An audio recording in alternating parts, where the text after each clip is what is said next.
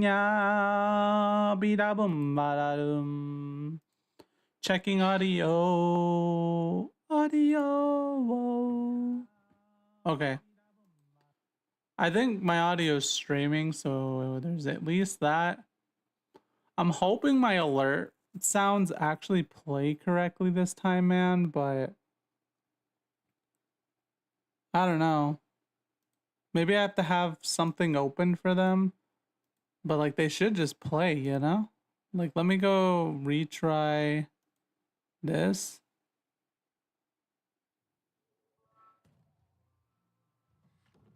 It's playing some sound, but it's like, I don't know if that's going to be too loud for other people or what. It's like, for me, it's so freaking quiet. For me, it is so freaking quiet, man. Let's try it again and see what happens.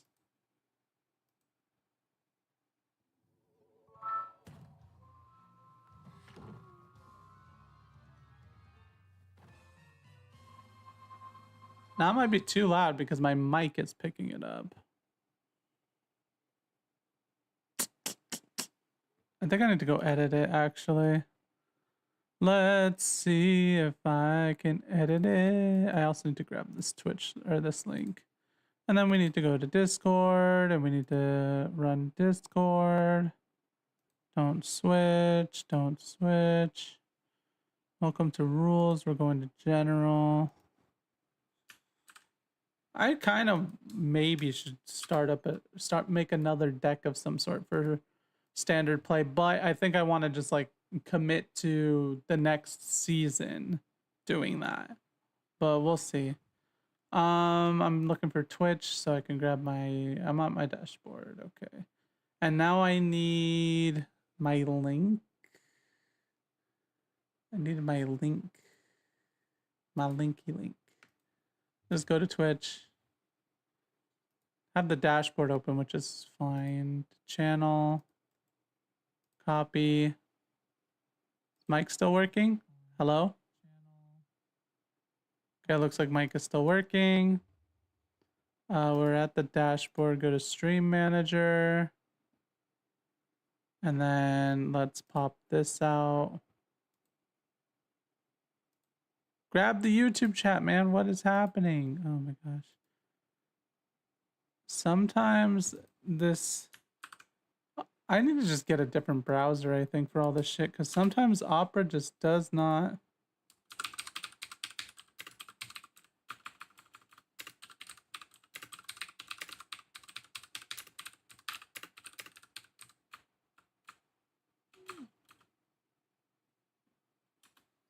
Might not be like the longest stream possible. We'll see. I mean, I slept quite a lot today, so like as soon as I got home from work. Let me go change my alerts around for a second because they're a little too loud. Stream elements. Like they're probably a little too loud. Streaming tools, overlays, edit. Settings. For follow alert, we'll just take this down to like 50. Exit, and then we'll go subscriber alert. We'll take this down to 50. We'll go to variations, and then this one needs to go down to 50. This one we need to go down to 50. I'm just trying to find the right levels on everything. It's like either my computer ends up being too loud for the alert, or the alert's not loud enough, or just all sorts of freaking things, man. I'm like, I just want the custom alerts to work, you know? Nah, I mean, bruh. I don't think I need this sound, but I think it's fine to leave it, actually. It kind of fits in well enough. Variation settings. This is at 50. Oh, what the hell? 1-bit is not set up correctly. Which, I mean, to be fair, I probably don't even want an alert for 1-bit. I feel like that has a high opportunity for people to be annoying. But I don't know, man. I don't know. 50%, that's fine. Save. This one's probably at 50%. Oh, this one's at 80%. Holy. We got some variations on some of our alerts too. Whoops. Raid alert is still too low. Hopefully 50% doesn't like break anything. I'm hoping. Okay. Now let's test one.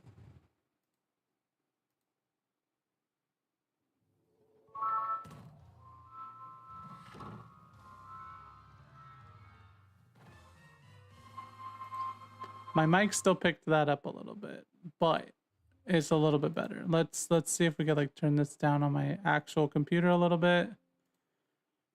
And let's test it again.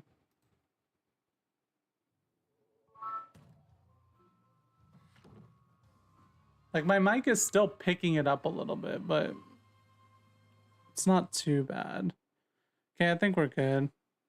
Hopefully they all just actually play this time too, man. Because last time they were having moments of just like not playing at all. And it's like, bro. Tifa's too fun. I mean, I agree. I think it is pretty fun. I also don't know that it doesn't belong in your deck per se. I just know, based off of what somebody else was saying, I was just saying like, even if you think maybe it's not the landfall deck for her, if you're built around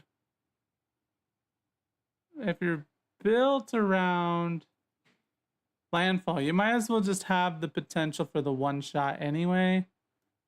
So it makes sense.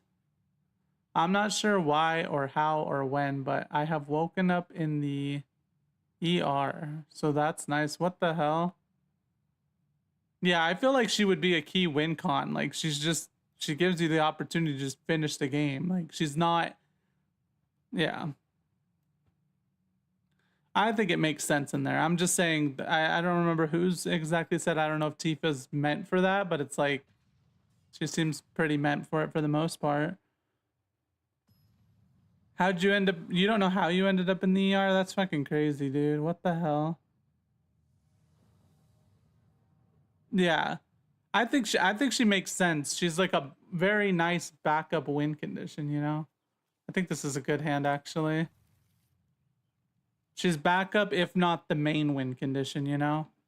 I think it makes perfect sense to me.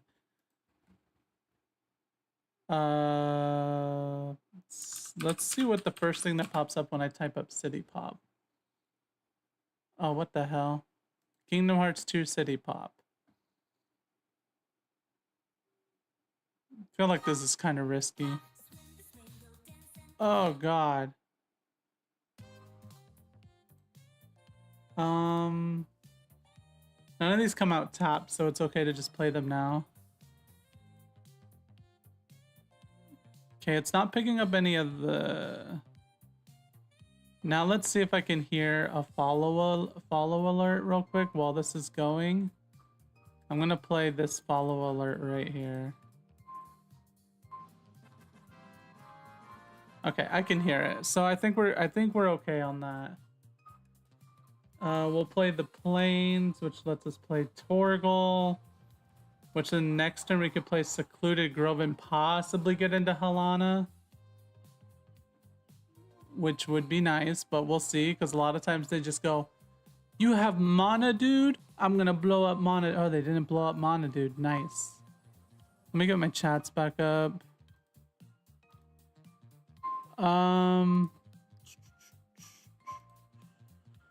Not a clue. I'm bruised to hell. Ribs or you're in diamond because of Tifa, dude. That's so good. That's crazy. Hopefully everything's okay, dude. So I think I am gonna just go with this. Pick human, and then that'll let me go into Halana and Alana. It means I can't attack this first turn, but it gets me started on... Oh, wait. No, first strike, not. That's fine. Buff him up by 3. It just immediately gets us going on like, of course it's white. So there's always a chance it has like a random board wipe or something.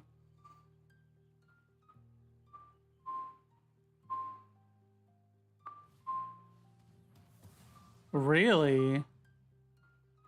I don't know about choosing that one. I mean, you can, that's certainly an option. I don't, like, yeah, it's mono ramping, but I'm not built around that, bro.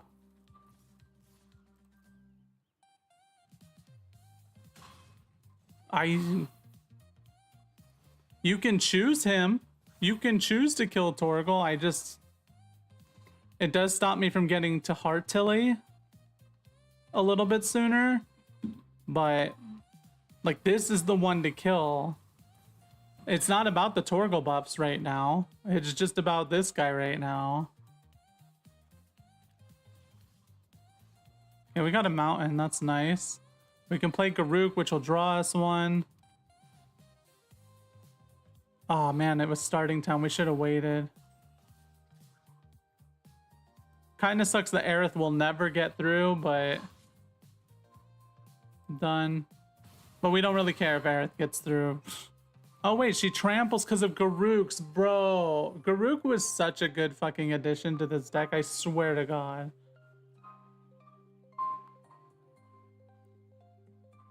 How's your day going so far, Roscoe? It's cool that you got the diamond. I don't even remember what diamond's rewards are. I think it's like 1 extra pack, right? Like, I feel like I just already beat him. Like, I just rushed down, beat your ass so fast that it just doesn't even matter.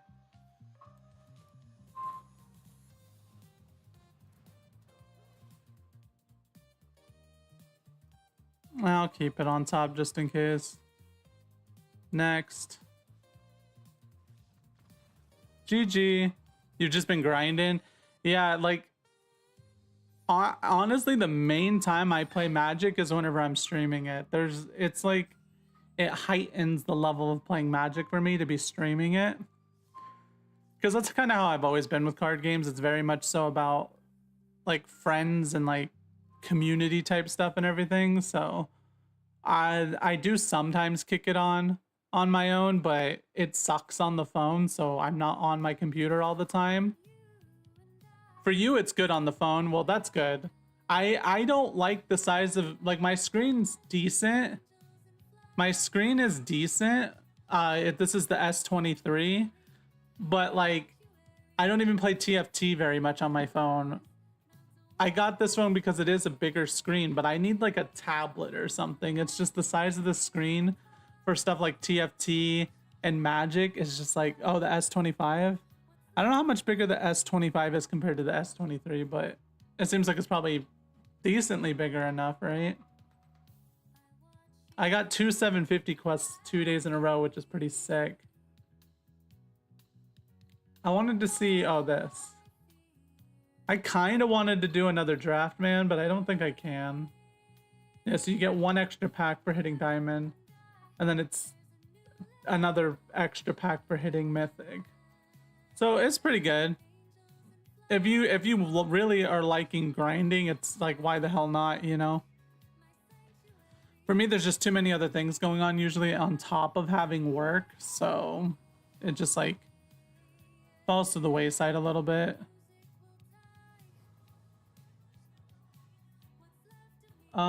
Starting town into this, but then we can't get to the Fenrir. I'm gonna just keep, no. Well, this is even worse. Because now we don't even have the green. Well, I'm not mulliganing again, dude. Fuck that shit. I'm not gonna mulligan again. I hate. You just want to see if you can get mythic? What rank do you usually aim for? Because, I mean, there's probably a season where I'd be interested if I could get to mythic. Okay, we gotta land. We're okay. Or like, do you usually not bother with ranked like at all? Uh-oh. Actually, I think we might be dead, dude. 2 poison counters from that shit.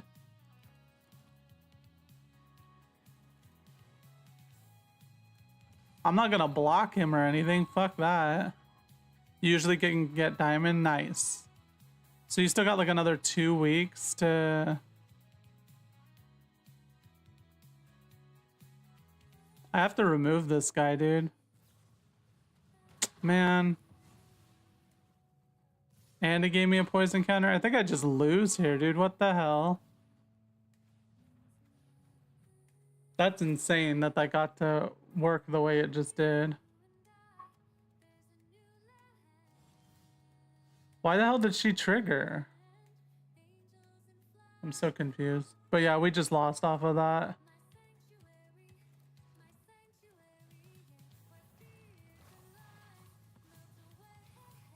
I was hoping to be able to just...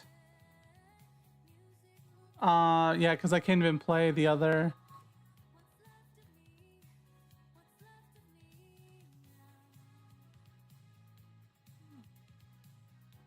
It's crazy. Whatever, dude. Whatever, dude. Diamond's still pretty good, man. Diamond's definitely better than, like, Plat. Because, like, it's pretty... I wouldn't say it's easy to get to Plat, but it's not exactly difficult to get to Plat. Like... Once you hit Plat is when they jump down to you only get 1 pip, 1 little star or whatever per win, and then you lose 1 per loss. So your deck needs to go from being like 50% win rate to being like at least 51, but honestly higher, because otherwise at 51% win rate, I think you're just gonna keep having issues. How you doing today, X Scarecrow? Hopefully you're doing well.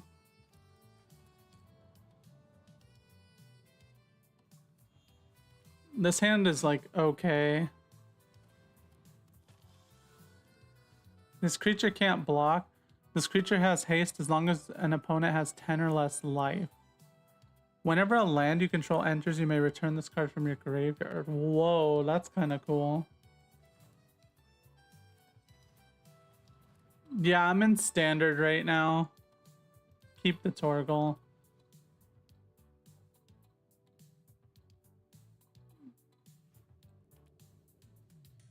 It's just standard, what is it, 60? Standard 60?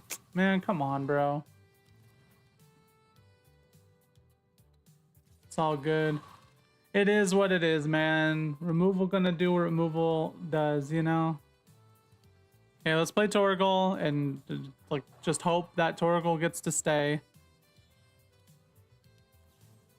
It did not get to stay. I can't even play Annie Joins Up yet.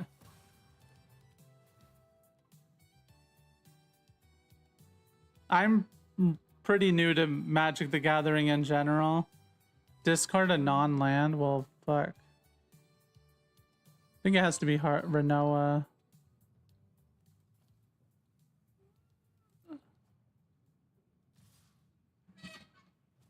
But yeah, I'm new in general. It's like been 2-ish months, I think. Yeah, I think this is a loss at this point.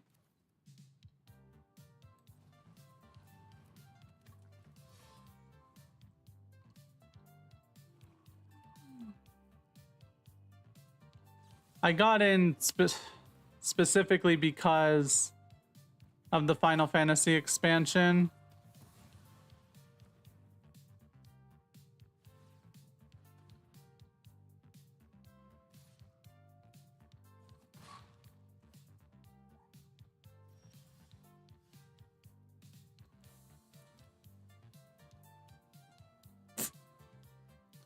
I could play the Annie Joins Up, but I feel like Annie Joins Up always has a use. I feel like, yeah, it's fun. It's like I started playing like 2-ish months ago or so. I mean, I played a month before that, but it was only structure decks. And then as soon as Final Fantasy came out, that's when I was like, oh, I'm gonna start playing now.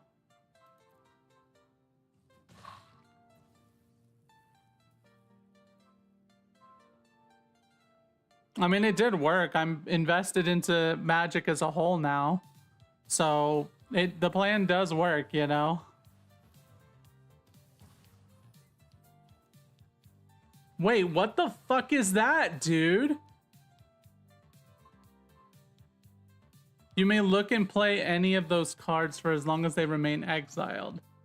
That's crazy, dude. What the fuck? Now the real question is, do I just play Elspeth or do I just play... I think I play Annie Joins Up and say fuck it. Auto pay.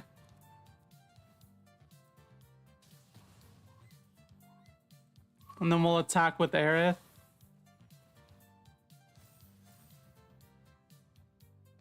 Like, there's some cards coming out in Edge of Eternities that I'm quite a bit excited for. That's insane, dude. I wish I knew what cards he fucking took. Because I only have one copy of a lot of the cards in my deck, too.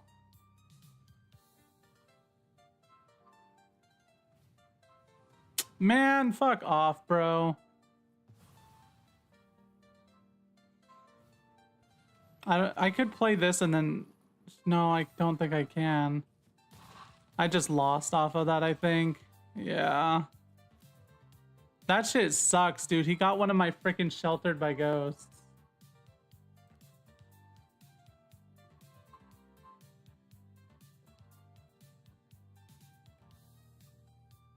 Like, because if I play her...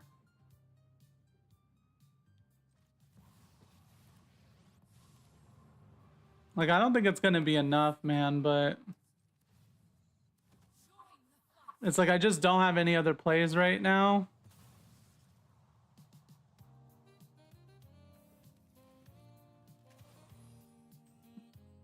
Yeah, I built it myself, and it did well enough to get up into Plat. It does well as a whole. It's just like...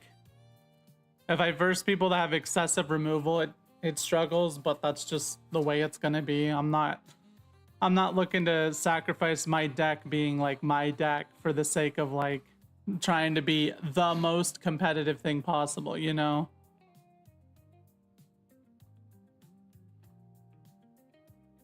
It does some pretty freaking nutty things. It's just, it has to get there, you know? Why would you choose that? It gives haste, bro. It gives haste. When they steal your cards and they don't even know how to fucking play them. Just kidding.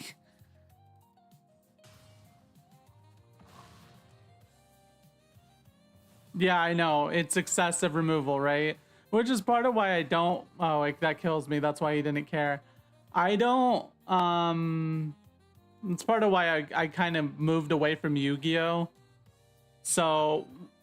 I feel like Magic will stick around longer because it's at least got a little bit more interaction than Yu-Gi-Oh! Eventually became.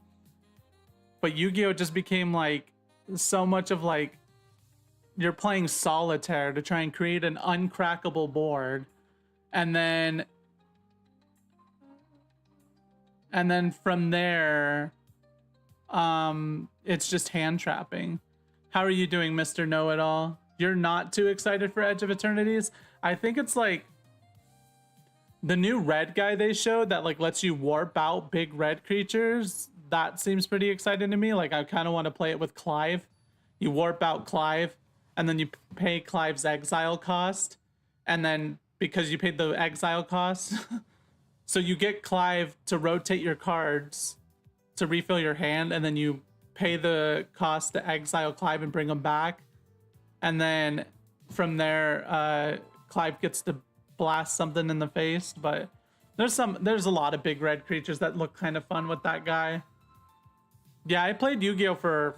That's like my main card game. I played Yu-Gi-Oh! For freaking forever, man. But it eventually just hit a point where it's like... They power creeped that game so fucking hard, dude, that it's like... I am going to bounce. Like... I think I am done. That game got so power creeped and so ridiculous that it's just like I cannot play this anymore. It's driving me bananas. I think I'll just play Zach. It's fine. Like, I'll still watch some people. No, I didn't really discover Magic because of that. I had a play group, like, not even I had a play group. My friend from eons ago had a play group, and so I did play with them on Commander like once or twice. That was eons ago, and I don't barely remember much about it. And then eventually that friend was gone, and I never played Magic again. And my main issue with trying to get into Magic has always been I don't have a whole lot of like, oh wait, I should have played. I don't have a whole lot of in-person stuff I could do. Like I kind of could, but I just don't want to spend A, the excessive amounts of money, and then B, I just don't want stacks of cardboard sitting around everywhere. So, yeah. It's if people like doing it, it's really cool. I think it's really cool to play in person for sure, but I didn't really discover Magic because of the collabs that all the card creators do with each other, but I have seen them. It's like I'm just aware when card games are coming around, you know. I played Marvel Snap day one of release. I played Hearthstone day one of release. I haven't like tried Keyforge and select others like that, but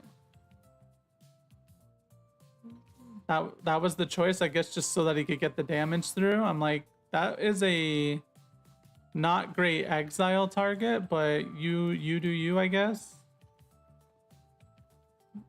Enchantment spells cost 1 less. Unlock costs, you pay 1 less. Do I want to play Torgal?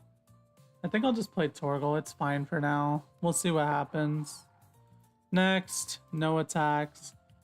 Like the collabs are, yeah, Hearthstone was fun once upon a time, but eventually even it, especially nowadays, because I still watch a lot of people. I watch like Rarin and stuff. Hearthstone hit a point, and it's at a point right now where like it's be combo, be fast as fuck aggro, or that's about it. Like every now and then you'll have a long game control deck breakthrough, but you can't play mid-range, and I really like playing mid-range, so like this deck kind of a mid-range. Chocobos is kind of a mid-range. My Harpy deck back in the day, kind of a mid-range. Amazons, like Harpy and Amazons back in the day, kind of maybe a tiny bit of like they were a little bit of aggro, but they're kind of like more so about getting to the mid game and having a wide board, you know. I could block that, but I don't think I care. We can, I think we just get the Annie joins up out and say fuck it. We just like don't even have a card for Torgal to buff reliably right now, so before Lynx. Yeah, Lynx was about the main time where I started getting like, I don't know, man. It was like halfway through Xyz's summon where I was like, bro, I don't know if I like the direction you're taking. And then they came out with Lynx, and the beginning of Lynx was kind of okay. I could understand the thought process behind Lynx as far as like what they were trying to do. But there was like just this level of like power creep that just kept going, and it was like, I don't think this is gonna work. And then eventually like they released some Link monsters that it's like, this card negates this and this and that. Well, they had it during Xyz and stuff obviously too, but like, I don't know, it just hit such a fast point, man, where I was like, oh really?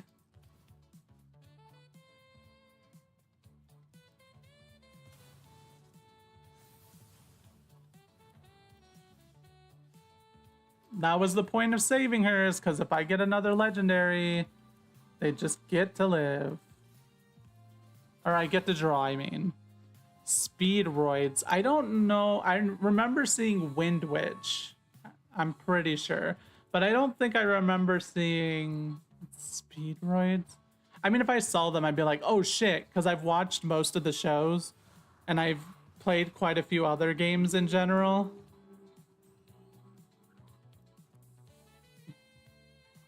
Well, this is dumb.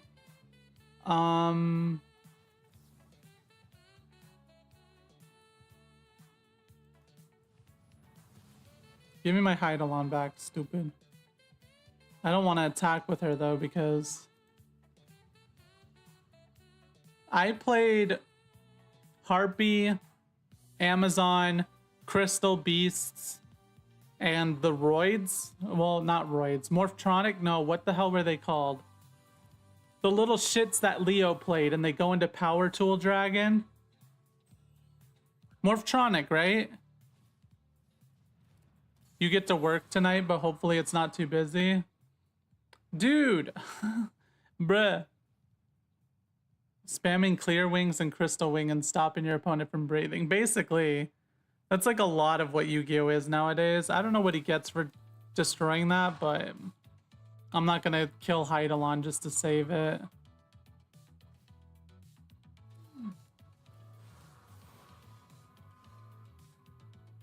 What does this do? Indestructible.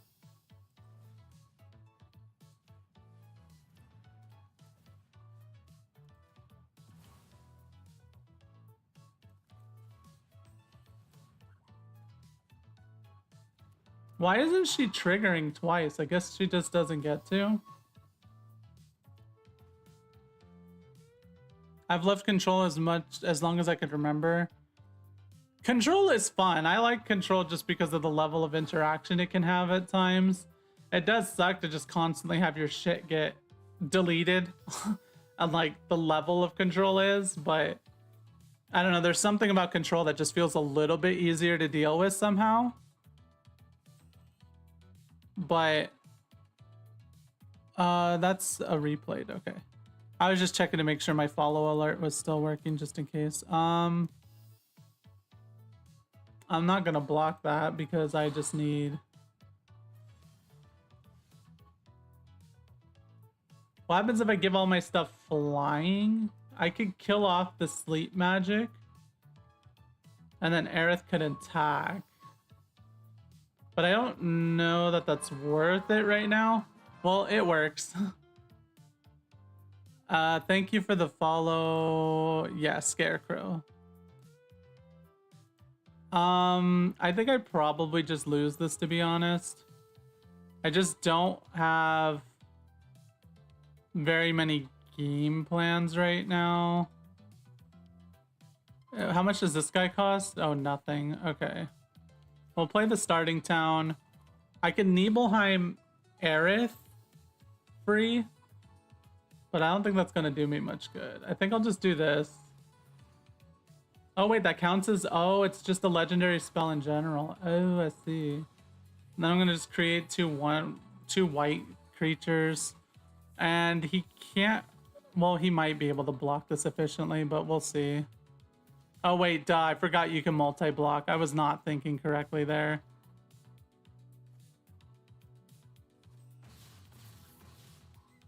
I was not thinking correctly there.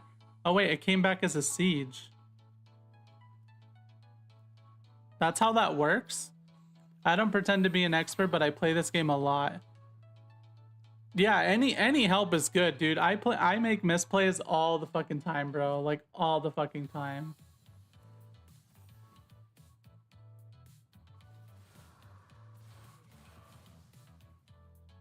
What did he just exile?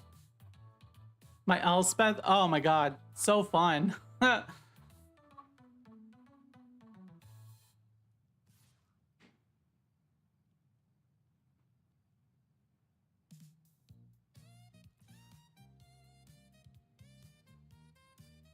Pretty sure he knows he has to just kind of go all in, right? I mean, I'm just gonna do this. I don't care about the little blocker guys being out.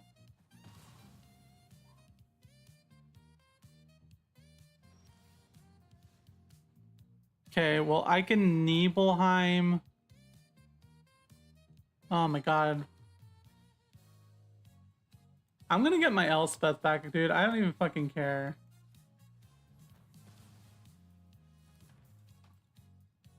And then I can, oh, I can't summon Rosa after that. That sucks. This is only mana value 2. This is mana value 3. Can't be blocked by creatures with 3 or power greater. I think I'm still just gonna... Actually, I'm gonna blast this. And then I can't summon Torgal, so I'm just gonna summon Fenrir. Yeah, I have quite a few wild cards. That's how I've made most of my decks, or that's how I've made my 2 decks in general. It's just right now I'm down to like, I think 1 rare and 5 mythic. So I signed up for the account way back when they announced Final Fantasy so that I could save up the 3 free packs from every expansion. But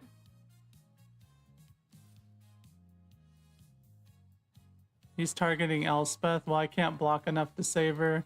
I should have just done the other thing. I forgot that it would take her down to being killable.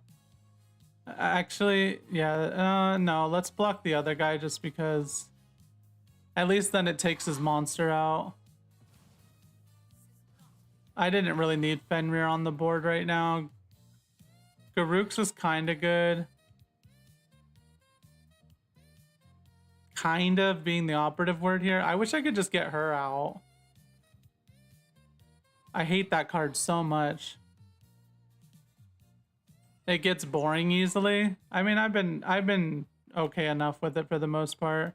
Can I do both? I wonder if I could do both. Actually, I don't think I can. It's fine. Oh, wait, I can. Oh, wait, I can't attack with anyone now. That was a mistake.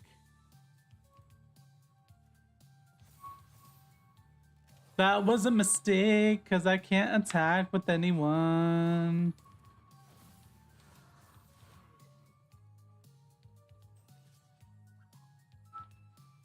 I considered board wipes, but there's like a certain level of like, I just like having... Because my board needs to keep creatures on it as well. So most of the board wipes are like, that I saw anyway, were like dual-sided board wipes. So I wasn't too keen on like, let me wipe my board all the time. Oh, we got Saws, but we can't give him haste. I mean, I think I'll still probably want to summon Saws, but we'll go next. We'll give you a token. We'll give you a token. I guess I should have gave her a token, actually. Yeah, I probably should have gave her a token.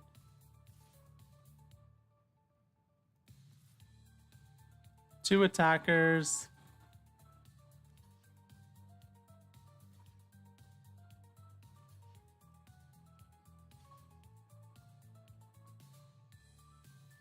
He has enough to get her killed. Oh, I guess he does. Whoops. Should have gave her tokens, I guess. Whatever.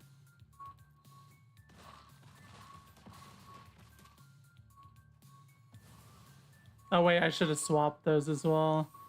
If I had a way to get her out, man, we would be... Oh. Oh, because I attacked with Torgal. Okay. It's fine. It's not the end of the world, man.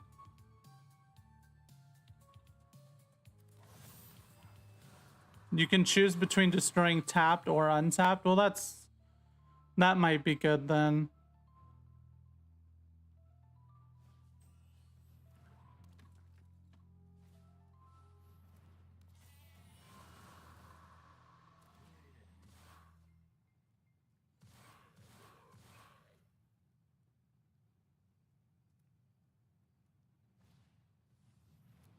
Oh, really? That sucks. Jeez Louise, dude. Oh, creatures your opponent control enter tapped. Okay, well that does suck though. But the thing is, I would be choosing untapped most of the time, so I think it would still kill my shit. This card sucks, man. I hate it so much. If I had a way to get damage on her, I would. But I don't think I have any ways to do damage or get damage on her. I mean, I'm so confused why he's just attacking with one thing. Well, I guess I lose anyway, so there's that. Yeah, that's fine. I had a board wipe in here for a while, but every single time I would try to play it, it was like, well, this is gonna do me more harm than it does good.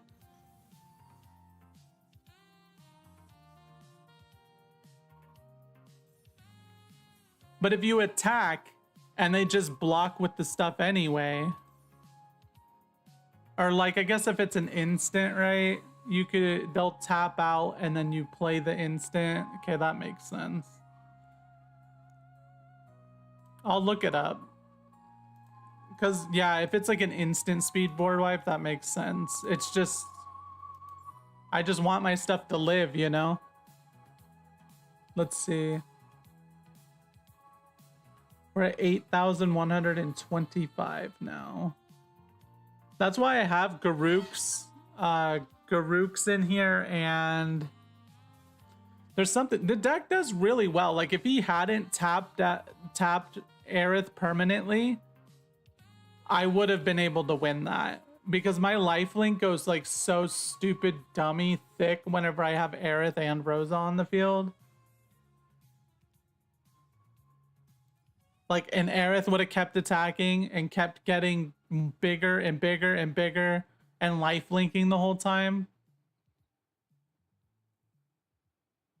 I'm looking for Dex. Oh, it's a sorcery? Well, then...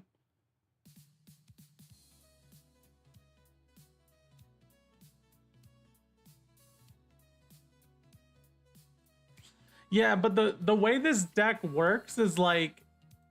It needs to have the creatures out. Its card draw is off of creatures. Like, everything's off of creatures. So, if the point is,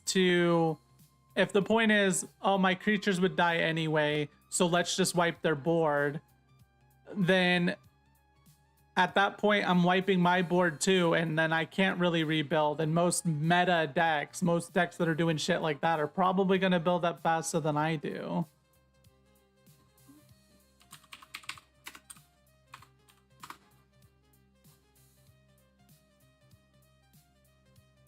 That's a freaking rare, man. I can't do a rare right now, especially if I'm not fully sold on it. Like, it does make sense. I had one in here. I just don't remember. I had a board wipe in here. I think it was like super expensive. Maybe it was, oh, it was this. I had Day of Judgment in here. But every time I had an instance where this would help me do something, potentially, it was like, my board was doing okay enough. It was more so their board was just annoying to look at.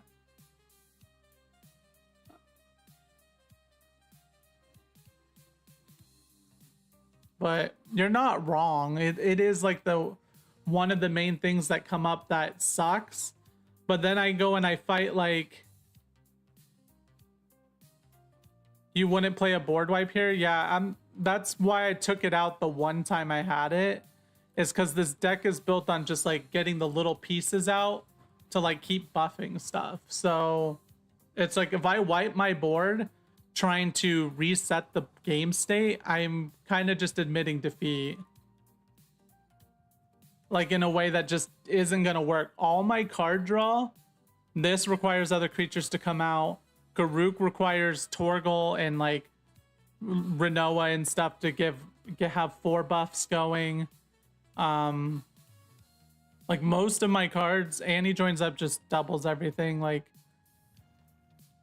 because the main thing it does struggle with usually is, I think we get rid of the sheltered actually.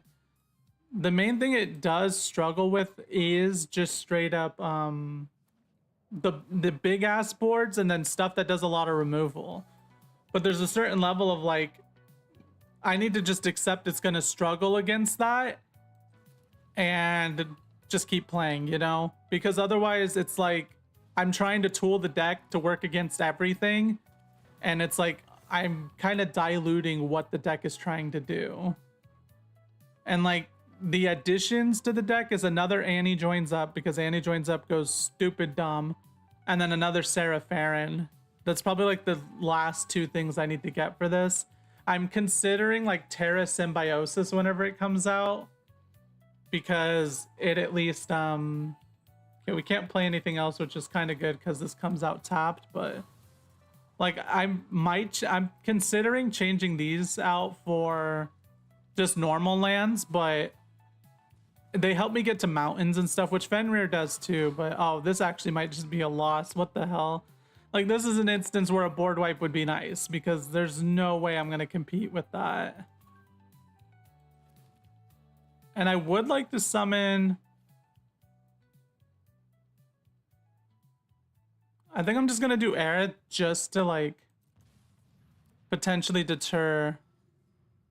This is an instance where a board wipe would be a good-ass idea, obviously.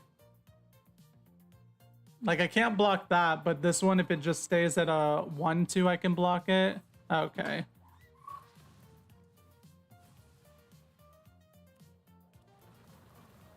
Like, I don't know. Yeah, this is probably just game, honestly.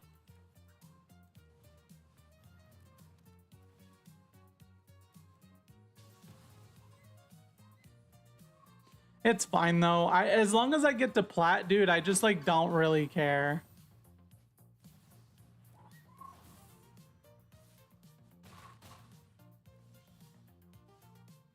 Yeah, that's game. It's fine. The deck does really well. It's just sometimes people get early ass curves and then it's like, what the fuck?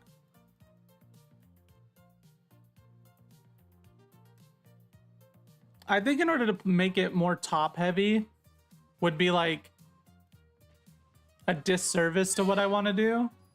I don't know. Like, I can look up the pyroclasm. I don't know what pyroclasm like effects means.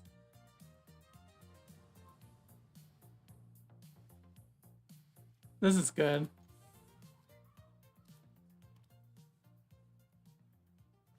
I didn't like where I was, so I don't think I was going anywhere because I had like no removal and he had like everything going for him. I didn't like where it was at, but I know there's some other people that would probably play that out, but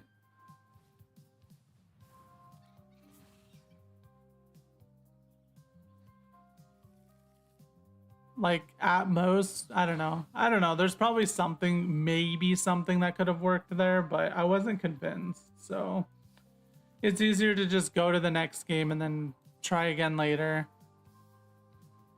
2-ish damage to each creature. I was like, did I have a forest? Maybe I should have played a forest. Pyroclasm-like effects are things that deal 2-ish damage. Okay. They almost always just remove, yeah. Oh, no, wait. I thought that was going to remove Torgal.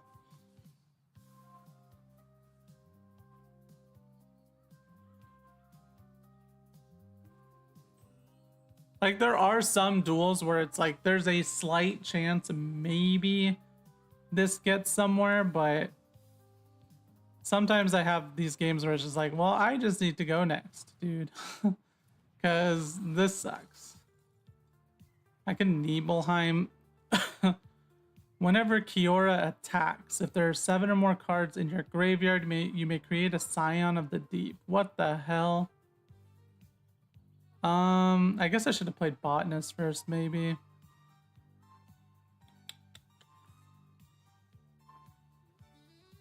Nibelheim.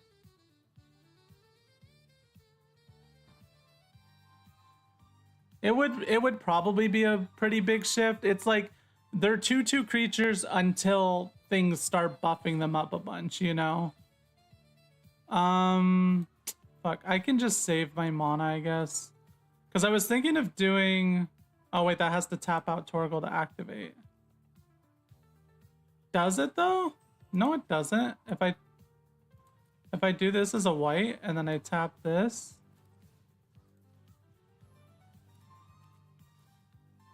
What does this do? Whatever. Next. One attacker.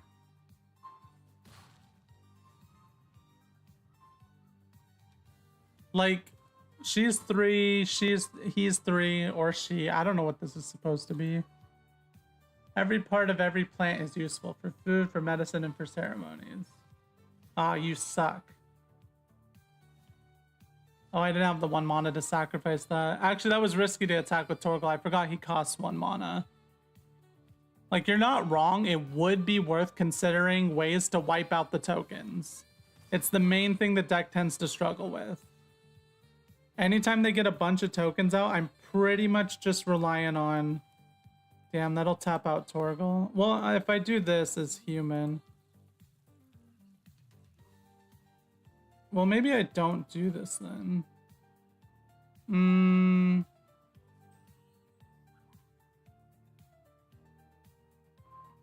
Actually, I think I'm going to do this. Oh, that still tapped out Torgal because I don't have a green land. God dang it. Whatever. It's fine. I had to tap this out for a green. I fucked that up. I always forget about not letting auto tap fuck me over.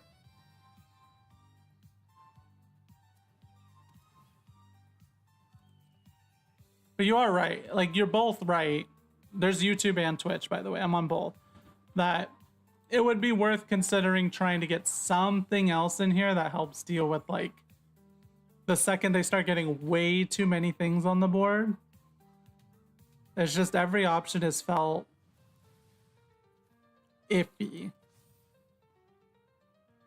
Like, if he attacks with this, I could block potentially and then trigger Zach on it. Likely ban evader. Bye. It automatically blocked that off, but resolve. Resolve. I feel like I fight this deck so freaking often, dude.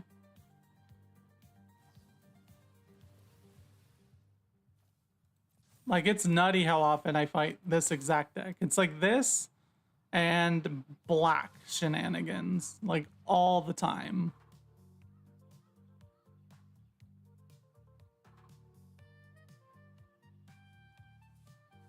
Pass. Is he gonna attack? Like, I think he can consider it, but I also think I can... Well, I guess I don't want to sacrifice. Yeah, I figured. So he's respecting the Zach. I can Rosa now, which does give me some options, sort of. Well, actually, I think we... Sarah. Yeah, we Sarah. We Sarah because she'll transform and then she'll give all legendaries +2/+2. Well, sheltered by ghost on this guy. And we'll remove this guy. I didn't bother reading him, but whatever the fuck he does, just go away. Oh wait, I had to tap out Torgal for that. That sucks. Oh well. Transformer. And then we're gonna attack with both of these. Okay. So that's what I'm talking about. The deck can do some things. It's like, very specifically, if they get their board ramped up on all the tokens and shit, or if they're just removing my creatures every single turn. It does eventually get... He probably could have, should have just kept playing that out, but it's hard to say. Wait, did I... Oh, I got gems, that's right. I was like, what the hell happened here? Let me look up the card you were talking about, Xander. It's a cool name, but also Xander. Oh, well, you said Pyroclasm. Because, like, let's see what my deck looks like right now. So Zach would die, but Zach dying is not a problem. The main issue would probably be Torgal dying. Sarah, as long as we could get her into an artifact, doesn't matter. He would live through a 2 blast. This one doesn't matter that much. It's more of a support card. Like, I think most things would live through a pyroclasm type effect. But do you have any examples of ones that would be worth considering? I don't know, my music's too loud. I apologize. Yeah, it's playing through my mic just a little bit.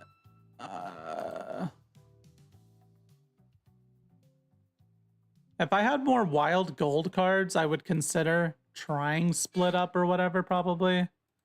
Because it is a worthwhile consideration. My deck space is already so tight. Fuck, dude. I hate when I have to mulligan twice. I hate it so much. It's like the few things that I really just don't care for in this game is like mulligans, and the mulligans are always because of the lands. I drew Torgal, so I probably could have kept some of the more expensive stuff.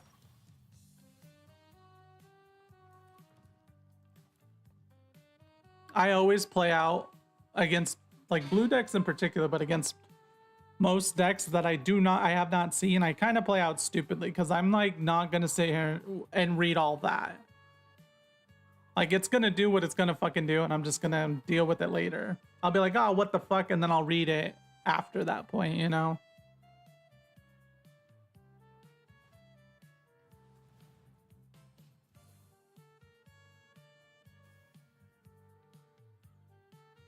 Rosa Resolute White Mage. What does a control deck look like in Magic exactly? Like, is it just this black discard nonsense I've been seeing? Because I know control decks in Yu-Gi-Oh! Sometimes would be stuff like that. Just stuff that just sits there and that like doesn't even exactly interact with winning the game. It just interacts with like every single thing you play is dead now. I'm fighting this nonsense again? What the hell? Interesting. I mean, it does look a little bit different than the last guy that played this, but when this guy attacks, I could play the Nibelheim, but I think I'm gonna just play the Fenrir. Grab the mountain. Because we have this which can be anything, so this has to be a mountain or a plains at this point.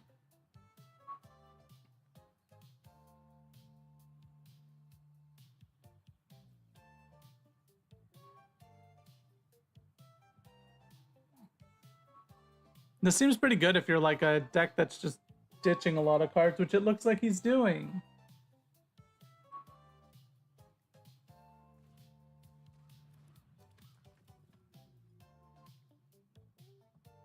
Return target creature card from your graveyard to the battlefield.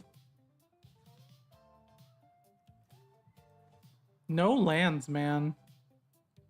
No lands is rough. Should I Nibelheim that? No, he'd probably just do it anyway, right? I could summon Aerith. Yeah, I think summoning Aerith will be okay here. It gets +3/+3.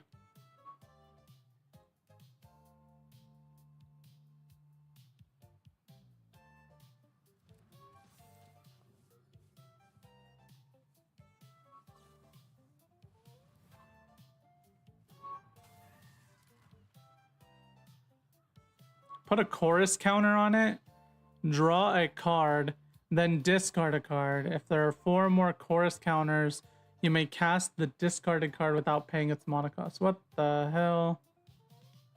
I just think we leave Fenrir up. Eh, fuck it.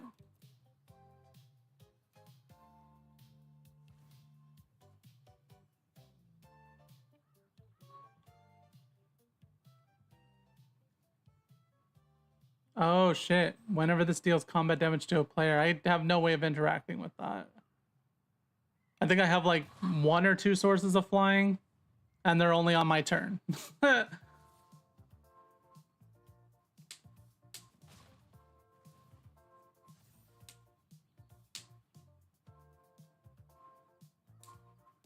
I figure you got to take out Malcolm, right? But like, I'll probably Nibelheim it.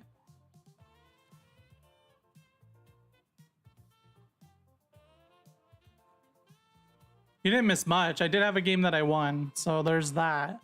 But and then somebody else was saying to consider maybe pyroclasm type effects for board wipe purposes, but oh, what the hell?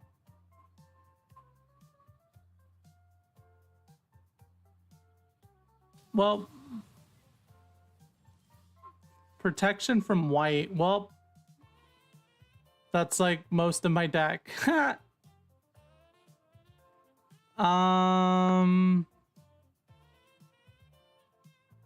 All my removal is white.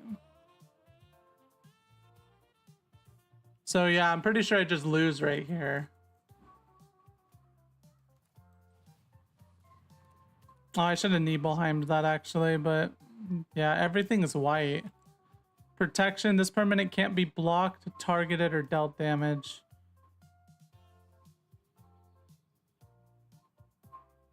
Yeah, I'm pretty sure this is just a loss. I have nothing to fucking do.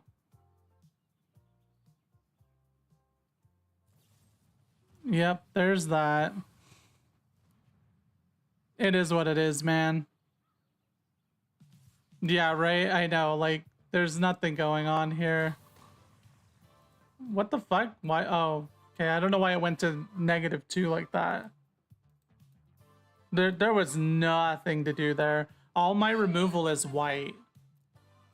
Like, I could have had some slim-ish options via like getting Rosa out and getting a shit ton of counters on her, but I would need several turns to manage that. I have a few cards with reach that I can get to be pretty big. Here they are. Here's 2 of them at least. But this is not good. This is a little bit better. Yeah, this is better. I think we put Elspeth back. Well, yeah, I think we put Elspeth back. There's some things that could change about the deck for sure to maybe make it curve out a little bit more and stuff. I know it's not like the most optimal deck imaginable, but I kind of like it, so... That's weird that Twitch keeps disconnecting. I'm not sure why it's doing that. It's kind of annoying for sure. Twitch, honestly, for me, has always just felt slightly less good compared to YouTube. I think I'm gonna ditch it. Even though I really like having that card, because it's a lot of my card draw and stuff. Yeah, you're right. It happens. Like, that's why I don't really worry about, like... That's why I don't really worry a whole bunch about, like... I will say black decks are fucking stupid, but I still don't really worry about it as a whole. Like, it just... Everything is what it is, man. You may exile the non-land from it until this creature leaves the battlefield. I don't think I play that. Yeah, I'm on YouTube as well. I'm on both. I kind of want... Like, and I always try to stress this to people. I am... Oh, message retracted. Oh, I didn't see the first message. I will always say to people, like... Oh, shit. I will say when shit annoys the fuck out of me, but I'm not sitting here saying, don't play black. You know? I'm not sitting here telling people, you're scum of the earth because you're playing black or something like that. You know, I don't care. The way I explained it to somebody, and I'm not trying to be toxic when I say stuff like that, like black is fucking annoying. With the discard and the constant removal and everything. The way I explain it is like, picture you're eating like a bowl of Chipotle or just something with meat in it, right? And it's so fucking good.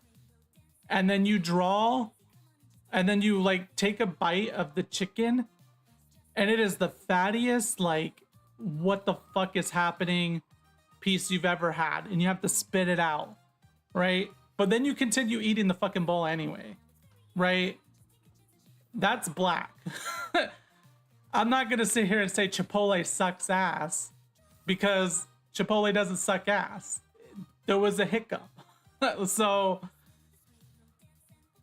I'll just attack with them, it doesn't matter. I just really don't even care at this point. I know she resummons herself and shit too, but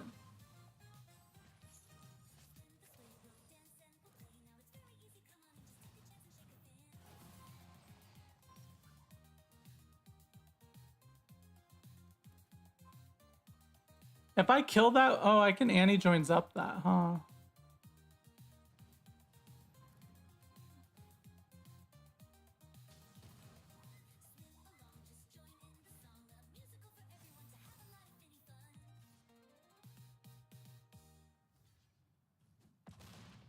Does that live? Oh shit. Well, whatever. Oh, I have to submit, wait. Sacrifices that many, oh shit. I didn't realize it was gonna do that. Oh, I should have read it. Oh well. Yeah, if I sacrifice all that, I just lose. Okay, I did not realize it was that stupid. I read sacrifice a permanent. I didn't realize it was based off of how much damage I dealt to it. Okay then, that's fine. Whatever, that's so fun.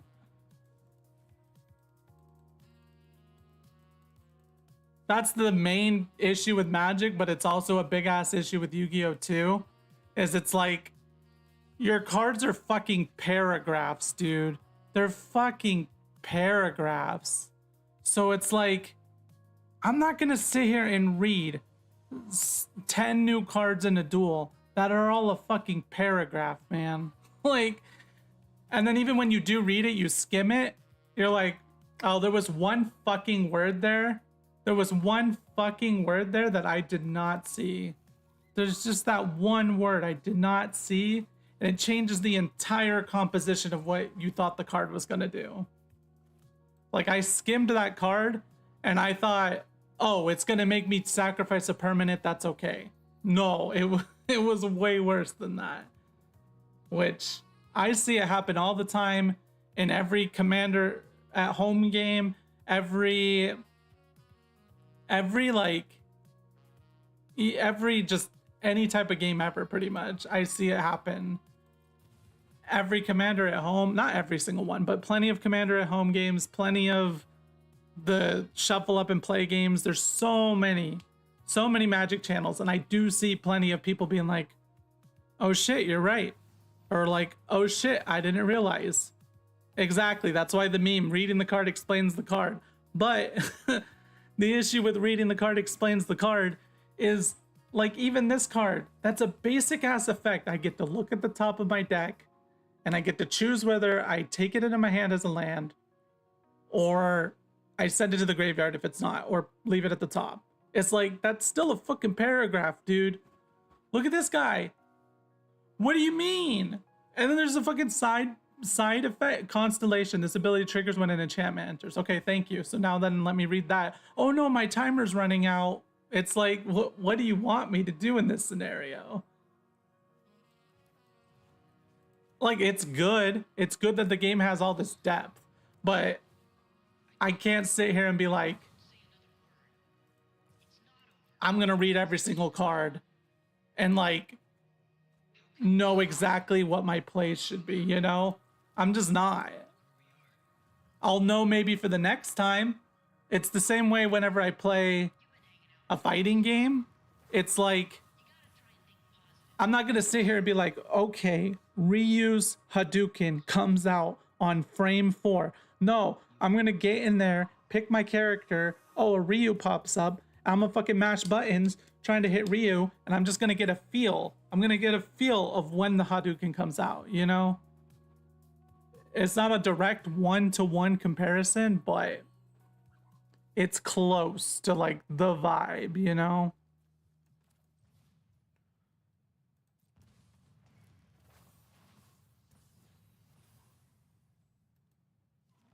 This card's so strong, dude. Every time I see it, that card is just so strong.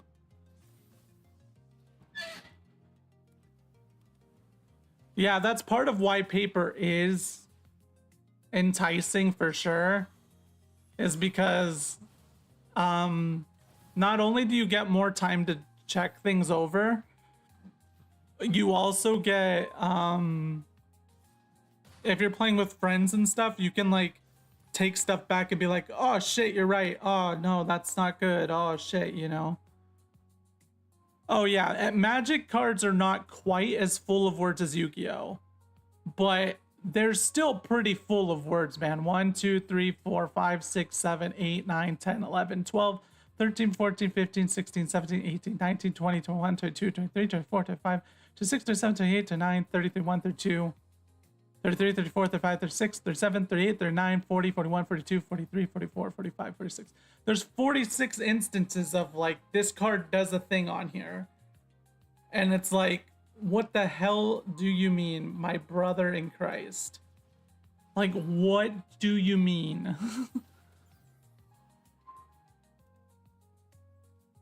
It's a generally good thing, right? It's not like the game is dog shit because of it. It's just, that's why I play very stupidly sometimes. Magic takes time, part of what's good about paper. Yeah. To be frank, paper requires an additional commit that, yeah. Like, paper requires A, spending way more money, B, making plans to go to tournaments or friends' houses or getting your friends over to your house, whatever else. Those are the main two things. I did get Tabletop Simulator. I've been considering trying to play Commander games with some people on that every now and then, but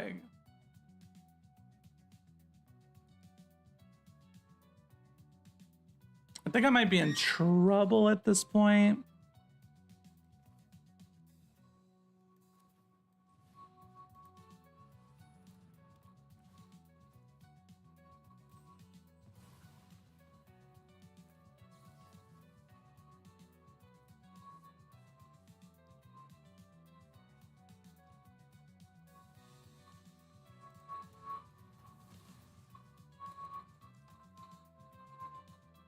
He has 1 green mana up. There's like some things that he could potentially do there, huh? Actually,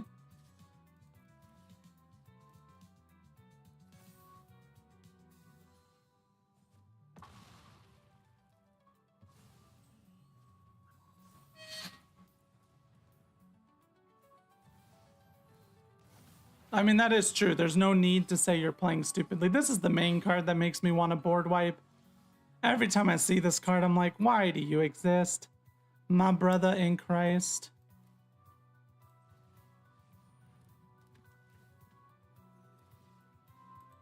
If I could get a hold of Garuk, it doesn't matter very much.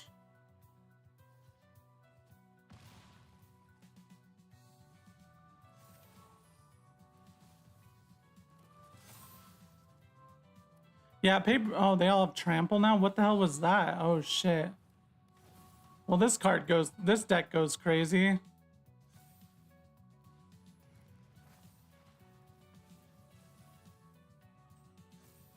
Yeah, I lost this now. I think. That's like a lot of damage. Well, he didn't attack with everything, I guess.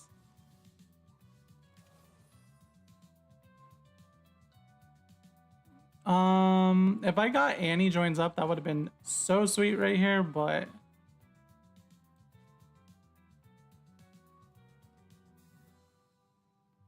I wish I had the mana for this, but I do not. The dogs come in tapped, which sucks. Like, I think it's just summon Aerith, but it's not great.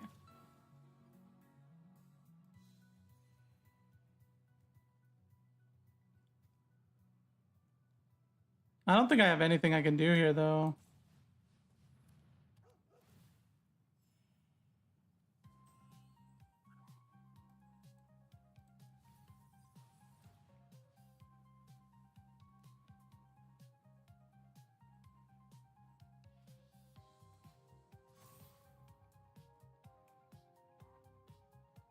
Yeah, I probably need the board wipe, to be honest, but just because this situation, every time it pops up, is like, I fucking have nothing to do here.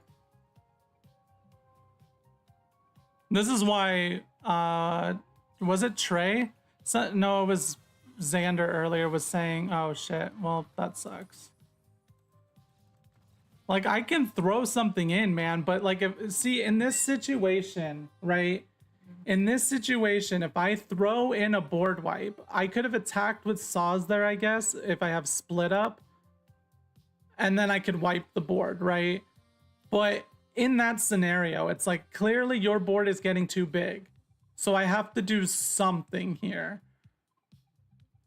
But if I play a board wipe that wipes my board too, I cannot rebuild with what my hand had. I need the stuff that's on the field currently. And that's part of why Garruk is in here. Garruk lets me trample through. Saz would have attacked again, and he would have been able to double up his tokens again. He has to either commit a shit ton of stuff to blocking me, or the Saz just goes through and like ends the game. So it's like, I just needed to get Garruk mostly in that situation. But obviously I did not get Garruk. Like, I have ways of dealing with stuff like that.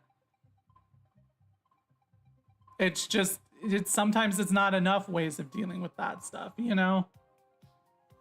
But like, if I get a hold of Garruk, man, where the fuck is it? Right here, Garruk's Uprising. Lets me draw a card, and then it makes my 31-31. Sometimes this deck goes up to like 84-84 and shit, off of just all the shenanigans going on. Then I'm just gonna trample through you and I'm not gonna fucking care anyway. That's my board wipe generally, you know? And it's like, if I remove something from here, it's probably just the Release the Dogs. It has some ridiculously fun ass fucking turns with Release the Dogs plus Torgal plus Renoa. But like, honestly, I don't want to remove Renoa. She has some really fun ass fucking turns. But it's like, as soon as you hit Plat, this deck starts to have struggles against certain things because they're so removal happy, man. So removal happy. But it's just like, I like the deck the way it is. So while it's annoying, I kind of just say fuck it and I just play it the way it is. As long as I get to Plat, I get most of the rewards I want. Like, I don't need to struggle for Mythic just to get 2 extra packs. Like, whoa, 2,000 extra gold that I can make by doing just two daily rotations of like 5 games and a daily mission. So it's just all trade-offs to me. And the trade-off is I'm not playing the cards like, because the reason I have this deck too is I really like the concept, and it's how I am with Yu-Gi-Oh, or how I was with Yu-Gi-Oh, I should say, and even Hearthstone and stuff, of playing shit that other people are not playing, man. Like, that's the kind of stuff that I like, you know? And besides that, I like ramping and being a little mid-rangey, which this deck does plenty of, you know? Well, like, I'm not seeing people play Torgal. I'm not seeing people play this guy for sure. I'm barely seeing any Aerith. If I ever see Aerith, like, I'm here for Final Fantasy, so I'm trying to keep the decks generally pretty Final Fantasy based. I am gonna build some stuff out of Edge of Eternities and stuff. Like, I'm here for Magic now, but you know, like, I own 94% of the Final Fantasy cards, and I really like the Final Fantasy cards. I've spent so much of my gold on avatars and shit from Final Fantasy. So I like to put emphasis on that, you know? But like, as you can see, there's stuff in here that's not Final Fantasy. So if I block that, will that fuck me over? Like, he has to be attacking with that for a reason, right? Yeah, he has to be. I'm like, that's such a stupid attack otherwise.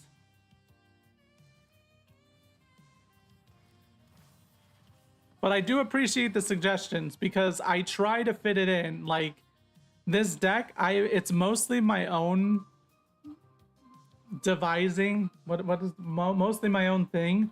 But like, somebody suggested this one. Amazing just suggestion. Amazing.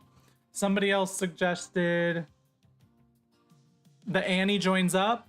Oh my god, took the deck to the next level. Speaking of Annie joins up. Speaking of Annie joins up.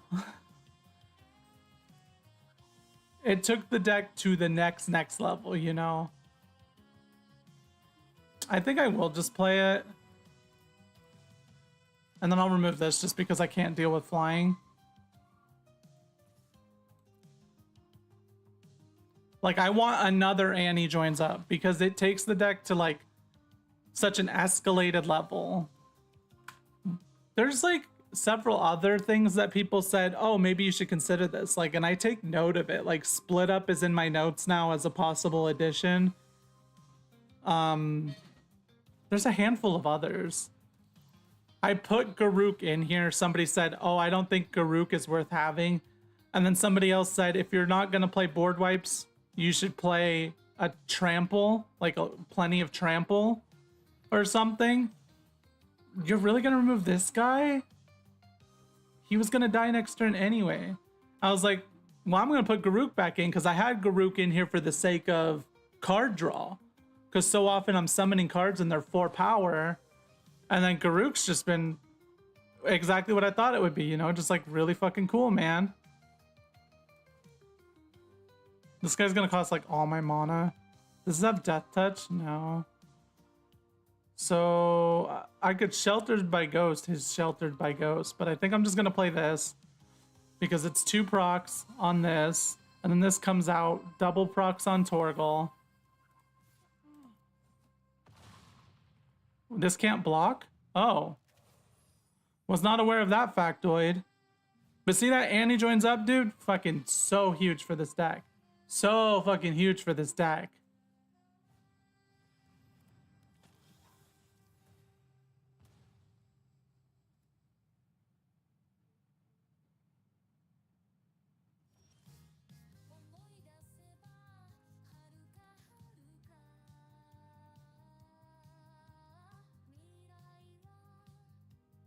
Is there Death Touch on any of this? No, okay.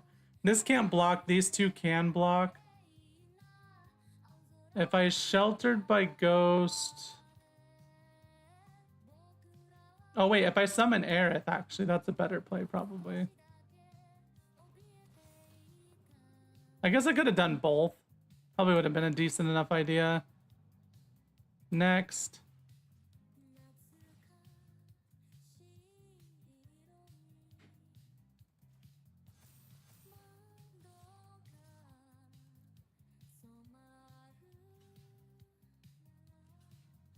You see what I'm talking about? The deck does some things.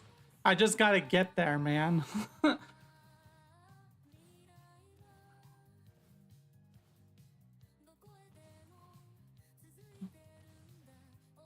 That's a lot of triggers, bro. Is this an infinite trigger? What the fuck is happening? It's fine. I have so much life gain that his little pings didn't even matter there. I have Sheltered by Ghost on Torgal next turn if I want. Which is going to be even more life linking. Every time I life link, she triggers twice and goes up. Like...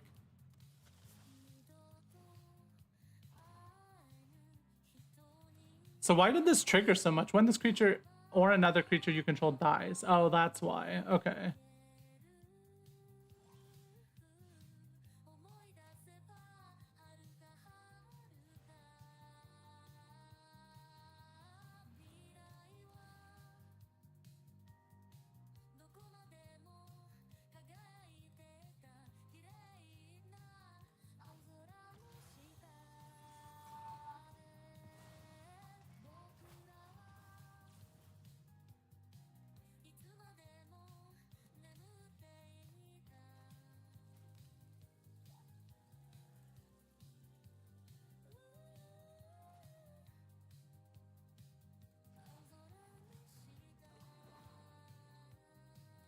We don't need starting town. We need something else.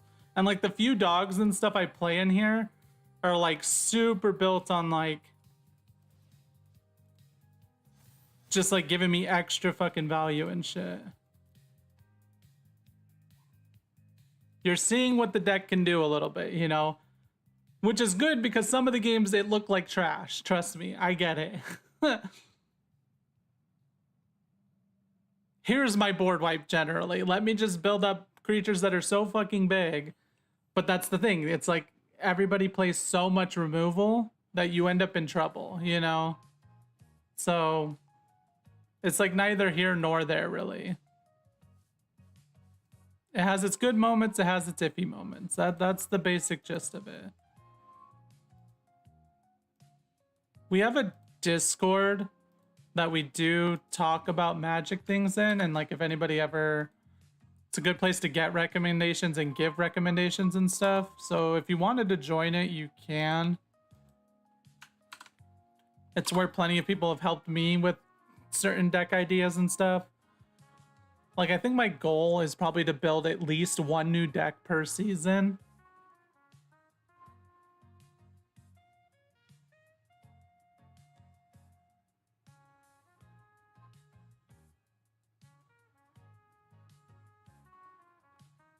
I mean, that's not even your problem, bro. That's not even your problem, bro. That's what I'm talking about, man. You gotta read the cards sometime. You gotta read the cards sometimes. But I would have probably done it too. You build at least one new deck a week. Yeah, I can agree with that. I do kind of maybe want to build a new deck, but there's part of me that like I just like grinding out with what I got, and their seasons are only 1 month. So it's like I kind of like the concept of building a deck and then trying to grind it out to see where I can get with it, but I just don't play actively enough to like... This is so funny to me. Like I saw somebody say it kind of sucks the Aerith's effect. She has to die for it to happen. I'm like, I'm not even playing Aerith for that fact. That's just like a slight possible benefit. If I played a way to self-sacrifice her, which I did have Sephiroth in here at one point, then I could have ways to proc her, but at the same time, I like just the big-ass lifelink that just keeps growing bigger. Every time I fight a ping deck with this, though, dude, more often than not, I'm just, like, laughing. It's like, whoa, you did 7 damage worth of pings, and now I just gained 13 or 45 or whatever. But like, if I had more of the cards, maybe. I mean, I have the cards too. Like I've built 3 decks at this, well, 4. Let me, can't remember which one of these is which, but I built a standard Brawl deck. One of these is standard Brawl, and then I expanded it to be for 100 Brawl. And then I built Chocobos, which is pretty exclusively just Chocobos. And then I built this dog legendary creatures deck, and then I built a standard mono white deck, standard Brawl mono white deck. So I think my music just stopped. Hold on a sec. We'll just do this. I think I do the fucking Final Fantasy X City Pop so much.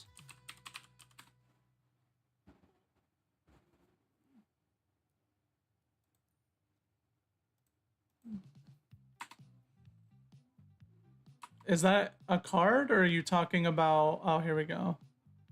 I think I've seen this exact card get played like once before.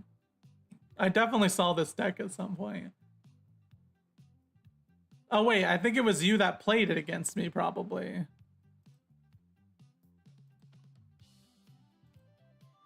I'm like thinking now, I think it was probably you that played it against me. Because I was like, I feel like I saw this before. And I was like trying to think, I was like, I think I saw this from somebody in a friend game. I'm pretty sure. X is 2 plus the total number of cards you own in exile. And in your graveyard. Better oozes.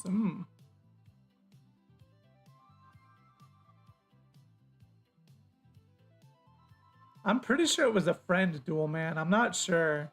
It might not have been you then. Because, yeah, I think we've only dueled like twice at this point. But somebody in a friend game at some point had that. I just can't remember who. Part of me wants to go play a quick draft. But also, I still have like a few more cosmetics to buy. So I don't think I will. Like, I think I'm going to buy this with gold. And then I think I'm going to buy this with gems. And then, like, this with gems, probably. Probably. I'm not 100% sure, but... Obviously, I know buying cards is better, but I'm here for Final Fantasy. Like, the Final Fantasy aesthetic is where I'm at.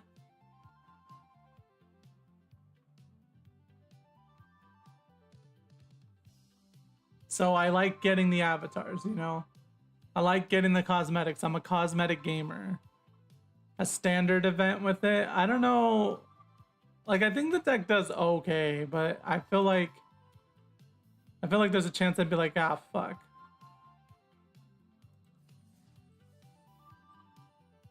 Like 25 gems for 0 wins, 50 gems for that. It costs 375. So it's like if you get up to 4 wins, you're kind of chilling a little bit.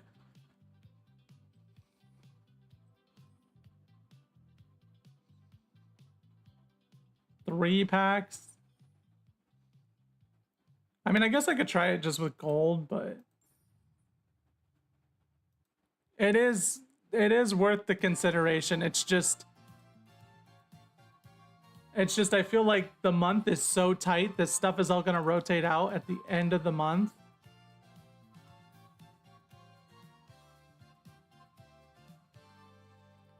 Yeah, I could probably just try it at least once and just see what happens. It's a good enough idea.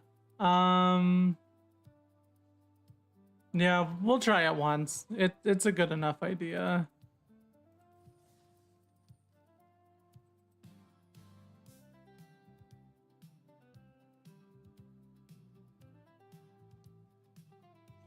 My gem total right now is the perfect number to buy, like...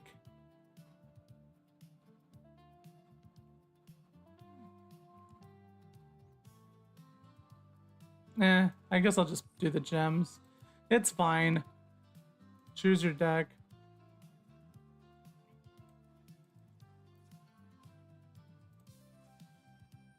Oh wait, is this best of 3? Oh bro, don't be best of 3.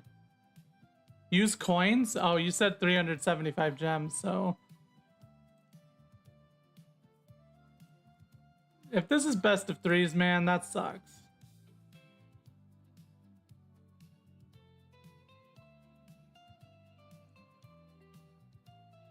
Unfortunately, the YouTube chat's just a little bit delayed. It's best of 1? Okay. I suck even more at best of 3, so... But yeah, you are right, gems are better. I was obviously considering just paying the gold, but...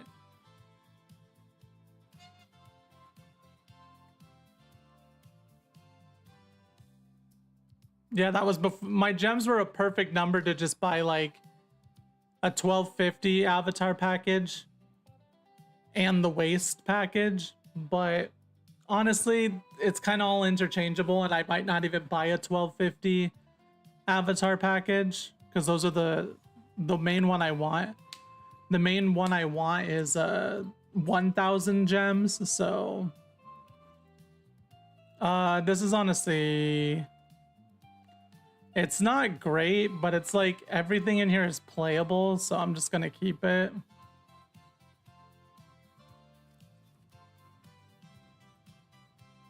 Honestly, I'm just gonna summon the Zac.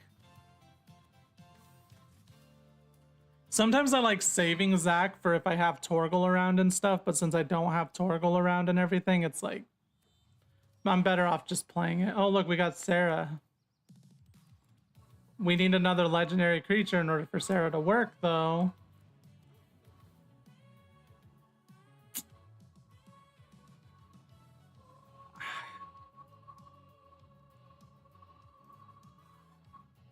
hear me out for a second.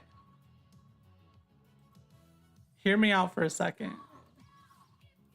Is that an amazing idea? No. However, if I get one more legendary creature, well, I guess, no, I can play her.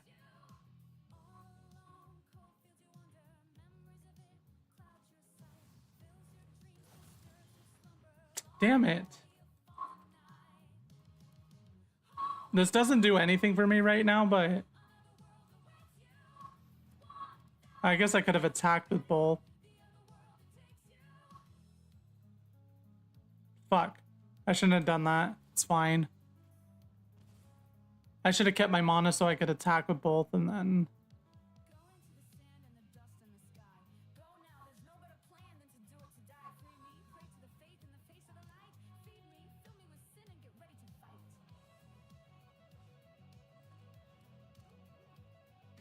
Look, it's a black deck. Whoa. What does this do?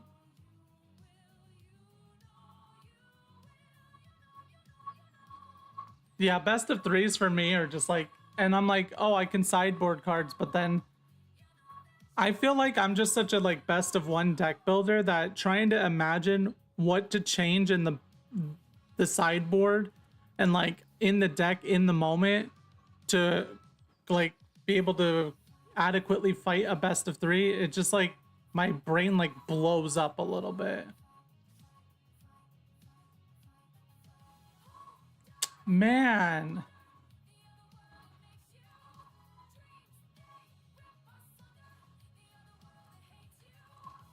I hate when I get fucking flooded out, dude. I hate it.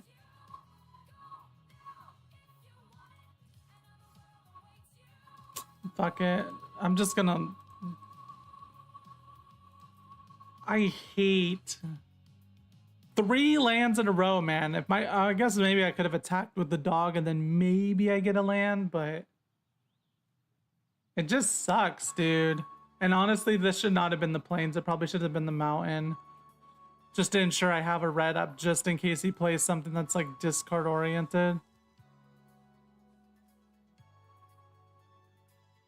Wow, that's crazy.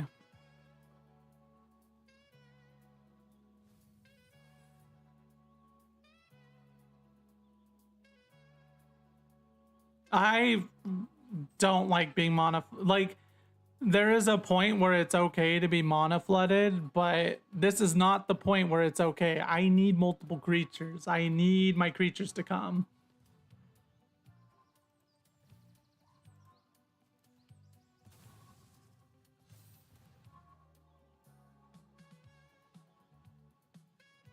Yeah, that's my thing too. I think Mana Screw has a better chance of winning than Mana Flood. Because like right now, if I was just sitting on these 3 lands and I drew, like all my cards are playable off of like 3 to 5 mana. And the deck is kind of built to play 3 to 5 land, like just playing 1 to 2 cards per turn, you know? Can I play another one of that? I guess I could play it, huh?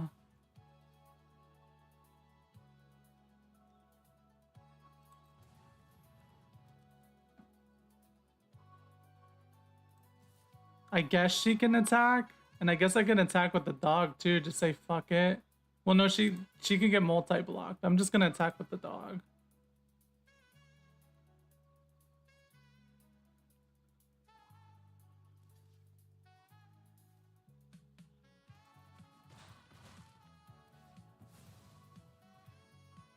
Dude, stop.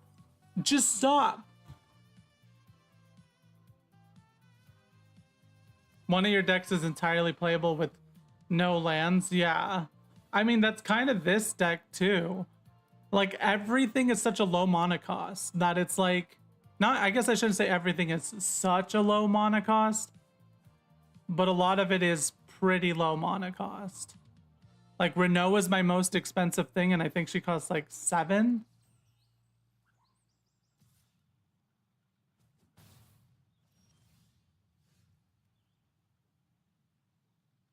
Oh wait, she cost 5. It's like...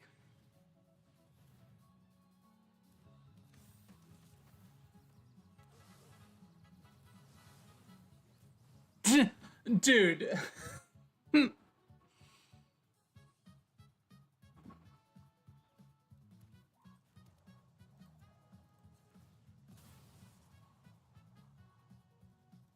That's part of why I have these stupid searching lands in here too. It's like, just get the motherfucking lands out of the deck, dude. Shuffle my deck and pull some of the fucking lands out, dude. Jesus Christ.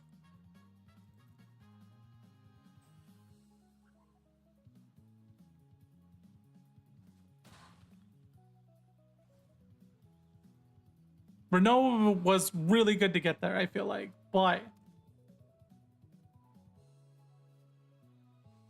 And the thing is, I've played this deck with less lands, but so oftentimes it just would not get there. And then I play it with more lands, and I have so many games where it's fucking flooding me, dude. I'm just like, ah! Thanks for the raid, Napoleon Blown Apart. That's a fucking good-ass name, dude. What were you streaming? Hopefully everything went well for you. That's a fucking good-ass name, though. Holy.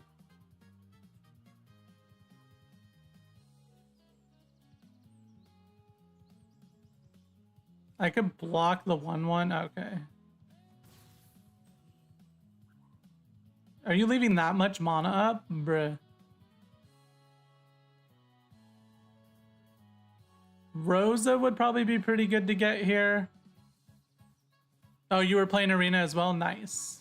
Let me just follow you then real quick. Oops.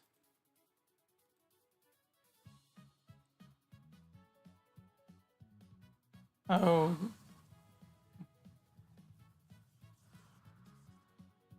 Did he... What? What is this deck doing? I'm so confused. What was the purpose? Like, he's just dead now, right? What was the purpose? I mean, I guess maybe some removal of some sort. Because he has 4 mana up, right? Okay, a guy that can't get blocked. He has 3 mana up now. Oh, shit. Okay, I get it now. I get it, bro. But guess what? I have Garuks. Oh, wait, I might be dead. That's a lot of triggers. Holy. I get it now. I get the deck now. At first, I was like, what the fuck does this deck do? That makes sense. Okay, I'm dead, actually. Damn it. That's why he took so long. He was mathing, bro. That's crazy. What the hell? If I'd gotten Aerith or Rosa, we would have been fine here. I needed some of my life link, and they didn't give me my life link. Is this an infinite? Does this just go infinite? That's crazy, dude. That's so dumb. See, that's also why I like Paper Magic, or I would like to play Paper Magic. Like, let me see what my next card was. Like, let me see what this was. What was it? They should program that in the game.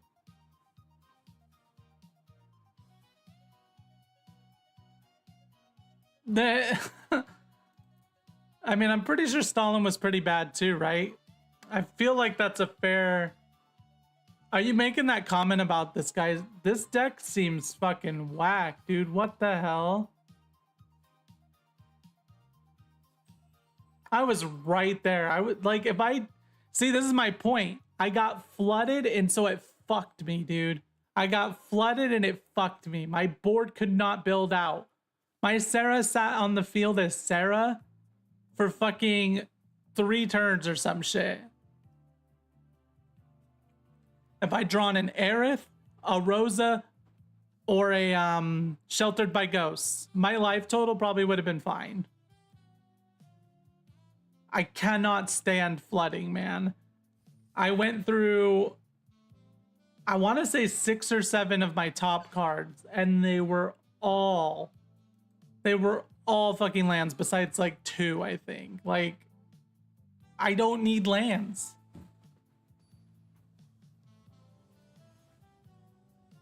Yeah, dude, right? It's like I don't need lands. I don't need them, bro. That's part of why Hearthstone is appealing to me in comparison to this. But obviously I don't like Hearthstone anymore. It's a little too simple, but this is good.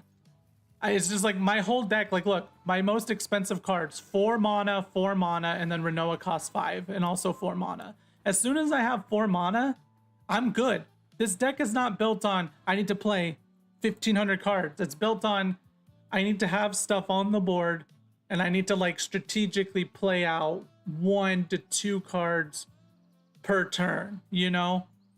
So it's like, don't give me 1,500 lands. Like, sure, it's nice when I can play out multiples in one turn, but it's not like a necessity for the deck to operate. Oh, dude, I swear the shuffler is rigged too, which I have heard it is rigged at least a little bit to ensure that your first hand has at least 1 to 3 lands in it. Because then you go play paper magic and you'll draw a full freaking hand of like only lands or only your monsters. I don't know if that's 100% fact, but I feel like I heard it from someone, and I feel like thinking about it, it's like, it's possible. Every single starting hand I have always has at least 1 land in it. I've never had a full hand of one or the other until after I've already played a few turns. I might lose to this too. This was probably not the move to play this event. Just gonna set myself back a little bit, I think. I can block one of them, right? And it's okay, I think.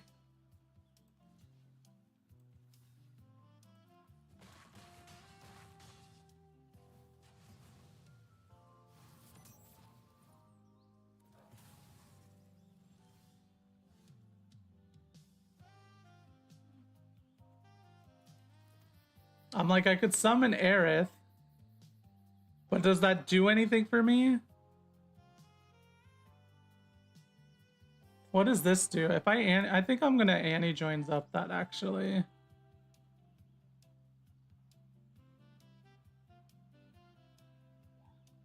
Yeah, I think I'll just Annie joins up that.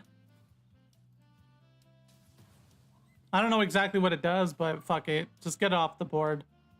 It chooses between 3 starting hands at the start of the game and picks the best choice of the 3 matches. Well, that's interesting. I mean, that would explain why.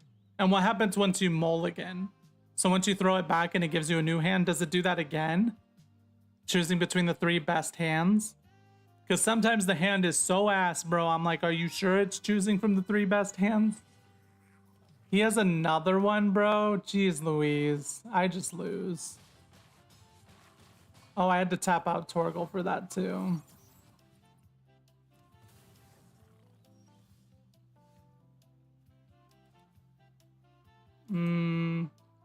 Yeah. Certain fast as fuck aggro decks, I just like can't do anything about.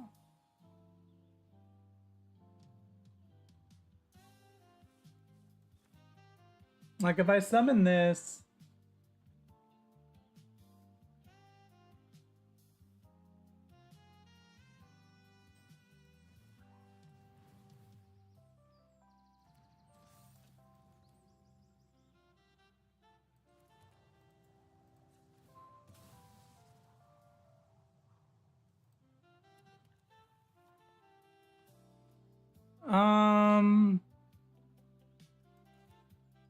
I think Zach's probably still worth it just as a little blocker. Oh, a mulligan is fully just shuffling your deck. Okay. That makes sense. Because sometimes I mulligan away a hand, dude, and it's like, what the fuck do you mean you just gave me like the worst shit possible?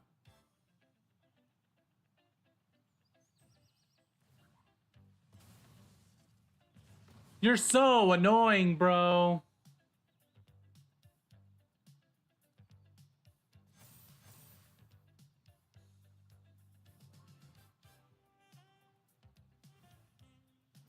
I needed Aerith to be able to block so I could have life linked. Yeah, because I'm just dead now. Fuck, dude. I couldn't get Rose out either.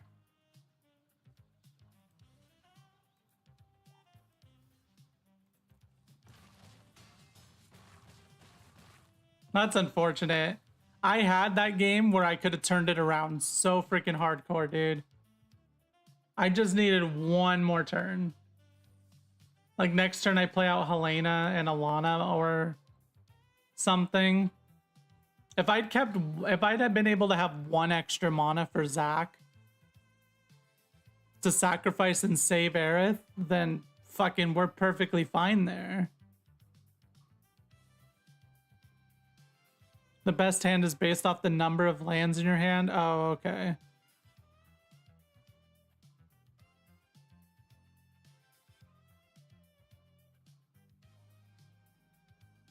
Both the duels have been like, they could go okay, man. Both duels have been like, they might go okay. It's just, there's been just a few little things that happen where it's just like, fuck, dude, come on. It's just like, god dang it, man. This is probably just to get rid of it. It's just so hard to get it played against so many decks. There have been a handful of duels where this has won me the game, as well as like just helps me block very fucking well, but I can play out Aerith, I can play out Venat, I can play out Garuk. I think I just keep this, honestly. 4 is pushing it, but it depends on the deck. That makes sense.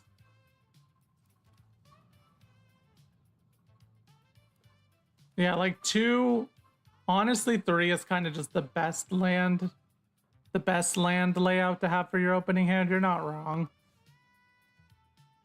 I still don't have a play, so we just play the one that comes out tapped. Let me just grab a mountain.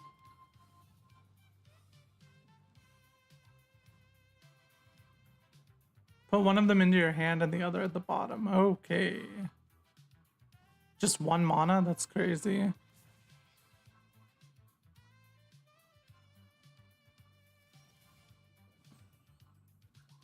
I think we play the white so that we can play Venat. Yeah.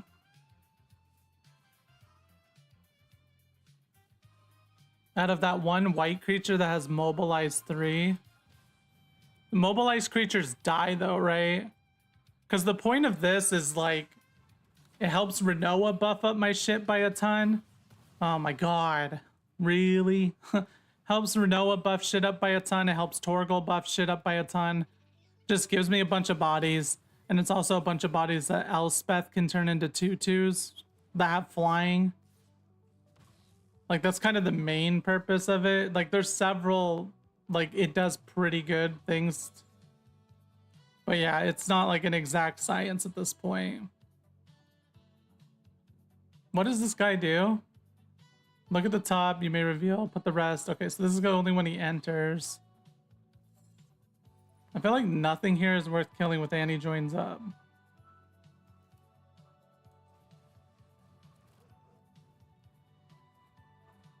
Flying tutus? Oh yeah, flying tutus.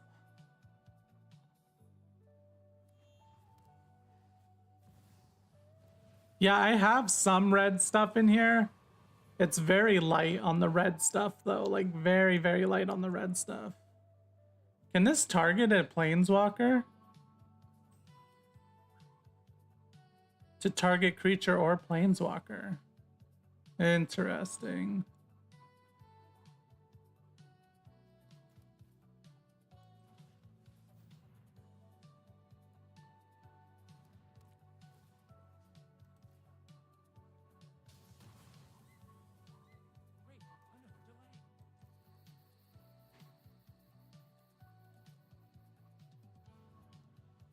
This Aerith is about to go so brrr if this all gets to stay.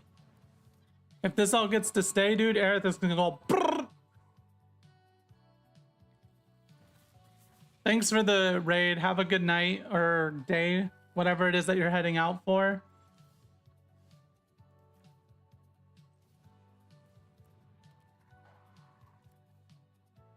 Aerith Gainsborough.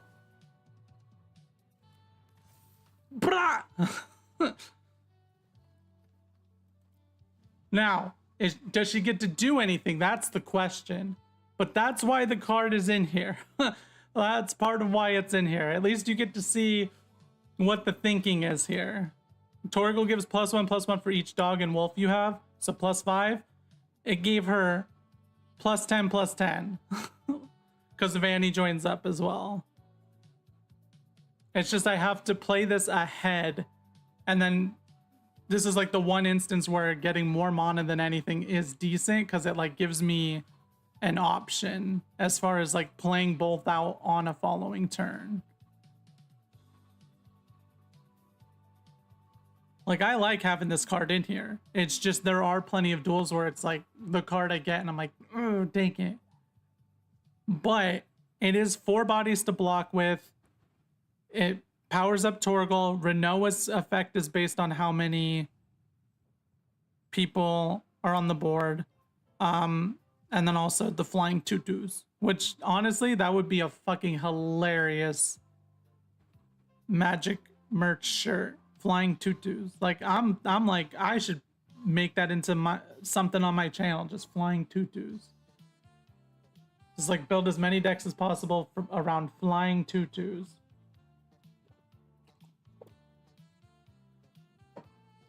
He has so much more thought process to go through right now. Unless he disconnected.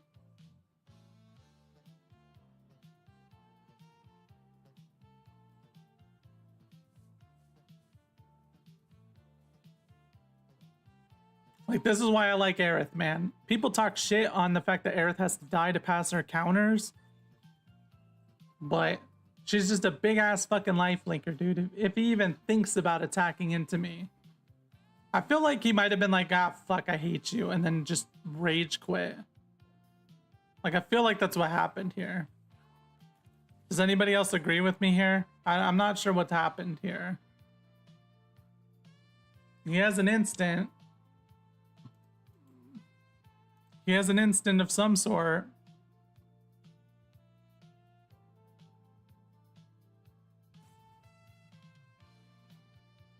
He disconnected on accident. He rage quit because the 12/12 got on the board. Or I don't know. He's just roping on purpose, right? There are people that suck like this. This is the one type of interaction in the game where it annoys the fuck out of me, and I will say you're being a douchebag for it. Like 100%. Oh, is there an emote for that? Dang it, I don't have that. That's like the one type of thing you can do in a card game where I will say you're a douchebag. If you're legitimately roping because you're thinking, fine, by all freaking means, right? But if you're roping because they did something that you're like, I don't think I could do anything about that. Like, just annoying. So if he legitimately disconnected, that's one thing, but that did not look like a legitimate disconnect because it was, I play Torgal, I play Aerith, she's a 12/12 now. Your removals probably, since you're blue and red, all based on dealing damage, which means, are you going to be able to deal enough damage to her? Probably not. Oh, that's a good point. Oftentimes I'll just mute people, but this community seems to not over-emote, so I don't mute people that much. But in Hearthstone and Marvel Snap, dude, oh my god, people can go so fucking crazy on emoting. It's like, can you please just fucking stop? I mute everybody on Marvel Snap now. I mean, I don't even play Marvel Snap as much as I used to, but just because it's gotten in a really weird place, but every single fucking person would emo. Just like, snap, snap, snap, snap. Oh, I'm so cool. Like, shut up. It's like the equivalent of going to a tournament and you sit there versing someone and you're like, hey, are you gonna go? Are you gonna go? Are you gonna go? I'm just so good. I'm just so good. Man, I'm so good. I'm so good. Wow, I'm so good. I'm so good. You know what they're gonna do? They're gonna punch you in the fucking face, dude. And that's the problem with the internet. Nobody has a sense of decorum about how to be a human being on the internet. They're just like, oh, I'm on the internet, so it's fine. No, it's not fucking fine, dude. Don't be a douchebag. How are you doing, Dancing Yeti? Not related to anything, but also kind of related to people that rope you intentionally like that because they get fucking mad. Just like, you're fine, dude. Just surrender like a normal person. Just surrender. Just move on. We're okay. I surrender games. I surrender games that people tell me there's a chance you could have won that. But I still fucking surrender it because it's like, you know what? Touche. This is decent. Assuming Torkel gets to live. You're a douchebag in real life too. Okay, that's... Well, if you can commit to being a douchebag in real life, then I will accept you spamming emotes. 100% okay that you spam emotes like a douchebag then, you know? Which, you know, to be fair, there are people in real life that are douchebags. It's just like, I see so much of real life interactions from people and how generally there's a lot of good, and a lot of people have this sense of like, oh, I'm not gonna put this person out to do this. But then the second anyone gets online, dude, they're just immediately like, I'm gonna be fucking annoying. That sucks. Now this hand's not nearly as good as it was before. In fact, now this hand sucks. I needed Torgal to live, and then I could have forced, and I could have played Saws. We got a starting town at least. That picks it up a little bit. Do we ever just Memories of Nibelheim that? I feel like we do. I feel like we say fuck it.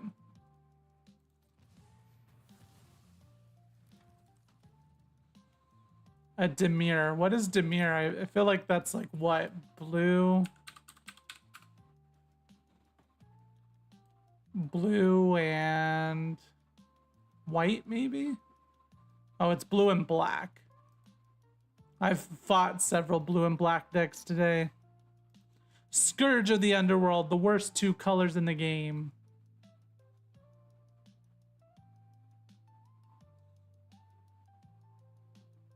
But it's cool.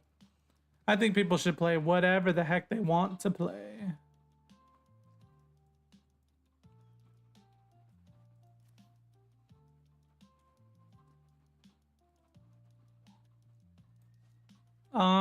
I don't think we have a realistic play here. Saws is even kind of debatable, honestly.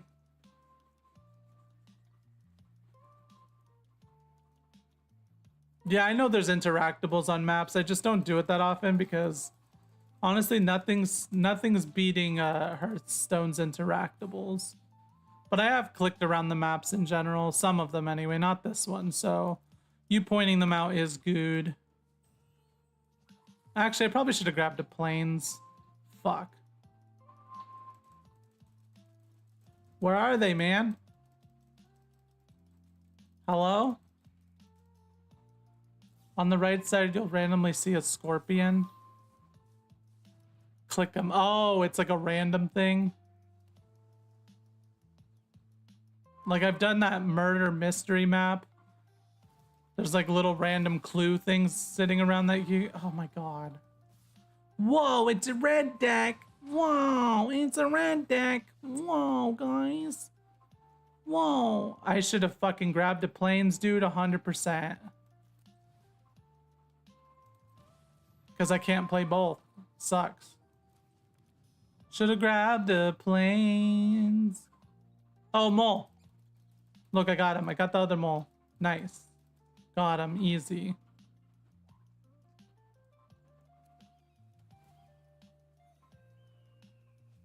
Oh, there's the scorpion. Got him. Got him. Got him. Holy shit, run.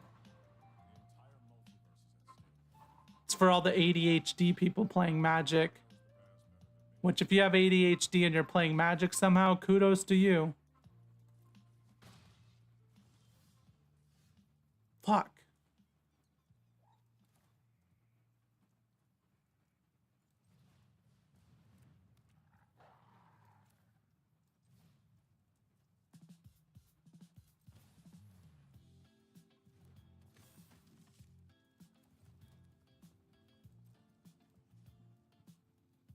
Oh, I have to target.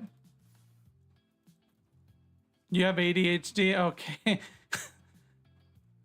That's why you pointed them out. Nice. I mean, I'm borderline, I think. I'm not officially diagnosed. Also, I don't mean any hate. I'm just like, that's just the first thing that pops into my head anytime I see something like that. It's like,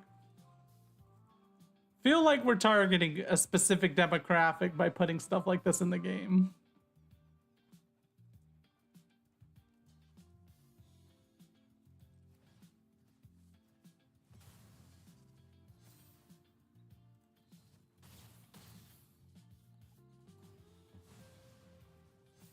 He really wanted that planeswalker to live.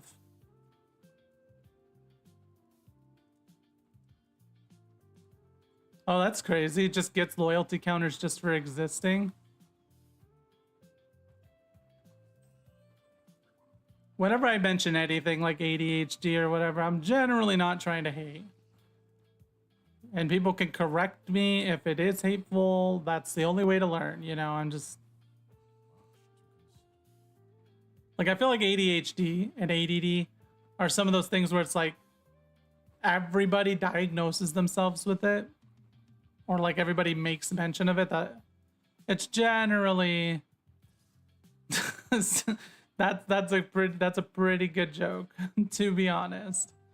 No blocks, just because he might have something to stop Torgal. If we could get a legendary creature on the next draw, a legendary human, doesn't even have to be a legendary human, but if we could get like Elena, no, Elena's too expensive. It'd have to be like specifically Zach, I think. Damn it, it's just Fenrir.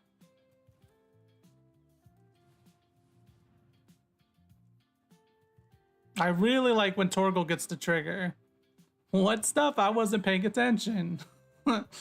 That's really good. That's a really good joke, to be honest.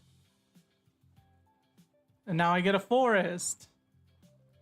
And now I can play Release the Dogs. Do I attack with Aerith? I feel like he might have something. Potentially. But I think I'm still just going to go for it. He might have something. Might. Actually, I think he could block with both of these and then sacrifice. No, he can't. Oh, shit. I didn't realize it did that. Aw, man. Oh, wait. I think I'm still fine.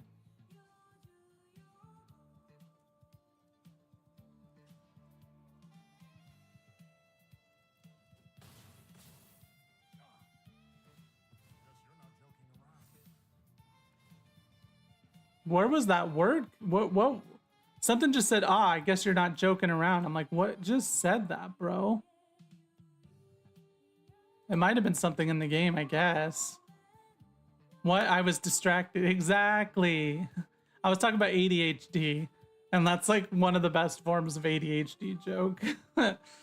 It's like, what? What? I'm sorry. even if you hear him, that's even a better way to do it. If you're staring right at him and you just go, what? What did you say?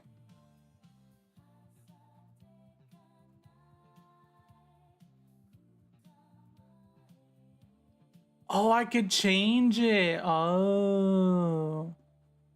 I didn't realize I could assign the damage like that. That's interesting. Do I block this? Oh, I can't block it.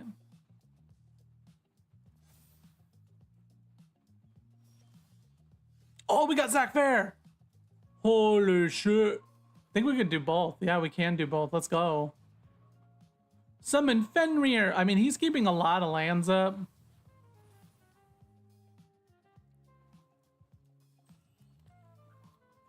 And watch this. This is why Garruk is in the deck.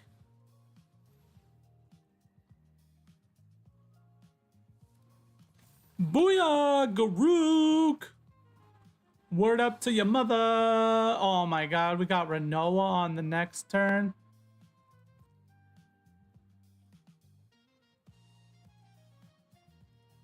Do I ever just still go after this guy? I feel like he's too good. One attacker. Well, Yeah, he doesn't have much he could do, right? Oh, plus I have Zach to sacrifice to save her, even if he does have something to do. Top right says auto damage allocation or something. Okay. I'll have to look at that the next time. Like maybe right here I just commit to getting the Planeswalker dead, because fuck this guy. He just looks like he could be dangerous. I mean, drawing a card for free every turn.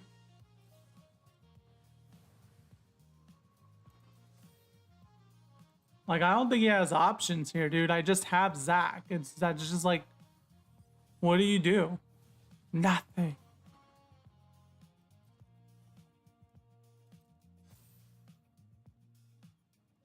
I mean, he almost has it.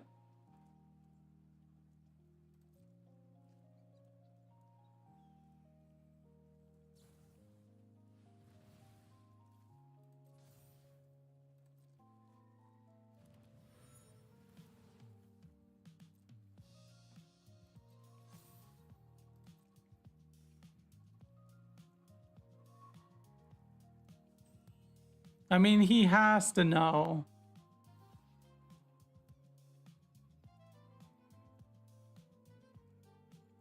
Are you gonna fall for this right now?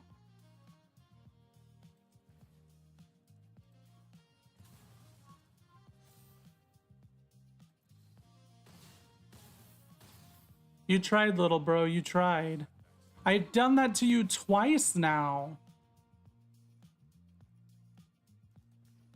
I've legitimately done that to you twice now. That's a point off, man. I understand the first Zach getting through, but the second Zach interaction happening, you get docked points, little bro. That's on you. That is 100% on you. Teferi is generally known as a good planeswalker. I mean, it looks like it. Draw an extra card every turn. Fucking who cares? That's crazy that he did this. He fell for the Zach thing again. It's like, what? I don't understand what you just... What? Drake Catcher? I feel like Game of Thrones comes to this fucking game as the universe is beyond at some point. I feel like Game of Thrones makes more sense than Lord of the Rings, and Lord of the Rings already made plenty of sense.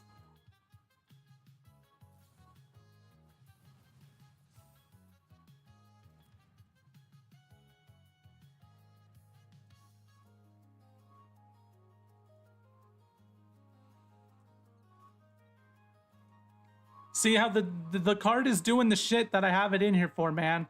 I said, oh, I should probably cut this, and then I started playing it, and it's doing things. Is it gonna board wipe me, though? Oh, he killed Torgal, you bitch. Aw, man, if only I'd drawn that a turn sooner. That sucks. It's fine. You're an asshole, but it's fine.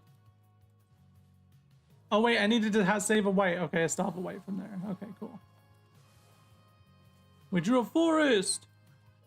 Let's go. You're attacking, and that's it. Next.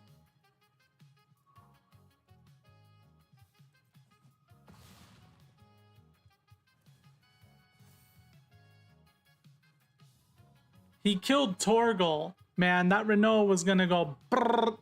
Just kidding. Not, I mean, she would have been 1, 2, 3, 4, 5, 6. She would have been 11, 11.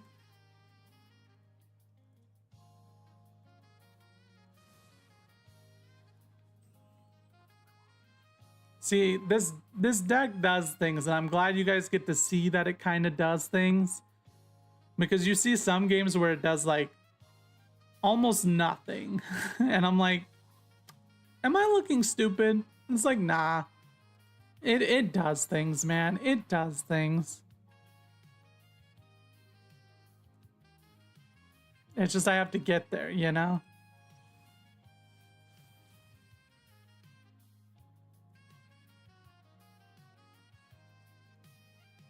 Resolve. I don't... What? Oh shit! Oh my god!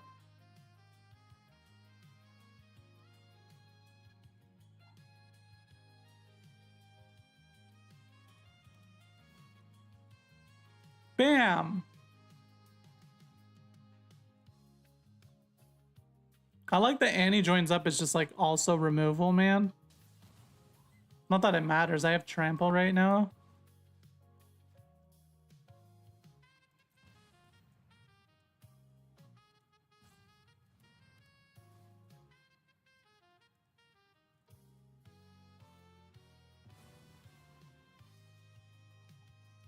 Go to combat. Come on. What are you doing, game? I'm trying to click some point. Like every Friday, you can claim free points on the Google Play Store, and I use it towards my free-to-play games. All attacked 7 attackers. Renoa buffer. Renoa buffer. Boom.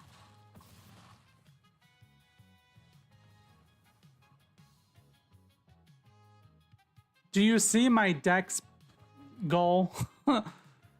Like it's a good enough deck. I feel like if I really wanted to, because like right now I'm Plat 3, if I really wanted to grind my face off, just grind away, I feel like I could take it up higher, but I just have way too many things going on all the time.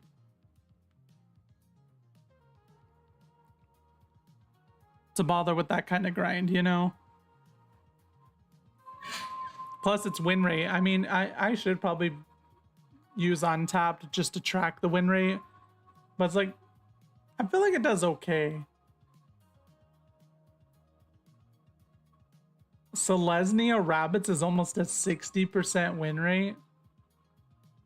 Wait, maybe Untapped, my Untapped profile? Maybe Untapped is tracking me.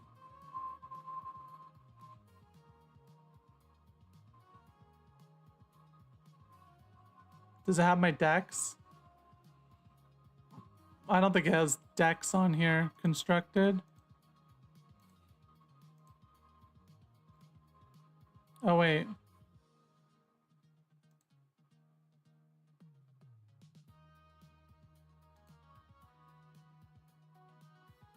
Oh, its win rate is 47%. It's 43.49. My playtime is apparently 10 hours with it. Oh, it gives you matchups. Bro, okay. Okay. It's matchups. Oh my god, let me just see if I could set up a window for this. Let's just do new or add browser. Oh wait, not add browser. Add window?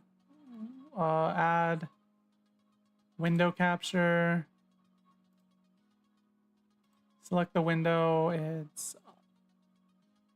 That's overlay. It's this. And then let me just go like this. Just to focus it. It's capturing too much shit. Look at this. Look at this shit. Okay, versus black, 38%. Versus green, 50. Versus white and red, 56. Versus black and white, 38. Versus black and red, I've done a little bit better than just black typically, but 67. Versus blue and red, 80. Green and white, 60. Colorless, 50. Blue and white, this is because it's all the forms of exile, 25. Black and green, I'm pretty sure this one's a pretty strong deck that I keep running into. 25. Blue and green is 0. This one's 75, which is pretty high, but basically when you're looking at this, you can kind of see what I'm mostly fighting. But then you go down here and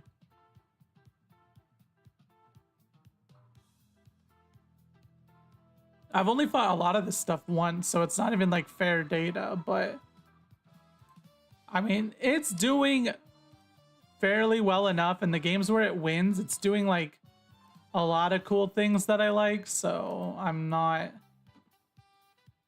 too particularly concerned. What do you mean mod? I have Untapped going. I installed it forever ago whenever I was streaming Marvel Snap once upon a time. And just every now and then I start playing a new game and Untapped is like, we could track your progress. I'm like, okay. Untapped just like will tell you what your stats are. It like keeps track of what you're playing. So like the win rate on this deck is 47%. It's not like god awful, right? And I'm sure there's ways to tweak it up to where it's better. Like Renoa, maybe some people would say get rid of Renoa. Get rid of the dog token card probably. Like, because Zac, Aerith, Rosa, Saz, Torgal are like the main 5 creatures that get me the wins. Sarah does a fair bit too, but... And then like, from there, it's probably like debatable what you do. Like you could possibly even be like, oh, I just need 1 token from Torgal. Let's get rid of the Traveling Botanist and the Wary Watchdog. Like you could. That's what you meant by mod. Okay. Yeah, then that's what I have. It's just, it's not a direct mod that you install to the game. It's just like a program that's running on the side that like tells you what your gameplay is doing. I don't think it helps with anything else, but I have no idea. I don't think it shows anything else that's helpful. Like, I know sometimes Untapped does help you keep track of like what's in your deck and stuff, but I don't even turn it on. I don't care. Like, it's only in here because whenever I was streaming Marvel Snap, people really like in Marvel Snap when you show what your deck is, and the best way to do that was to just have Untapped going. So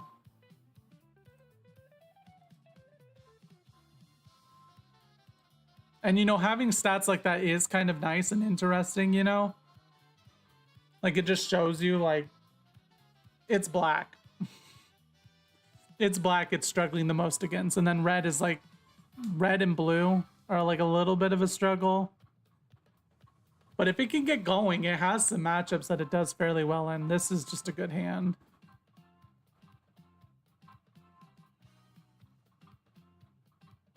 Oh, I don't think it tracks because it's not an official wizard thing. Oh, MOBA sites, you're right, actually do have... Or no, I think maybe even MOBA websites are based on who is using it and who is submitting their profile. So somebody has to like agree to submit their profile. So basically you agree to submit by just like searching yourself usually. And then from then on, it'll keep track of you, I think is the basic gist. I don't know. I haven't used one of those in so long, but I have one for TFT as well. They're just nice because like we talk about all the time. Sometimes there's like such a huge fucking information overload. Oh, look, it's the black deck again. Oh, look.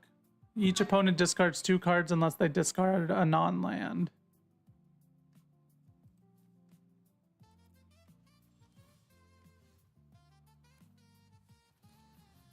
I mean, that was probably worth keeping, but everything else is more worth keeping. No way, dude. We're pretty close to the point where I'm gonna stop. We're pretty close to the point where I'm gonna stop. What did he just exile? Oh, I don't care. Heroes file. I know Heroes file track my info from other people's uploads. Okay, so yeah, MOBA sites might do that. I'm assuming he took that because he just has removal and so he doesn't care what creatures I'm playing.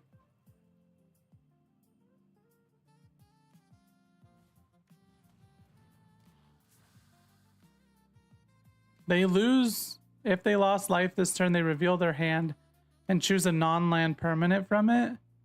Did I lose life this turn? What the fuck do you mean?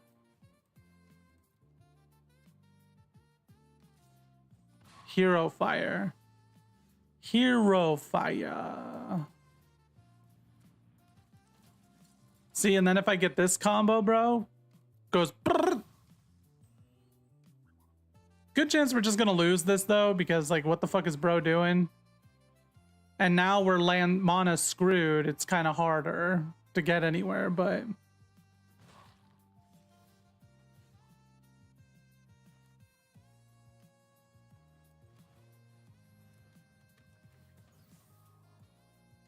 Take action. We want to grab a mountain. Yeah, a mountain. Play said mountain. We could play the Zac, I think is what we want to do. Yeah, let's play Zac. Go next. Attack with these two attackers. And then give him a huge buff based on the amount of creatures on my board.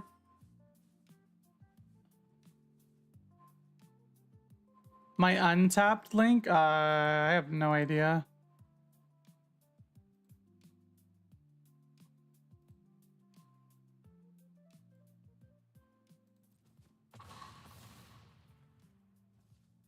Like, how do you give untapped link to somebody?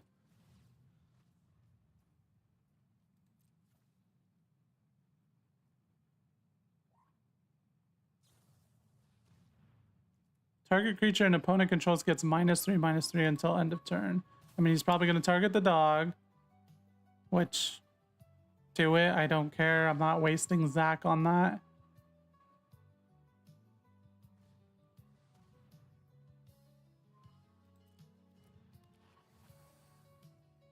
Excuse me, did I lose life this turn?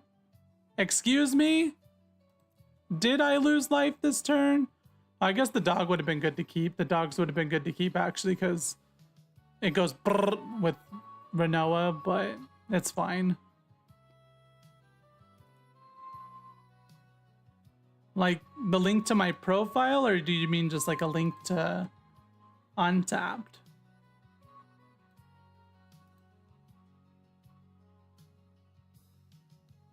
Pass. Yeah, bro, you deal 1 damage. Congratulations.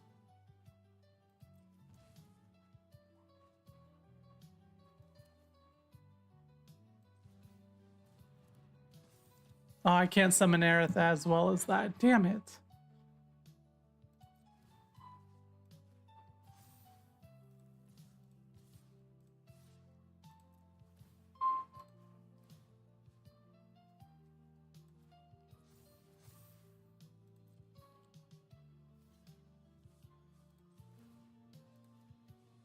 And this is why we stand Zac Fair. This is why.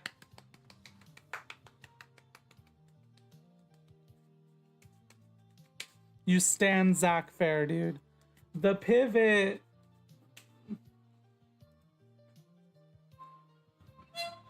Zac Fair is so fucking underrated, I feel like. I mean, it's probably not underrated. People were talking about him. But like, to be able to do shit like that is just so like, oh my god, thank you. So fucking good. The link to my profile? I don't know, this might be my profile. Let's click this link and see what it does. I think it did nothing. Okay, I guess this might be my profile then. Do people give out their links to their profile? I mean, you could also probably just search Victorian genetics and it probably comes up. I imagine. Like, what happens if I go to Untapped and I just like, can you search stuff? I don't see a way to search. I just know like so very little about Untapped that I'm like, do I mean, I'm sure you're fine. Yeah, I'm not sure.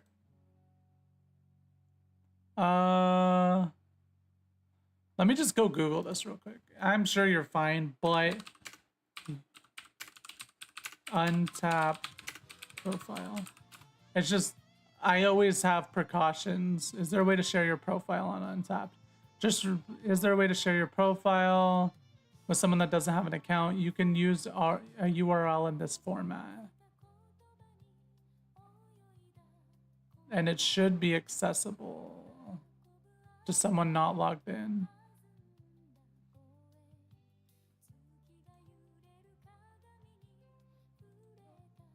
Search for your BER. Let's try this.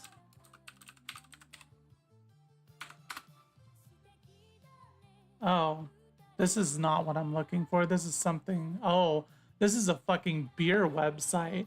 Bro. I searched how to look up somebody's Untapped profile, and it came up with a bunch of stuff for like beer. Because the website's called Untapped and it's like related to beer.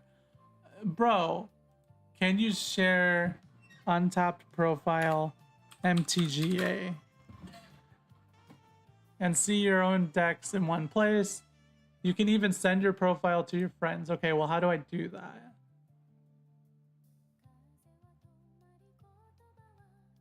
View your own profile, da da da da da. How do I share my profile though, bro? It says I can do it. So that's why I'm like trying to just look.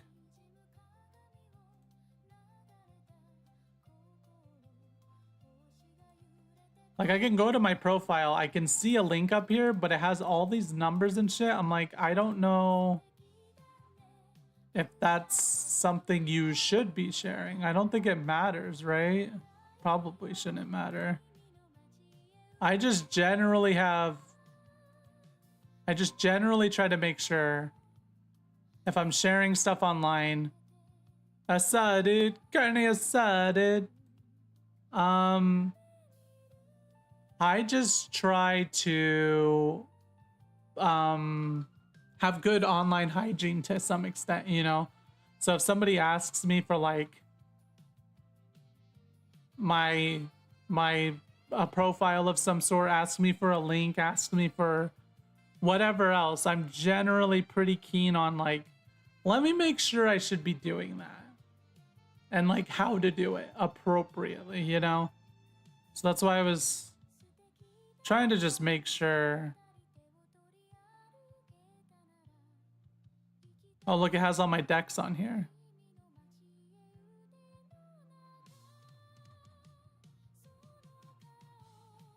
This deck's not too bad.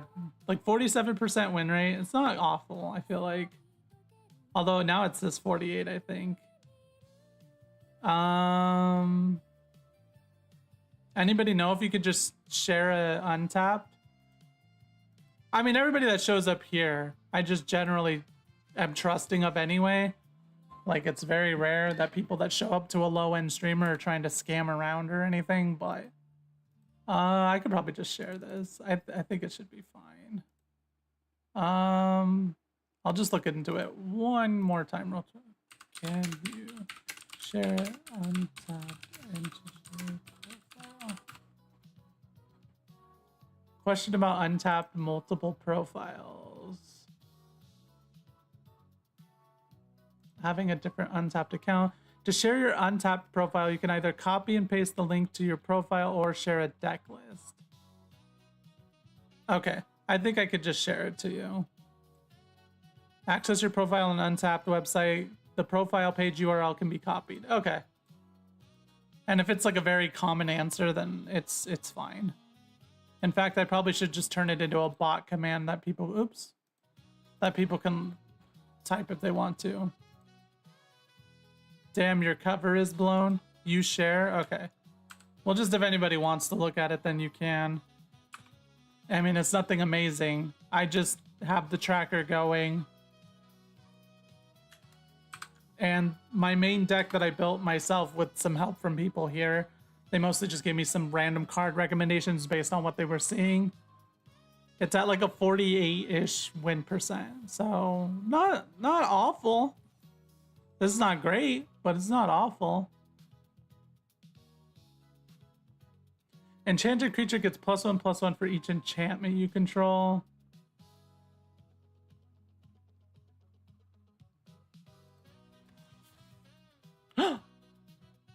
I think somebody recommended this for my freaking snow standard Brawl deck.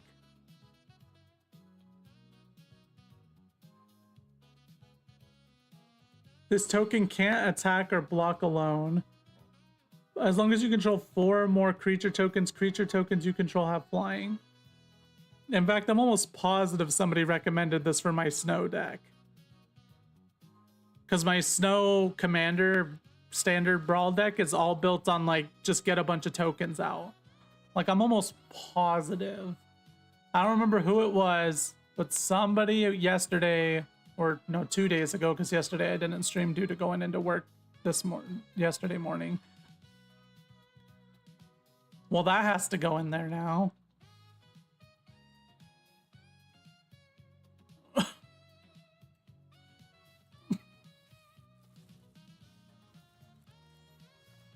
Oh, look at that. So many wild cards. Let's go. I mean, we already have way too many of each of those, but... Come back wrong. Destroy target creature. If a creature card is put into a graveyard this way, return to the battlefield under your control. Sacrifice at the beginning of your next end step. Okie dokie. Let's go put that fucking Toby. This is my snow commander deck. I don't know what it goes in instead of, but people were suggesting it. Beast Befriender. Attacking tokens you control have flying. I think I probably just keep both of these as a way for the tokens to... Boop, boop, boop. Bum, bum, bum, bum, bum. I don't know what you take out. You can't leave it at 61 cards, right? It has to be 60, I'm pretty sure.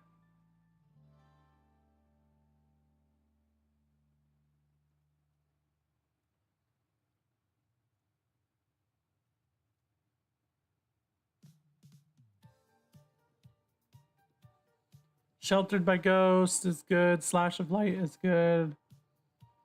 I like having all the equipment because we have the Cloud in here.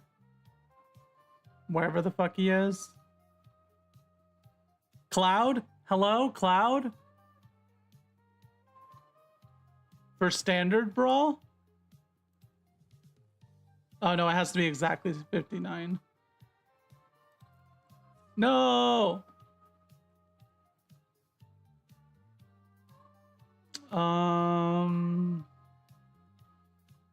Where'd it go? Oh, it's still favorited. It's just... I'm sure for normal commander, you could probably go up to a way higher amount or something. Think I'm gonna remove... Probably this one. No, that one's not too bad.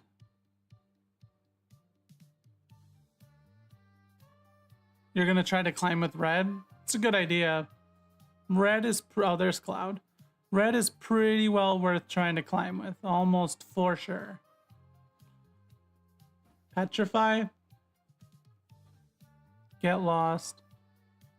It's harder to think of things to cut in this deck because it's all singles. So it's like, is that what I want to cut? I don't know.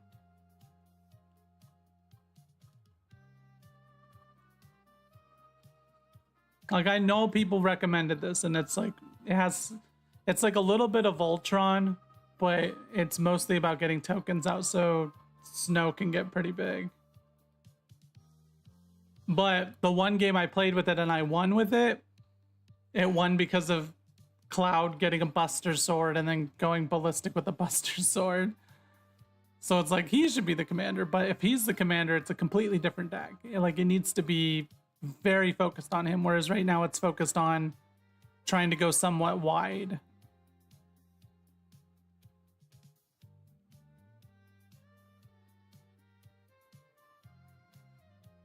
I feel like it probably is just remove one of the equipments though.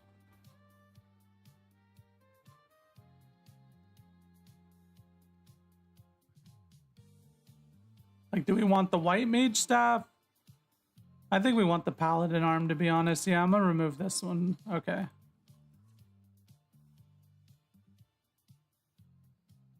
Haste boots could come out. But like, you're not wrong. Like, that is one of the ones I was thinking of.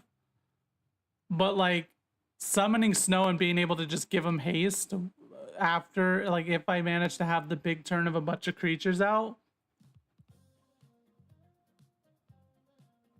just like immediately lets him start doing something. But I think you're probably not wrong though. I think the white mage staff is fine to take out too. I think it's fine to just leave it for now. I'm not going to be dueling with that whole crap ton anyway. It's just if people say, hey, you want to do standard brawl pretty much.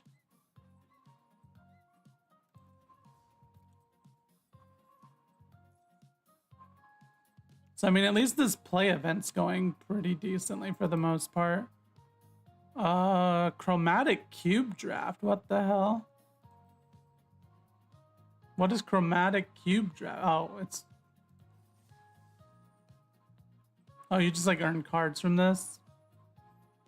Oh, you earn gold too. Oh, it's a phantom draft. Oh. I'm not fucking wasting resources on a fucking phantom draft. You fucking tried that.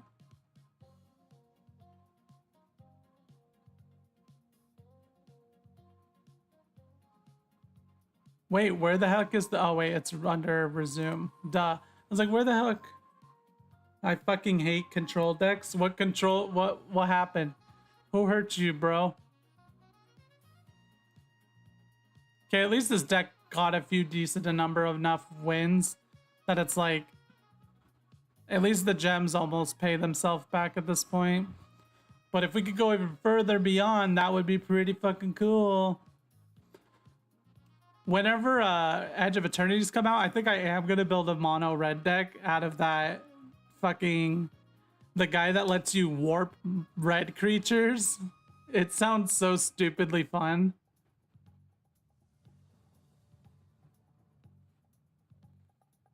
This is good, but potentially bad. I'm gonna just keep it because I hate when I shuffle a hand that's like, that's not great, but whatever. And then they're like, here's one land and it's your shuffle land. And you're just like, you motherfucker. Wow, they gave me another Garuk. God dang it. I'm probably gonna lose to this. I need to ramp out so fast to fight this sort of shit.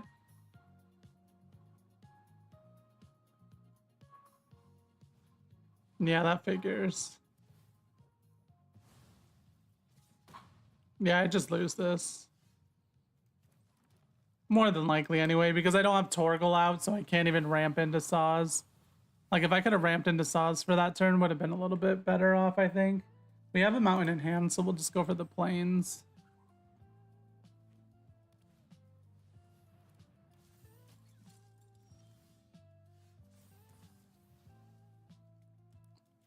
We play the Saws. It lets us search for a land. We'll just take a forest. I don't think it matters because we have a little bit of everything.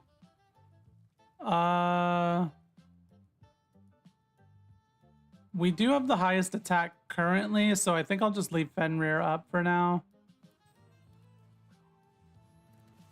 Oh, we don't have the highest attack now.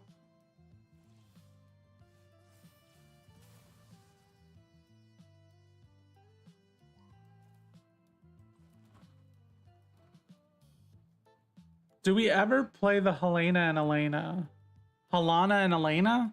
Is that how you should say that? Any control deck, what's the point of playing the game if you're not going to play anything? I mean, it's true. That's the same thing I bitch about all the fucking time. I think it's the best play to do, but I'm just thinking about Garuk also. No, this is good actually because he'll put the counters on this. We could play Zach out too. I guess we'll play Zach out actually. We put counters on this guy. He goes into attack. And then we make him do this.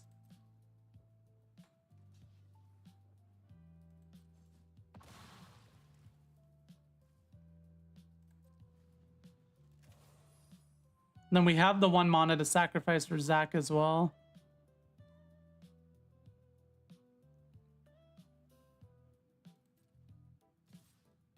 You're gonna attack with that? What does it do? Power and toughness equal to the number of creatures you control? I mean... I'm just gonna let it go, I think? I don't see a reason to waste Zac.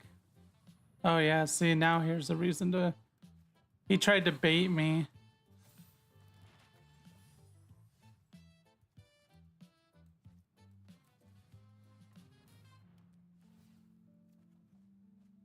Oh my god, we got Renoa. Can we play her? Damn it.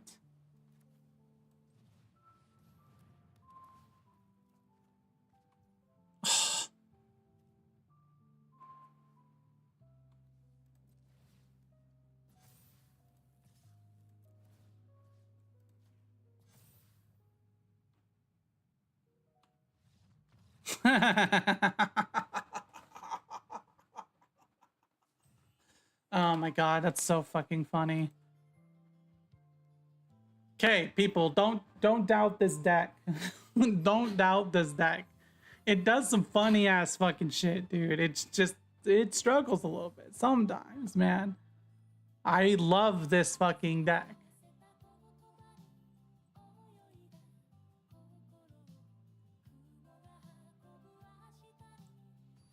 It's just when I'm streaming this deck, sometimes it flounders so bad. I'm like, oh god, I'm embarrassed. It's floundering so bad. But then there's other games where it's just like, what the fuck is this? Again, it's like I can play most every card in this hand. Okay, that's a little bit better, I think. I was like, I could keep all the Torgles because they love to just remove fucking Torgle every single fucking turn.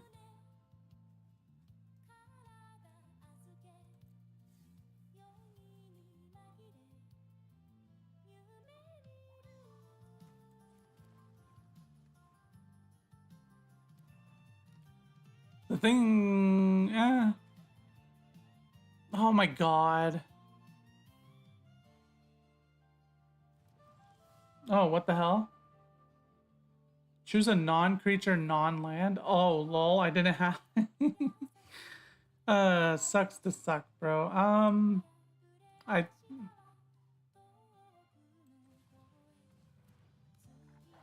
He didn't play a single creature? Bro, that's annoying.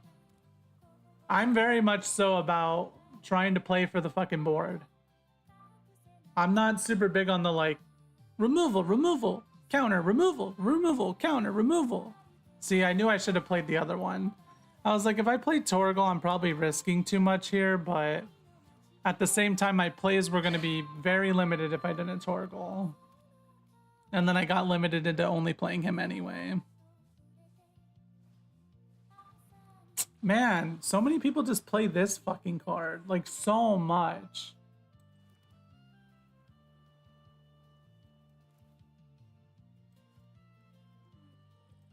If I Zac right now, I could block with this.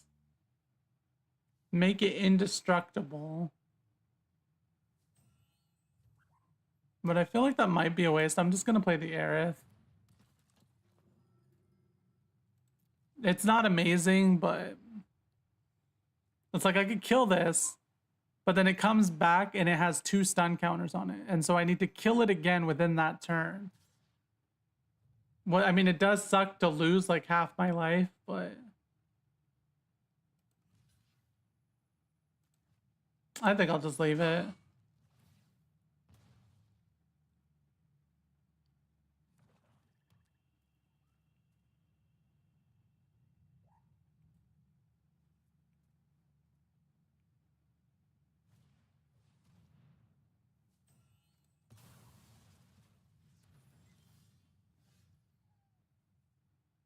Did my playlist end again? Bruh.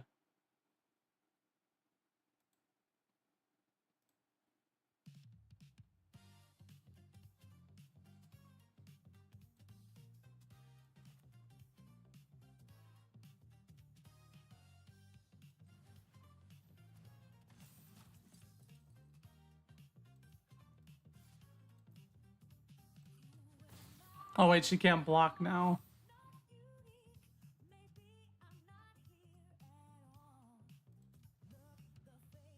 I like might just lose to this shit. Can I block this and then sacrifice him and it still counts as blocking him?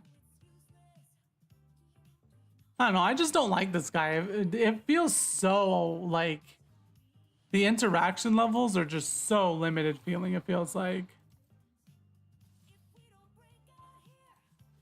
No, stop it.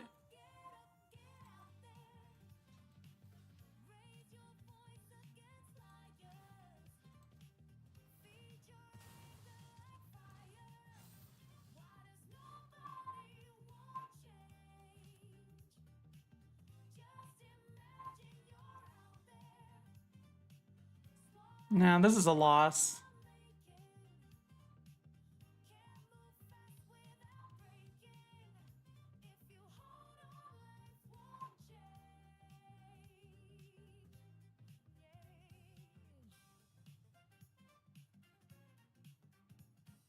Like, I could play Garuk, but it doesn't do me any good.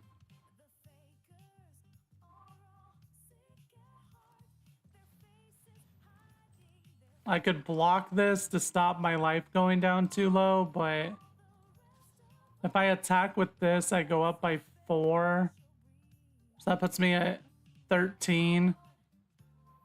That takes me down by 2 plus half. So that takes me down by... So if I'm at 13, I go down to 11. 11 goes down to 6.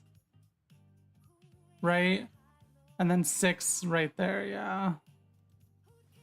And then he probably just plays removal on that and I just die anyway.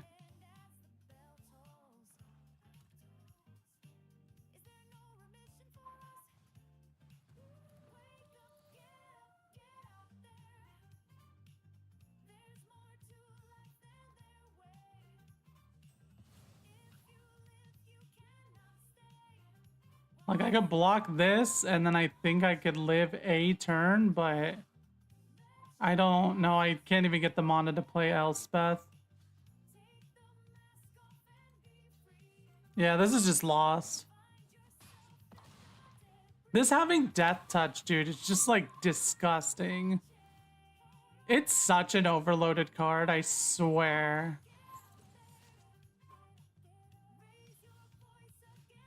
Yeah. This card, I fucking hate it, dude, so much. It's so annoying. Have 2 forms of removal or else. And also, I have Death Touch, so you have to block me all the time. And if you don't block me, you're gonna lose half your life. Ha ha ha ha ha. It's like, okay, that's so cool. It feels like it forces you into such a small ass box. Like, what are you gonna do? I just don't like it. You know, part of why I don't like it too? Because every fucking person is like, I'm gonna be a basic bitch and I'm gonna play this. It's like, whoa, you did it, dude. You built a black deck. Nothing new, but that's fine. I don't think I have 4 of this yet, so. I mean, in fact, I almost definitely don't. I don't think I have 4 of any of the rares besides, like, some of the chocobos. Yeah, I have 2 of this now.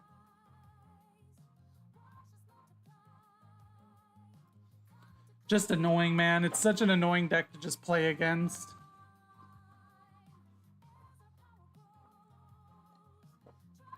Like, the few times I managed to beat it, I need, like, a very specific setup of cards to pop up. I can't believe I've gotten 3 of this cloud already. That's crazy. I think am I missing?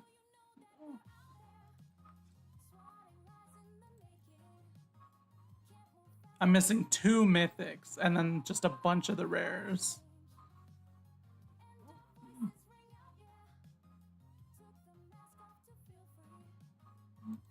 It's fine.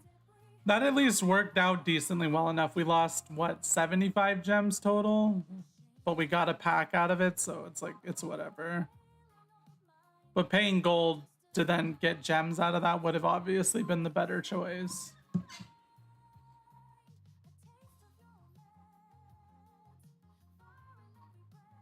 I can play a few friend games if people want to. If anybody's on right now still. Oh wait, I should try shuffling this. Dang it.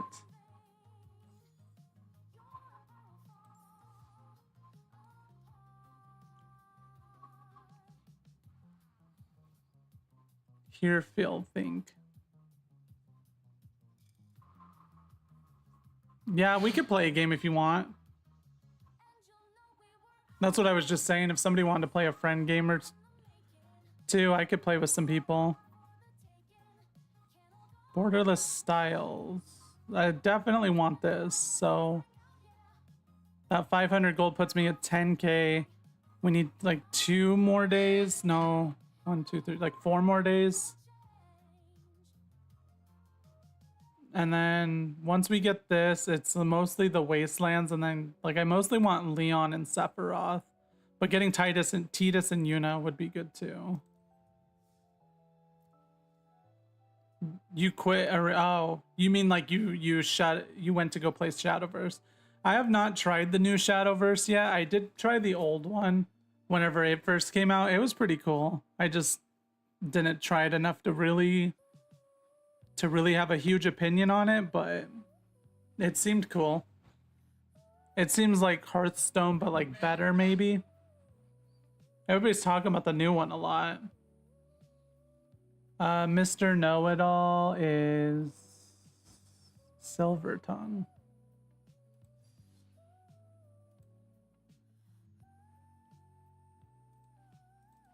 I'm just gonna play the same deck. It's just like my best, and it's just the deck I like playing the most. So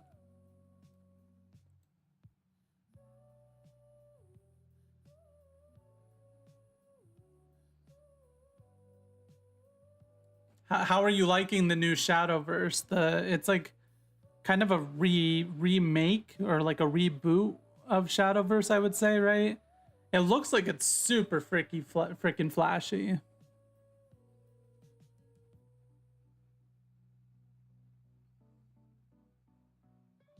You hardly remember it? Okay.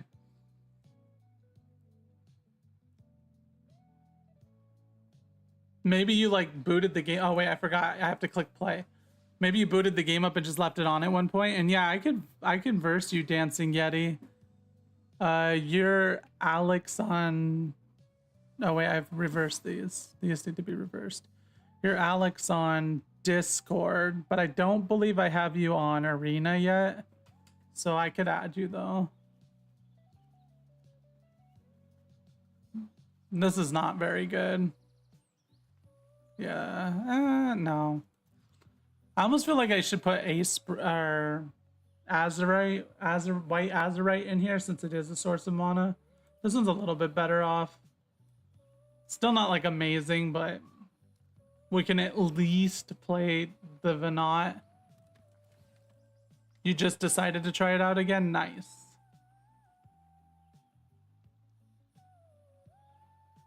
Oh, you could just transfer your data from the old one? Well, that's cool and generous of them. If that's the case. I didn't play the old one enough to even care about transferring my old data, but if that's the case, that's pretty fucking cool of them. Oh wait, I needed a planes. Fuck, I can't play Venat without 2 planes. God dang it. I do that so often.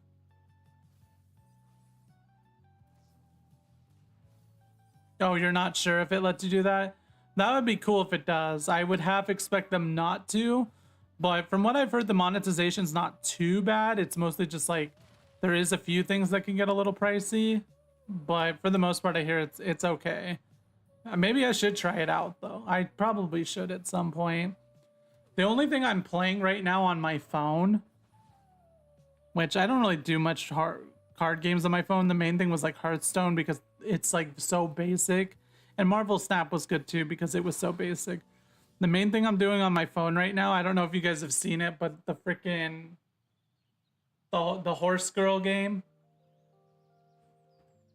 I've been doing that because like Northern Lion and Ludwig and Connor VA, a whole bunch of people were playing it and they were getting so hyped. I'm like, I'll give it a try. And then I saw somebody post a meme about it. I was like, why is this clicking so well for me?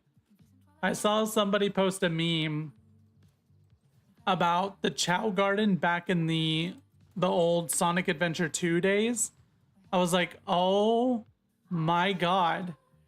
That's why this is clicking for a lot of us so well. It's like that old Chow Garden. Chow Garden was a gacha where you raise fucking one thing specifically to just do races or karate. Like, and then it's also like, it seems so silly, right? Raising a racehorse gacha, horse girls gacha nonsense or whatever. But then like when you really think about it, it's not that many, it's not that different from the concept of, this has been on the field for one turn. I could give it life link.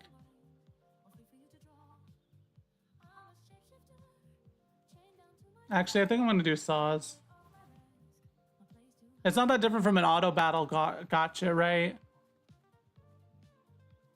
He's so ramped up that I'm like, we'll see what happens with this game. We'll see, man, because I don't fucking know at this point. I could attack with this, but is there a reason to? I think I'll attack. No, not damn it. He has so much extra mana. That was stupid on my part. Oh, okay, he didn't do anything. Oh, he did something now.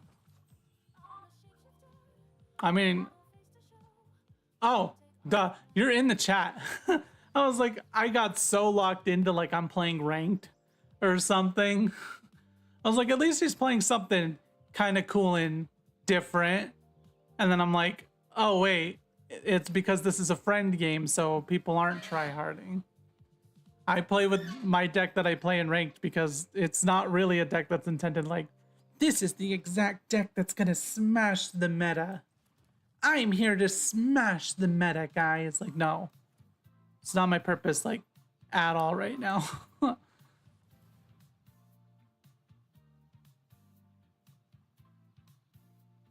Like, I want to build some other fun decks. I just haven't thought of them yet. Well,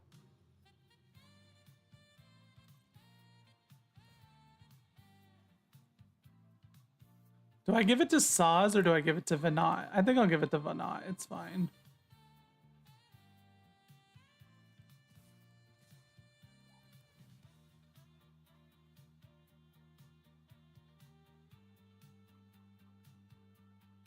Actually, Saz is more important. I should have gave it to Saz.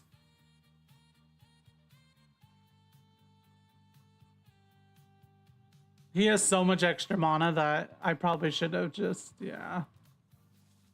Oh, is he gonna use them both to block? Or just one to block?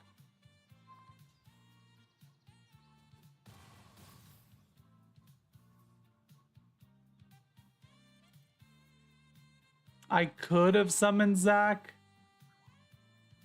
Probably would have made more sense than what I just did, actually.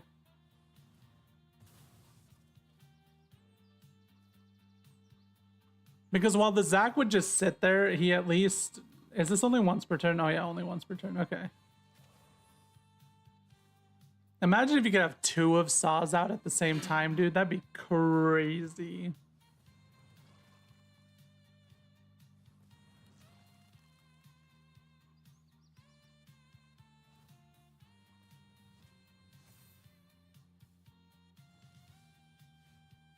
Well, we got Sarah on deck at least.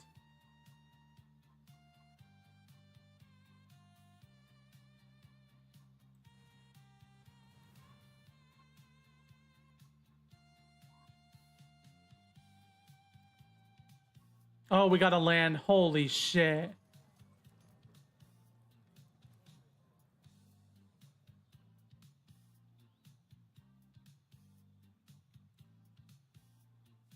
Oh, it's a very slow and one-sided best of three. Oh, okay. Are you talking about the game that we were just talking about? I think Nibelheim is probably not worth right here. I think playing Zac is probably worth though.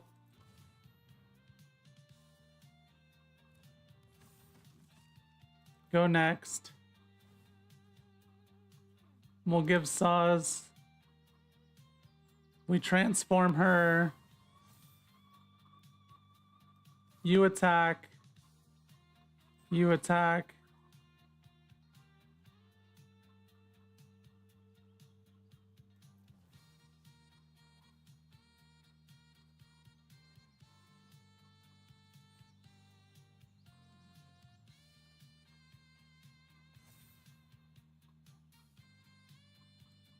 Played the worst match with the new deck.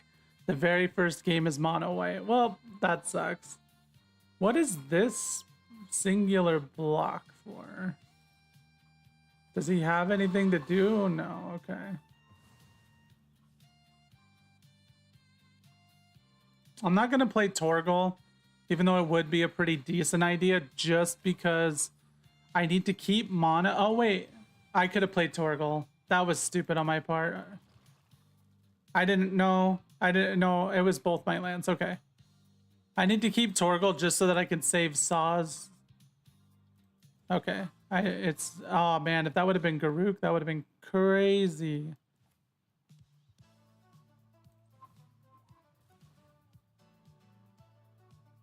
If I could have summoned... Oh man, no Garruk. Dang. If I got Garruk here, dude, it would go...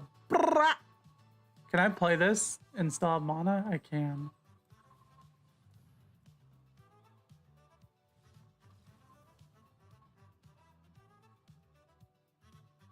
I mean, I don't think it was over yet, but...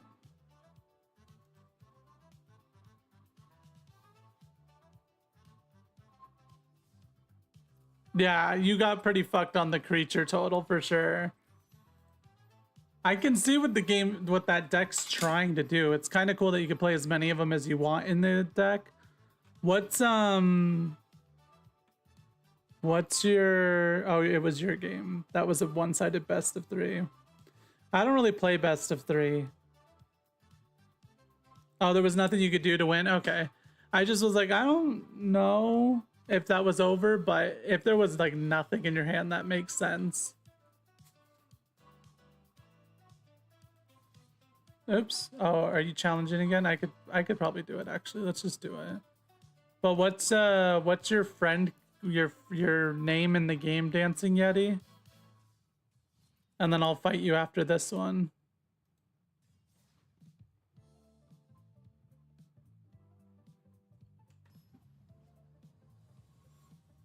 Usually towards the end of the stream, I'll do some friend games with people. And for right now, at least, it's like, obviously, there's so few people that it's like easy enough for me to just be like, this isn't good. There's so few people in here that it's easy enough to be like, oh, I could play a few with everybody. But if we got to the point where there was a bunch of people in here, then obviously it would be like, I'd have to look into setting up some kind of queue system or something. But for now, it's like not the biggest issue if I play somebody twice in a row or something, because my time's not stretched thin trying to catch up with everybody. I don't think it really matters what I play first. I need more Sarah Farron. She makes this deck so much better, dude. Nerd time. Okay, I'll try adding you. Actually, can I do it from here?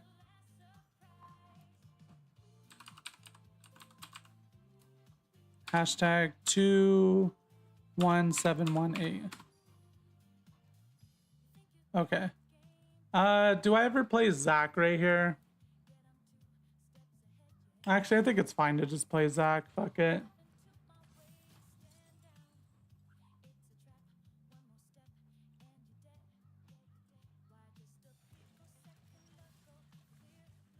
Okay, you got it. Nice.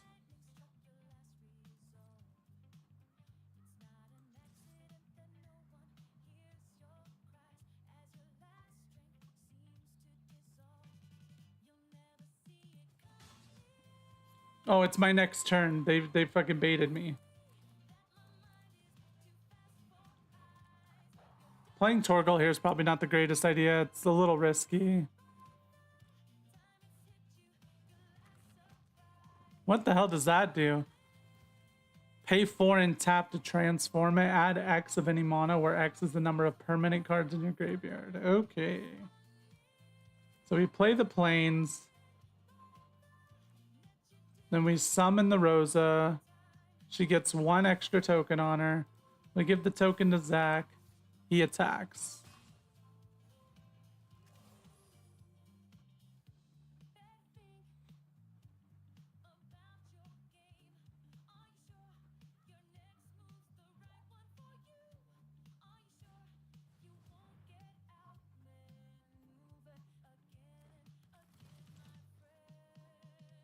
That Ooze card is pretty interesting. I feel like I've seen it like once before, but I'm not sure if I saw it pop off or not. Oh.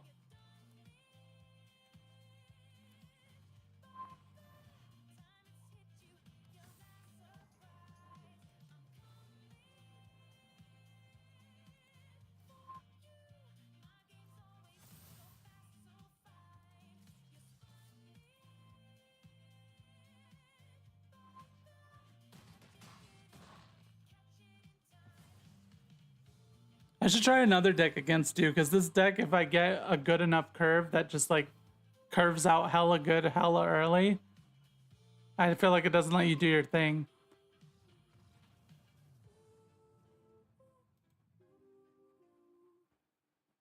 That's what this deck is meant to do, though. If their deck fights for board, I fight for board as well.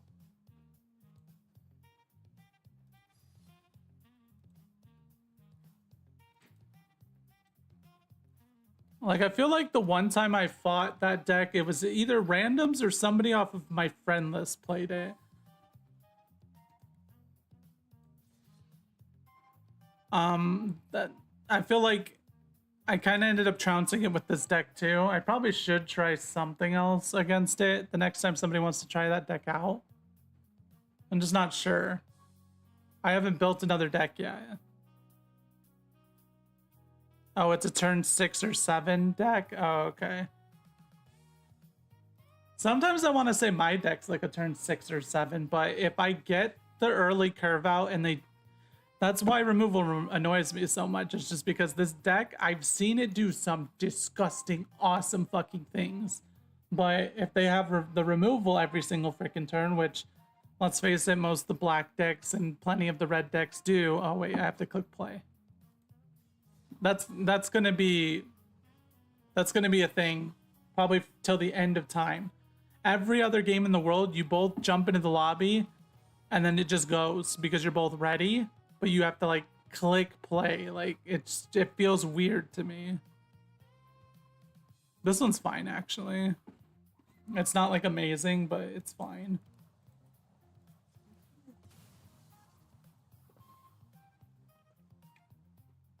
We need a Plains.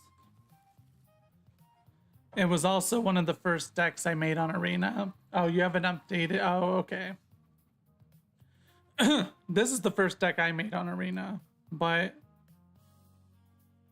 maybe Final Fantasy's plenty power creeped. I mean, I made the Chocobo deck, but the Chocobo deck kind of makes itself. It's legit just, oh, I didn't choose a forest, so I can't Torgal. Damn, okay, that sucks. It's fine. Now we choose a forest. I thought we had a forest in hand. That was a bad choice. But the Chocobo deck kind of just made itself for the most part. What the hell? Add 2 mana of any color. Spend this mana only to turn permanents face up. Interesting.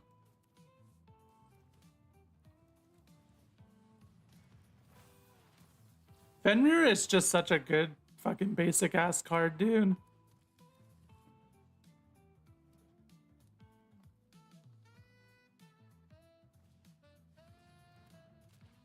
I feel like he's ramping out way harder than I am, though.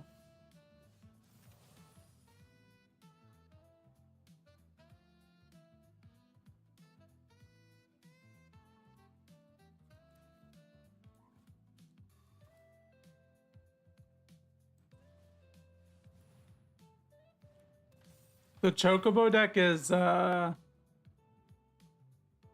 green, white, and blue. The blue is only like just a little bit of blue though. It's just for Mockingbird and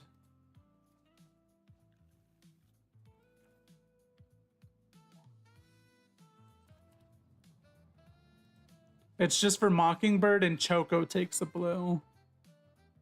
And then white is just because Choco takes a white. And then there's like a handful of white removal spells because of that. And then pretty much everything else is just green. Like, I didn't even build like the best Choco bird deck possible. I just built a deck. Like, I just built for the Chocobos.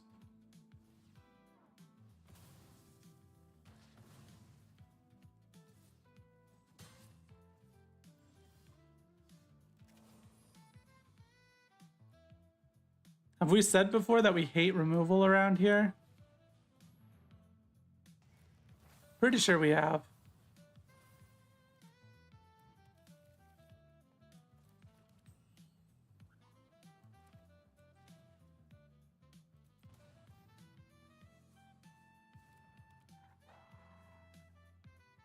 Can I trigger this on their turn? No, activate only as a sorcery.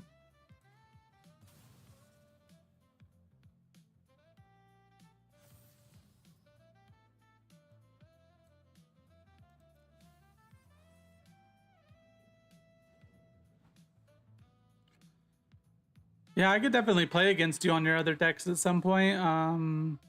Probably, maybe tonight, but more than likely would be on a future date because I need to go to bed sometime soon.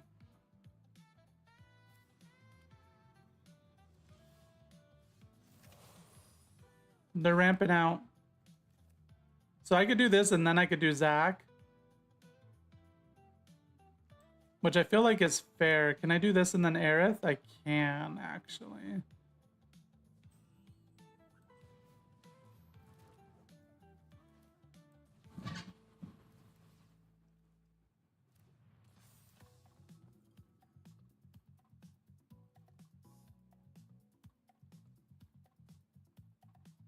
Part of me wants to play this.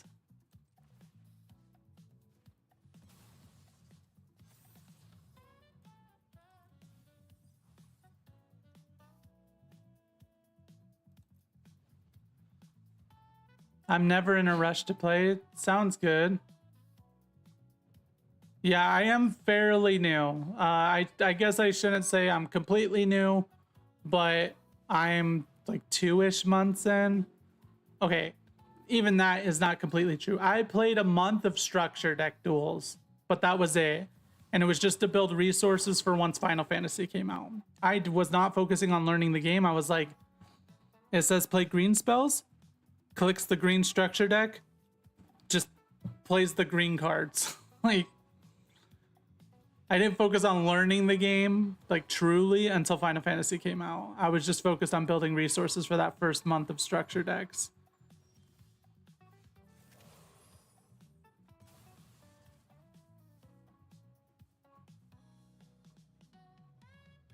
Yeah, it's definitely plenty new enough. You will see me do some stupid ass shit, and I constantly say, I'm not reading all that. So you will see me make stupid plays that you're like, lol, you didn't know what to do. I don't know what the fuck this fucker's doing, but I'm gonna play anyway like I do. I'm gonna play like fucking fuck it, you know? I'm gonna do this and I'm gonna fucking click it. I don't even care. I probably should have clicked that, to be honest, I bet.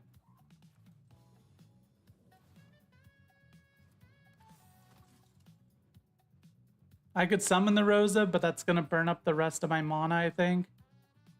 Yeah, I'm not gonna do it right this second. I'm gonna just go next and I'm gonna attack with these two.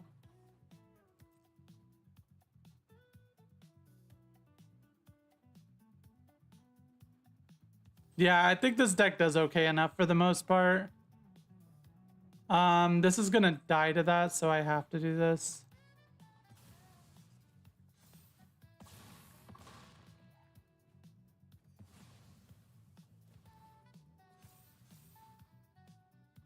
Oh, I don't have the mana for this now because I had to pay. Oh. Okay, I just don't have, I flat out just don't have the mana to do it. Like, this deck is super freaking fun. It has trouble against removal and certain things like that, but if you can get the board going and you can keep the board going, it does so much work. But yeah, I have like 93, 94% of the Final Fantasy cards done. And I pretty much joined for Final Fantasy, although this year also has Spider-Man and Avatar, which were big selling points for me, but Spider-Man's not coming to Arena, so that became way less of a selling point for me. Unfortunately. I guess I could have not and done that, huh? It's fine. They all already have lifelink, so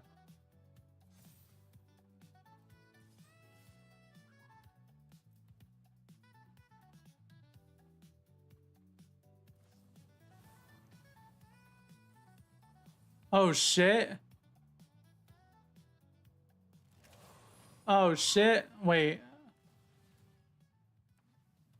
I mean, this is doing, oh shit.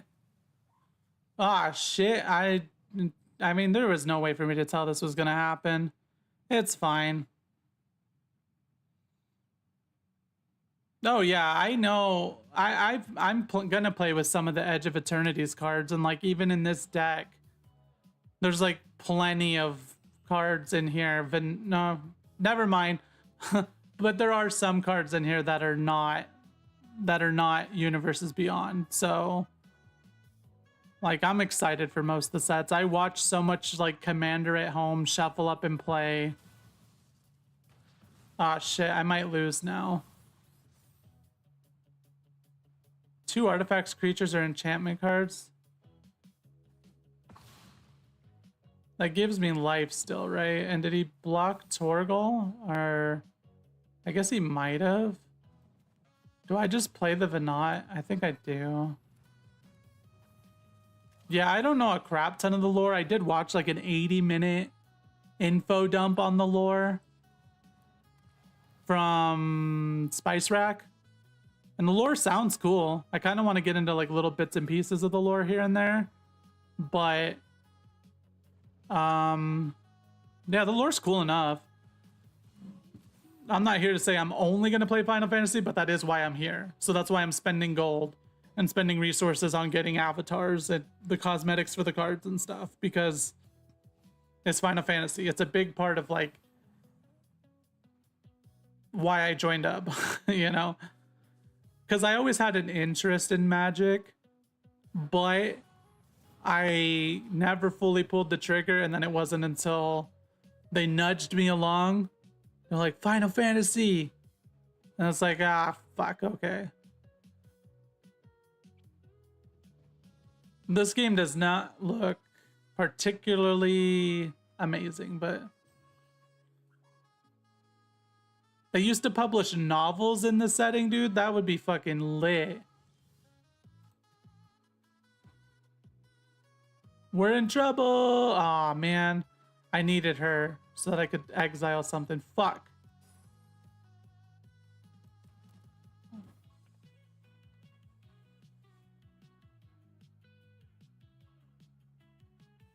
Oh, he removed the enchantment from this as well. If I could get Garuk, man.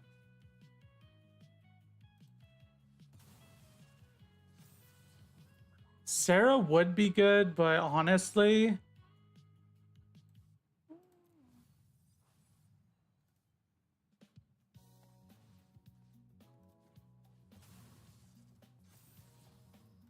Fenrir's not very good right now either.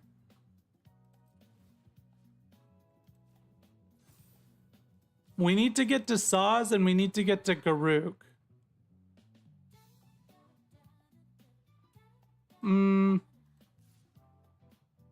I feel like nah.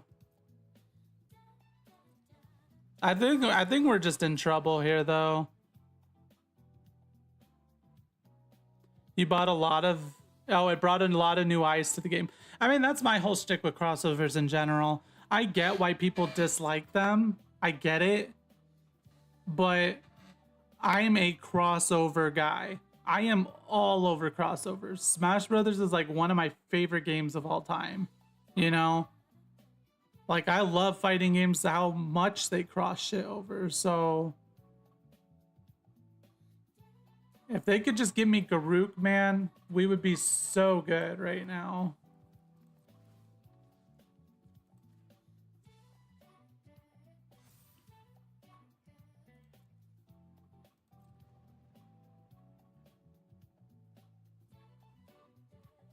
Everything's going pretty good for the most part. I'm just doing some friendly duels right now.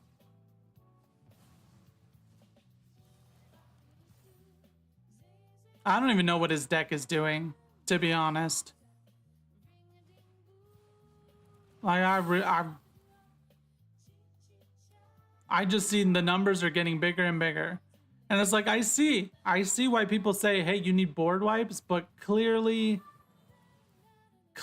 this is a case where it's like one of the few times where it's like, I don't know, man.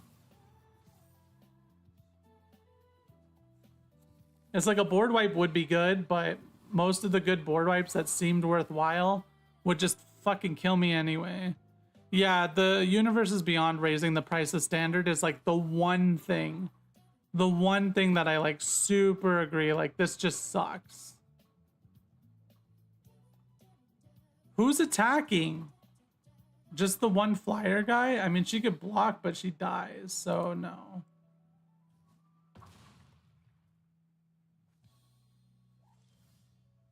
Dude, you got me fucked up.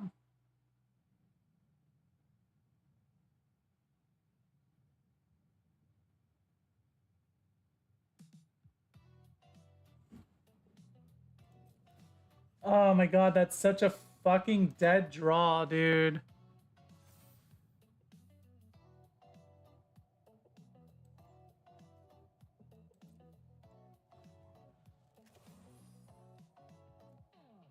Like, Garuk would be the main thing that does anything here, and even then, it's like, I pretty much, like, I get why some people were suggesting add a board wipe, but most of the board wipes are reciprocal, man, and I'm like, if I wipe this board, look, I'm sitting on 2 Torgles. He has Phoenix down among other stuff to probably just keep pulling from his graveyard.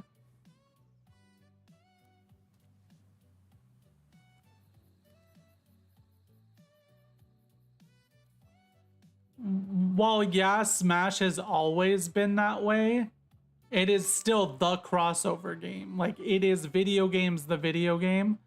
And to an extent, it hasn't always been that way because the first game is all Nintendo.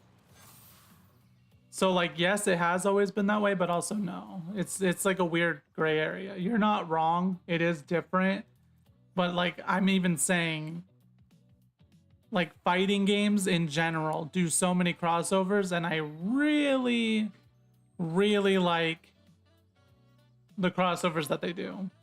So I agree with you, though, that it's like Magic hasn't always been that way. But for me, it's also like Magic is like the multiple planes of existence and all this other shit that it's like, that there's like this level of like, I just lose here anyway. I've heard spelunking is crazy, but I've never really seen it, so I don't really know. I should have removed it with, well, even if I'd removed it with my Sheltered by Ghost, he just removed it anyway, so. So I agree with you. It is different, obviously, but like, I'm big on crossovers as a whole. I really like seeing what a company does with an IP for themselves. Like it's cool to see the amount of flavor and stuff that came in with the Final Fantasy. So But again, it's like, and also I come from Yu-Gi-Oh, which Yu-Gi-Oh isn't crossovers per se, but Yu-Gi-Oh is an excessive amount of like deck themes that are based off of real world shit. It's like they might release a pack and there's a zombie deck in that pack. There's a like a dragon maids deck, and then there's like cowboys or some shit. Like Yu-Gi-Oh has always been that way. So for me, even like the hat sets and the Universes Beyond stuff, it's like I'd be chill with it personally, but I'm kind of the intended target audience of them. So, but yeah, there's certain IPs that feel weird. Like a bunch of the Marvel stuff, that feels weird. Like Final Fantasy's good. Avatar, I kind of think is okay-ish. It's a fantasy universe. It's like it's pushing it a little bit, but it's close enough. It's just that it's more of a cartoon than like Final Fantasy and Lord of the Rings are. Game of Thrones would probably be the next best one. I feel like Game of Thrones would be better. I feel like Game of Thrones is better than Lord of the Rings for like the aesthetic. And then Lord of the Rings is better than Final Fantasy, obviously, but they all kind of make sense. But clearly, Edge of Eternities and they're establishing space as a thing and stuff. Like, clearly the world isn't supposed to just 100% be like, it is high fantasy, but like, even whenever I went back and looked, they've dealt with machines and vehicles and stuff. Like, I looked back at some of the lore.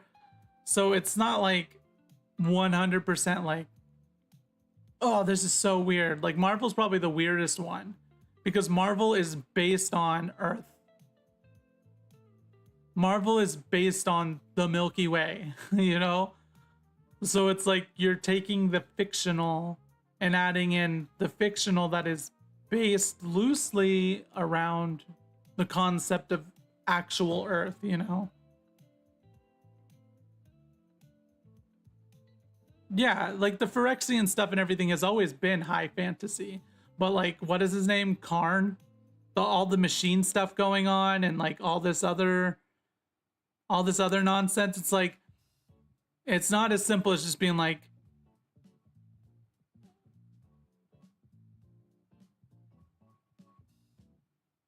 yeah, I do agree. They could stand to put more effort into it. Like, I get why people hate the hat set stuff. Um, but thankfully, here's what my take is. I think that them going with committing to Universes Beyond being a part of standard and like core sets basically is that it allows them breathing room for the teams, the part of the teams that are working on the in-universe to like actually try more, because they went through like 3 or 4 different hat sets, right? And then like Edge of Eternities is quite possibly pushing the lore forward with like the Tezzeret and all this other nonsense or whatever. And then the next 2 in-universe sets are Strixhaven and Lorwyn, which based on what I've read from various people, are also pretty well liked settings in Magic. So I feel like the hat set thing was just like, we finished our one big story, which is about where the 80-minute lore video I watched ended. And then I feel like hopefully they're moving in a direction of like, you know. And also another thing that's kind of cool about the Universes Beyond is I feel like it gets their juices flowing a little bit more on being creative. Like, you think about the saga creatures from the Final Fantasy stuff. Oh, whoops. And they probably would have came up with that at some point. But it is such a good flavor read to be like, let's mix sagas with creatures, and that will be the exact flavor of a Final Fantasy summon, you know? And then just the amount of flavor that gets injected into the card because of what the character is in its established universe. Like, it almost kind of writes itself, but also it doesn't, you know? And I feel like there's something to be said about having something that kind of has already written itself or exists somewhere else. You can get that set put together in a more cohesive and like quick way compared to you need to make it all up off the top of your team's dome.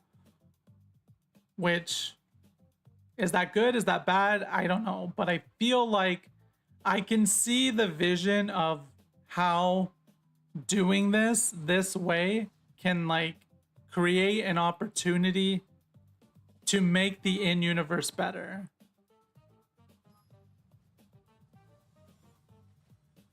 Yeah, it's definitely a bit of a double-edged sword in some regards. Like, I mean, I'm here for this. The issue is scalpers and stupid shit like that, you know? Like, why the fuck is a Final Fantasy Collector's booster box $1,400 fucking dollars? Oh, that's right. It's because you have a whole bunch of fucking people that are super into Final Fantasy and they're just buying the fucking cards. It's like, there is a Final Fantasy trading card game. Go play that. And while I could be like, oh, I'm one of those people that jumped in for Final Fantasy. Yes, I jumped in for Final Fantasy, but I am going to be here for Edge of Eternities. I'm going to be here for Strixhaven. I'm going to be here for all of it. I'm here now. I had this interest in the game from the get-go. I just needed something to come along and push me over the edge.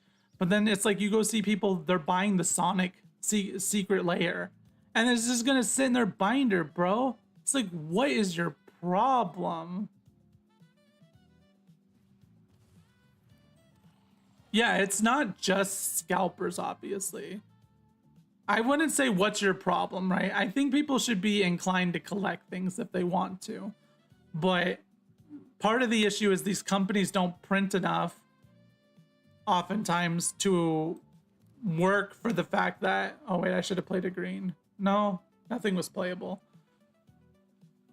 It's just there's weirdness to it, you know? So I agree with people that there is a lot of aspects to Universes Beyond that are questionable. I also just think there's a lot of aspects to it that are good. And I just don't think it's a one-to-one Universes Beyond is the garbage of Magic. I don't think it's that. I also would never ever say it's like the savior of Magic or anything, you know? It's too nuanced to be so forthright about just like, this is the scum of Magic. It's not, dude. It's not. And it's like, I understand it sucks that it's in standard now because now you have to interact with it. And it does suck a little bit. It's just like, I don't know. It's just all a weird thing for the most part.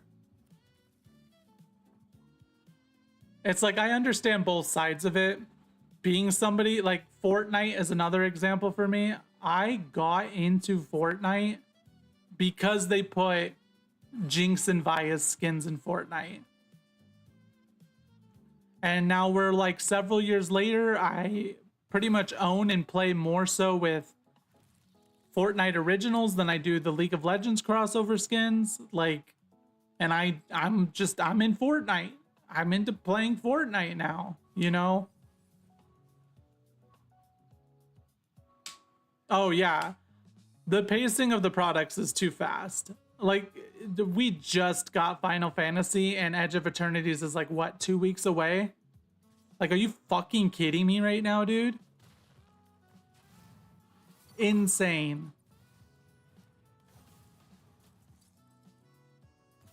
I feel like this deck is somewhat original. I have not seen it very much before, but also I don't really care about ranking up, so sometimes I feel like there's certain really good decks that I'm just never gonna see, but it is what it is, man. Yeah, there are issues, right? I feel like the reaction to Universes Beyond is a symptom. You are correct. But I also feel like even if they slowed it down and they did Universes Beyond as well, there would be like a whole section of people that would still be like, Universes Beyond. Like, I feel like they should do 1 Universes Beyond, 2 in universe. Or like, I don't know how many sets they were doing before. Was it 4 or was it 3? I feel like 3 sounds about right to me. Because like that's what Hearthstone does, and I like Hearthstone's release schedule. Like just 1 set every 4 months. Maybe you do 1 set every quarter. Maybe. But like 1 set every 2 months, bro? It's like, you fucking what now? Like, I don't understand, bro.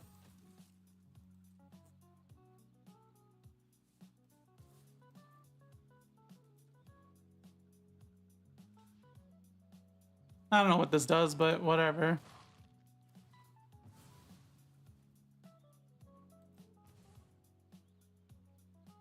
So like, I do agree with the people that do not like the direction. And I'm not gonna sit here and tell you go away or like that you're wrong, because I think you're right. I just think it's a little too nuanced for there to be a complete right and a complete wrong. Like some people like to present it all as, you know?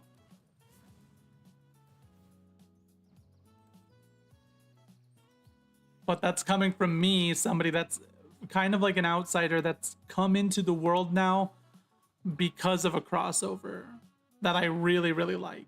So I don't have a complete say on the situation. I have watched some Magic people for a fair bit, like, you know, Kibler. I've watched Kibler play Hearthstone for eons, and then whenever he switched to, he's more so Magic, he still kind of plays Hearthstone. Kind of lost track of him, but now that I'm back into Magic, I'm watching Kibler again, and it's like, I respect people that have been here for like the fucking whole 30 years or 20 years or whatever. It's like, well, that sucks. I think, I don't know. It's just a whole confusing topic. It's like confusing, but also not confusing, you know? If they went back to making blocks, then maybe things would slow down to a feasible pace. I agree. I think there's a lot of things they could generally be doing better, for sure. Like, I don't even think this is a good choice here. I think we're just screwed, though. I think he kept my board too under control too easily.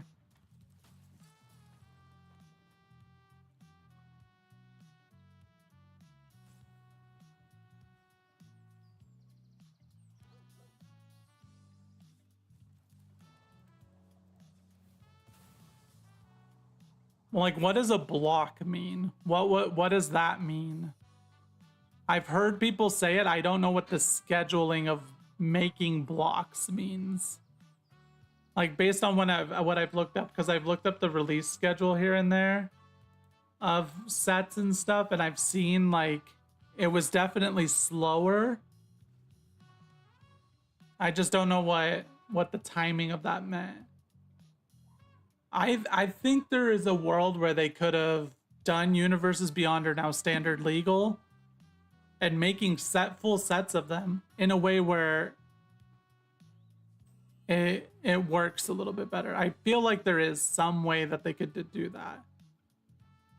But I think because they went Universes Beyond are, oh my god, Universes Beyond are now part of standard, and in the process of doing that, it also went like,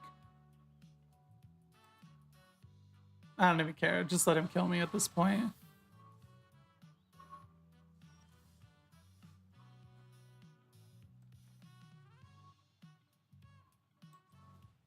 I just feel like a large part of it is just like you're saying, because Universes Beyond was a a reaction for them to be able to just make way more stuff going forward and not and just go too fast with it. Honestly, it's just like you're going too fast with it.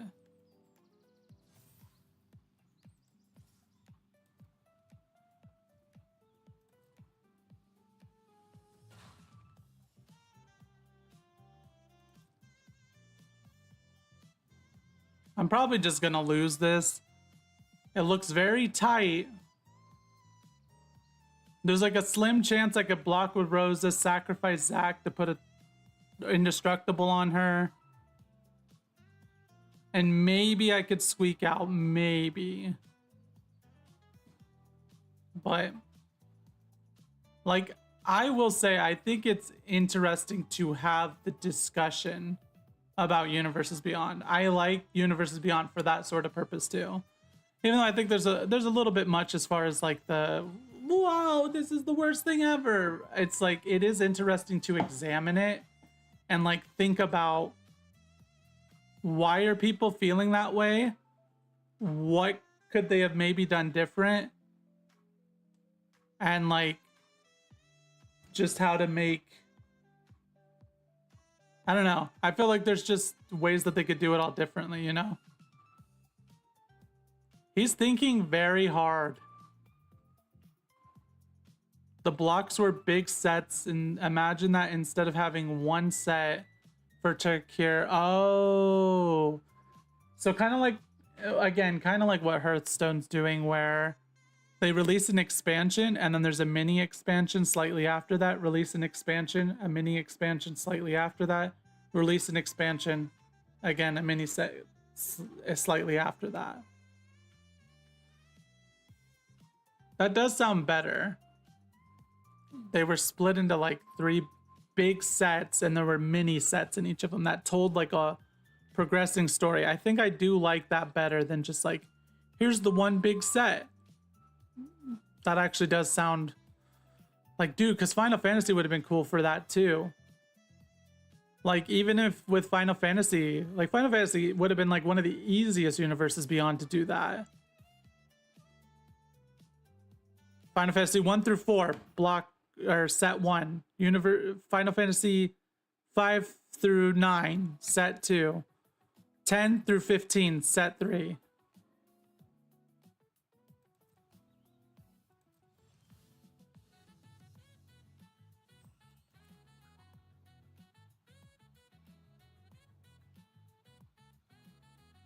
I did. I'm gonna summon. No, I think I'm gonna still just go with Helena and Alana. Did they just say, "Oh shit, I think you got me because of Zac," and then AFK? The first block sets tones, and then the other 2 were large expansions. I mean, that makes sense too, right? That makes more sense. I do like that concept because that is kind of what Hearthstone's doing. Where they have like the first big expansion, and then they after that they go into here's some mini expansions. And I do think that that kind of release scheduling does make sense. It does allow you for, I don't know, because that is like the one thing that is feeling kind of weird to me is just when I started playing during the structure decks just for like a month before Final Fantasy, just to try and build resources. I wasn't even really trying to learn the game a whole bunch until Final Fantasy came out. And it was like the Tarkir, I think was the set at the time, had just barely come out. So it got like 2 months, and then we went into Final Fantasy. I'm like, yeah, so hyped, Final Fantasy. And then Final Fantasy is only here for 2 months. And then we're right into freaking Edge of Eternities. And then Edge of Eternities will only be here for 2 months. And then it's into Spider-Man, which for Arena isn't even Spider-Man. And then another 2 months, I think, right? And then it's Avatar. And honestly, even whenever I was thinking about the scheduling for that, I was like, wait, does that make sense? Because you have August for Edge of Eternities. You go 2 months out. August, September, October. That would be Spider-Man in October. November, December. November, December would be Avatar, but they've already said January 20 some. Oh, never mind. That would make Avatar be at the beginning of December, and then they already said Lorwyn is like January 27th or 28th or something. So I guess it makes sense. Like I guess it makes sense, right?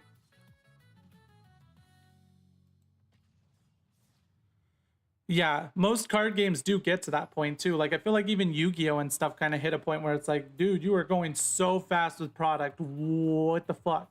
It's because they're just chasing this line the whole time. You don't need to chase this line. Like this line is okay, or like even just like this line, or maybe even you just keep it even for a little bit, dude. It's like, what the fuck is your problem, bro? This is fine. It's not great, but we have Torgal. If Torgal could stay out, then we can get to Garuk. We can get to Aerith. We could get to some other things.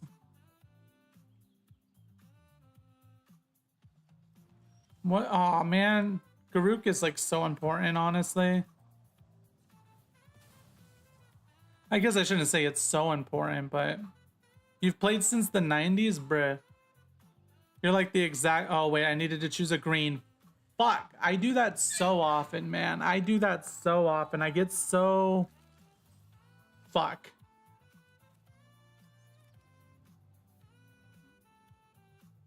I get so wrapped up on I have to make sure a red's out in order to be able to cast Annie joins up and Elena. Well, there's Annie joins up, but yeah, I'm just not getting any lands, so...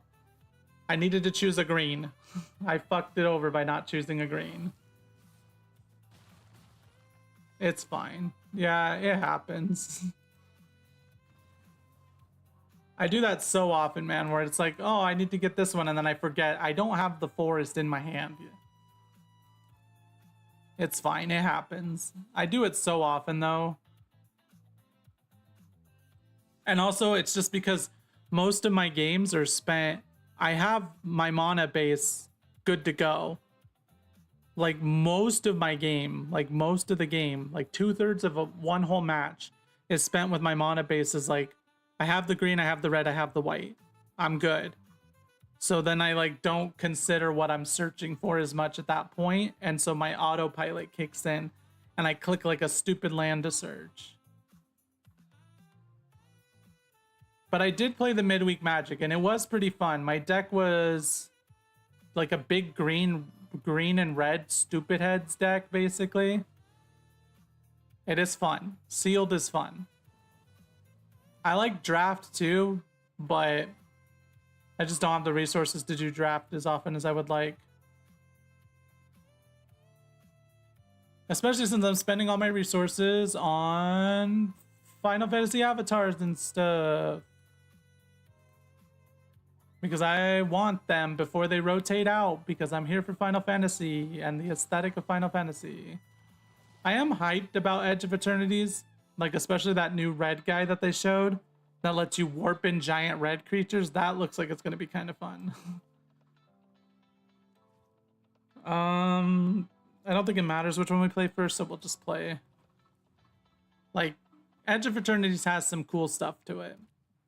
But besides that, I would be super hyped for Spider-Man to some extent, even though it does feel a little weird. But the fact that we don't get Spider-Man in Arena, and Arena is going to be the main way I play the game, means I'm not hyped for Spider-Man. Like, that's just a whole separate can of worms that's just like, yeah, you fucked up on this one. What is this? Like, toxic? Yeah, toxic.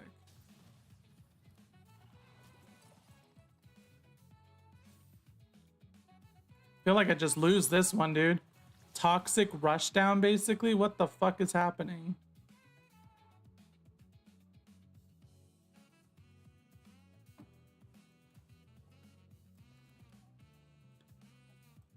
I can play Annie joins up, but it requires Torgal as well. I think it's reasonable. I'll target this guy. Yeah, I know. Don't sweat the mistakes, right? It's like I even see it still to this, like, on even stuff like Commander at Home and stuff, I'll still see people that have been playing the games forever do stuff that's like, ah, shit. It's still just the fact that I do it so often. Granted, I've only played for like a couple of weeks at this point, so it's not like I'm 100%, whoa, we're there, man. But I think I'm gonna do this. And then we're gonna remove this guy. And then I'm gonna play Fenrir. Oh no, I had to tap Torgal. No. Damn it. What do I have? Mountain, green, white. I think I need 2 whites for Venat, so that is unfortunate, but Fenrir blocking is not that big a deal. You refuse to play them. Majority of them are cycling out at the end of the month, thankfully. Well, that's good. Yeah, Toxic is just kind of like a whatever mechanic in my opinion. I don't know. It's kind of cool, but there's also a level of like, it's kind of dumb. Like, it's so aggressive and just like, why?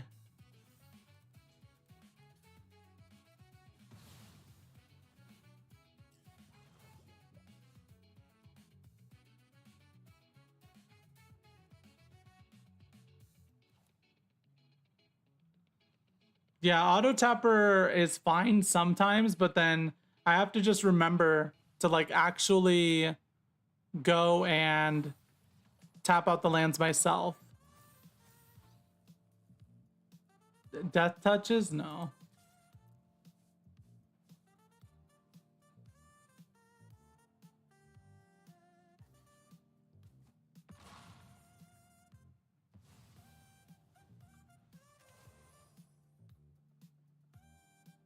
You're glad to see the back of Toxic? Does that mean that like Toxic's gonna go away? Or what do you mean by the back of Toxic? Like, I think it's an interesting enough mechanic, but to me, it's definitely whenever a creature you control becomes the target of a spell, target opponent gets a poison counter. Bruh.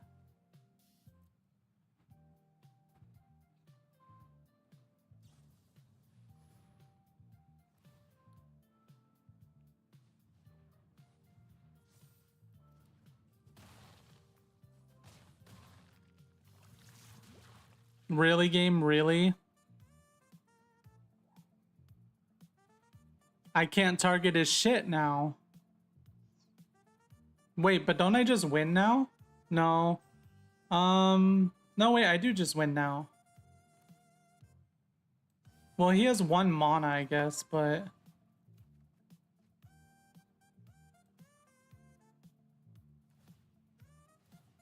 a lot of staples are gonna rotate out. I mean, it is nice. Okay, cool. This is always my point with a lot of the cookie cutter decks and even like the black decks and stuff that are rampant all the time. I'm like, you just don't even know what it is you're trying to do you?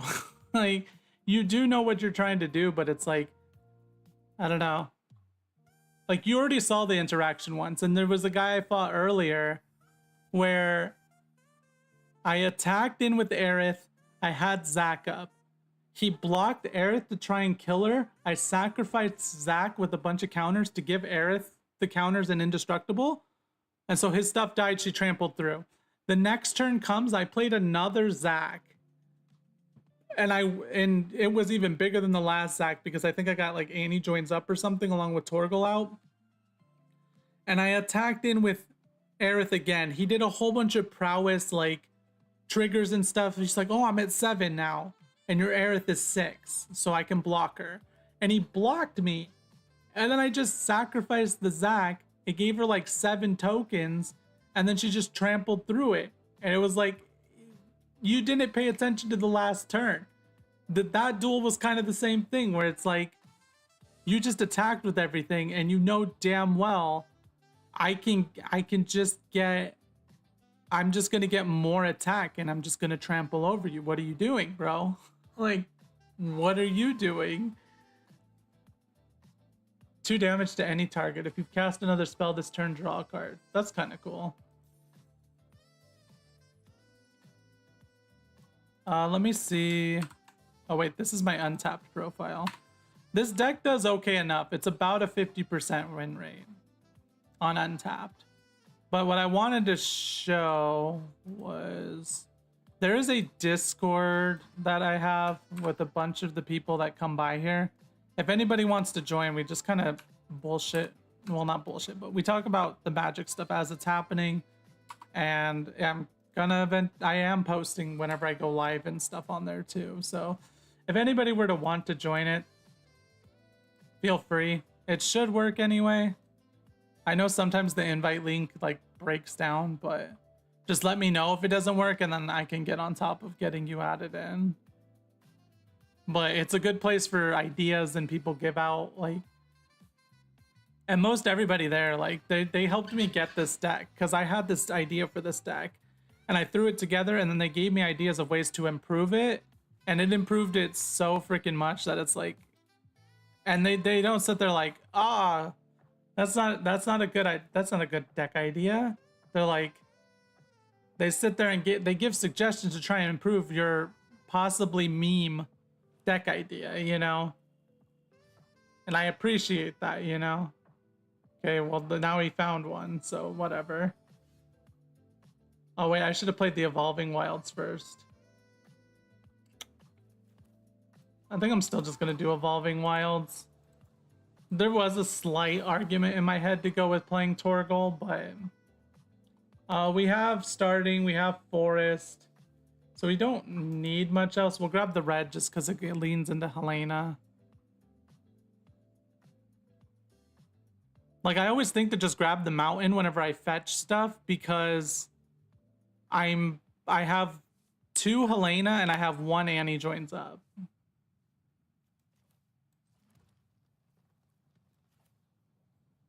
Rather than go with the Torgal, I'm honestly just going to go with the Fenrir. More ramp, more power.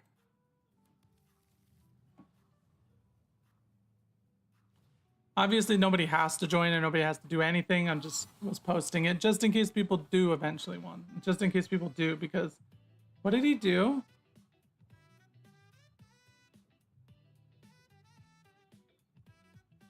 When this enchantment enters, each opponent sacrifices a creature. Okay. I think I'm still just gonna go with another Fenrir. Like, fuck you. What would you guys say is like your favorite type of deck?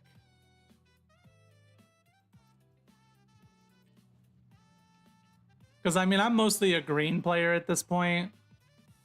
The main Edge of Eternity's decks I'm gonna probably Edge of Eternity deck I want to try and play out is like a red deck, I think. I can't get both out, that sucks, but it's fine.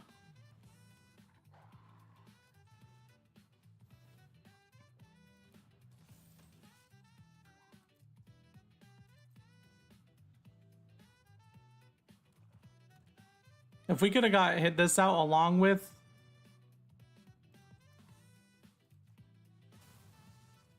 They always do that shit too. It's like, what do you mean?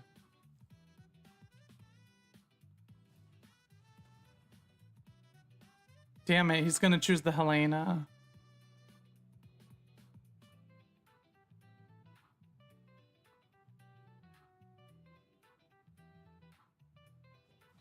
Yeah, so fucking annoying. I cannot stress enough how much I feel like this is a fucked up thing on their part.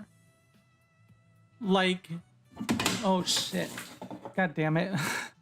Like, the fact that it reveals the hand on top of letting you just discard a card of your choice, and it's so fucking cheap. Every other game in the world, it's random. It's just weird to me. I saw Thoughtseize, dude. I've seen quite a bit of that, actually. I need to get this cleaned up. Stupid cup. I always said it somewhere else, but I freaking forgot this time. Let me go grab a towel real quick. I'll be right back.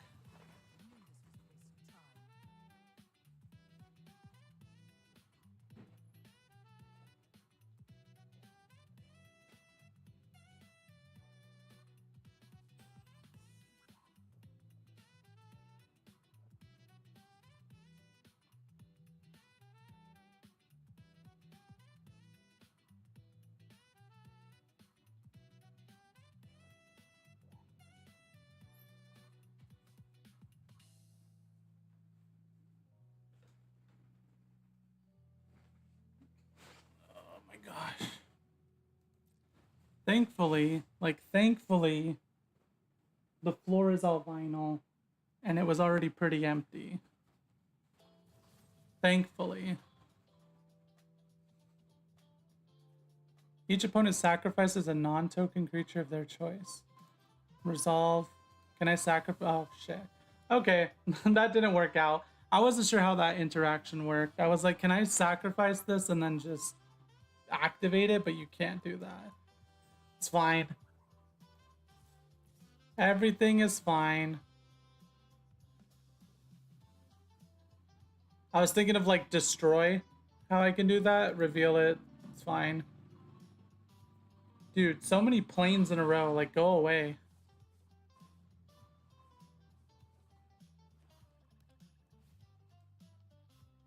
You don't play standard anymore? They can all be fun, depends on the meta. Have you come across Deadly Cover-Up or The End? I have not seen those. What the hell is that, bro? So that's gonna buff him up to 4. And then this is gonna... I mean, let's just buff you. 1 attacker.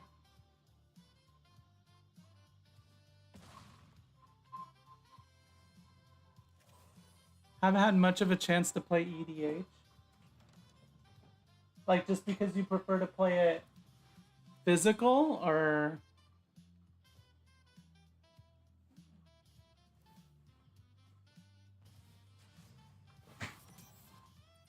Dude, so many lands in a row. You've got to be freaking kidding me, bro.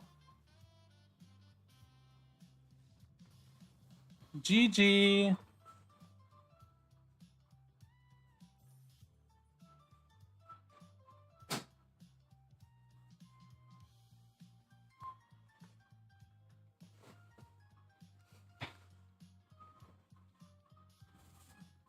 The thing is even if they make me lose life every turn, I just need to get a hold of I just need to get a hold of my Rosa and then we're good. Or even Aerith.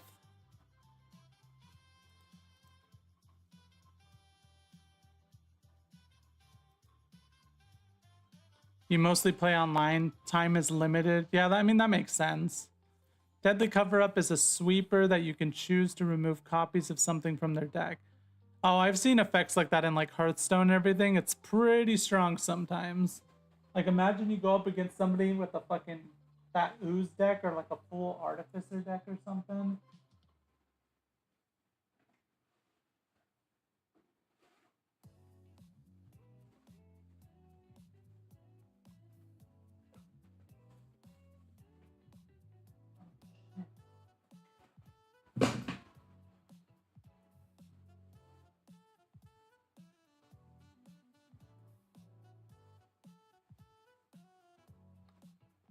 Okay. I think it's mostly cleaned up for the most part, so I think we're okay in that regard. Let's see.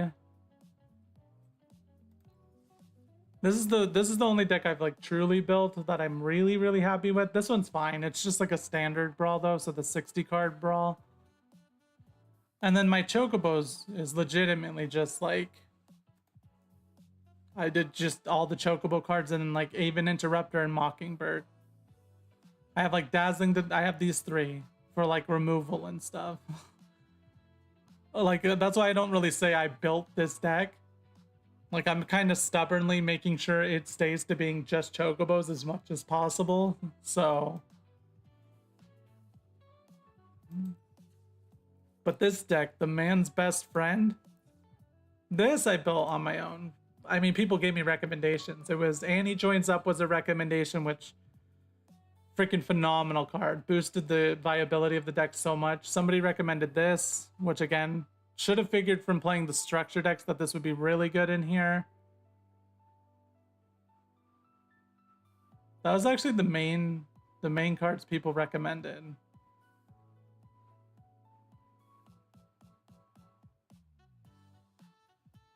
Sheltered by Ghost was a recommendation for my Chocobo deck, so there's that. Which I'm all for the recommendations. Standard's in a good place after the bans. It does feel that way. Like, because before, even on the way up to Plat, I would see just so many people just only playing freaking... They would just be playing a red deck. It was so much mono red. And it's still, like, I still mostly see a lot of the same deck. It's mostly, like, a lot of black now, I feel like.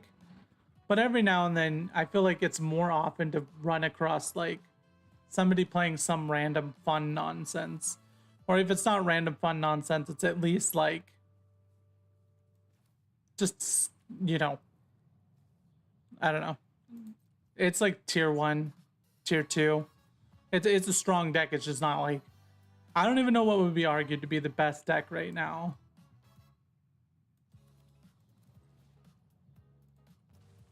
Like, I feel like I just see so much of the black that somebody had to have been like, black's going to be the best color now. I see so much black. Oh, look, there's black. Like, Demir. Whoa, no way. It's just so much of the games. Like, that's why this deck has like a slightly lower win rate. We need a plains, I think. Well, we have starting town, so we don't really care that much, but I think it's fine if people want to play black, but I'm still gonna complain about it every now and then, you know? Like, are you playing poison, my guy? Nani the fuck? I wish I had my Torgal, dude. If I had my Torgal, we would be going ham on his ass. We would go so hard right now if we had Torgal.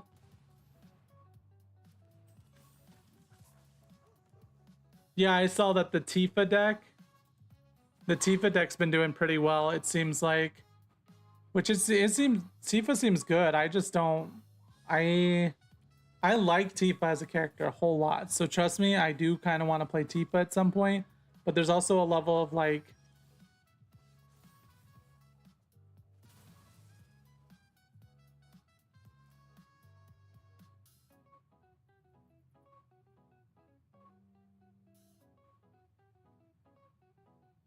I think I just do it and I say fuck it.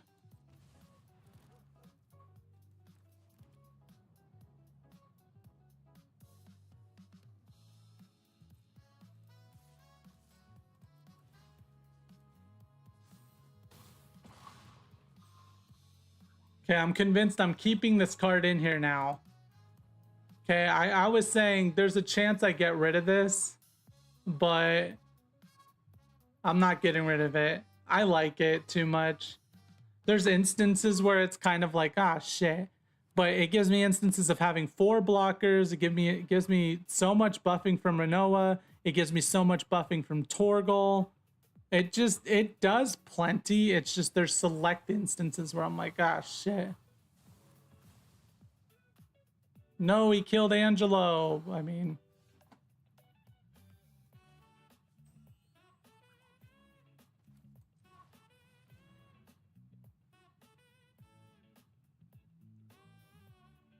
Is he... I mean, I think he probably still has something to do, right? What the hell? Okay, whatever you say, bro. Okay, he's still lost anyway, but... It's like, I don't know what he thought killing Angelo was gonna do. Like, was there something else he could have done with this? -4, -4. Oh, she had 1 counter. Why did she have 1 counter? Oh, because it, oh my god, that's so funny. Oh, should I have that as a command? I can give you my... let me go just open the deck. Oh, I could copy this to MTGA. Alternative view modes. Is this my deck? Does this link change? It did not.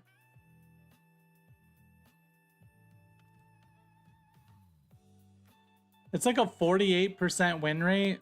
It's like, it's got like some decent things going on. I don't, can you do commands in YouTube?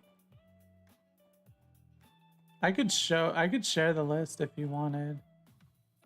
It could stand to be better for sure, but okay.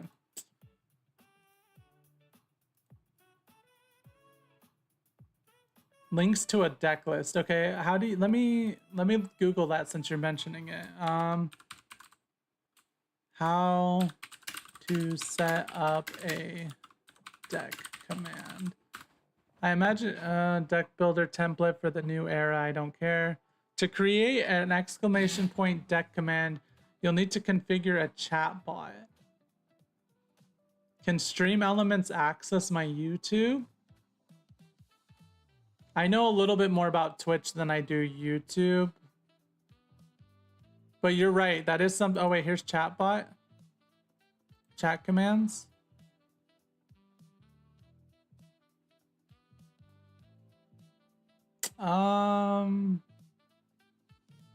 But it's only for Twitch on my Stream Elements, I think. I'm gonna have to figure this out. Let's see. Chatbot command for YouTube. Let's see if I could find anything. Oh, it's a Twitch command? Oh, okay. I was like, is there a bot for YouTube? I feel like I've never seen people with bots, but it would make sense. But also YouTube has this whole bot problem in general. What the fuck? You just gave me a Zach Fair when I already have 4 Zach Fairs. This vault takes so long to fill up, bro. And then even once it does, 1 mythic. Like, you kidding me, bro? Like, I think if I was spending gold and stuff on packs, I'd be a little bit better off. Oh no, you're chill, bro. It's because like it's a good idea. It's a super good idea to have that command. Like I probably will need to go set it up on my Twitch. Like you bringing that up makes me think I need to go do that. So I was just trying to find a way to like. I mean, it says it's public. I guess if I just give you this link, probably. Maybe this will work. Oh, whoa, this link's actually too fucking huge for... Come on, just let me share it. Man's best friend Dos. I called it Dos just because I'm playing...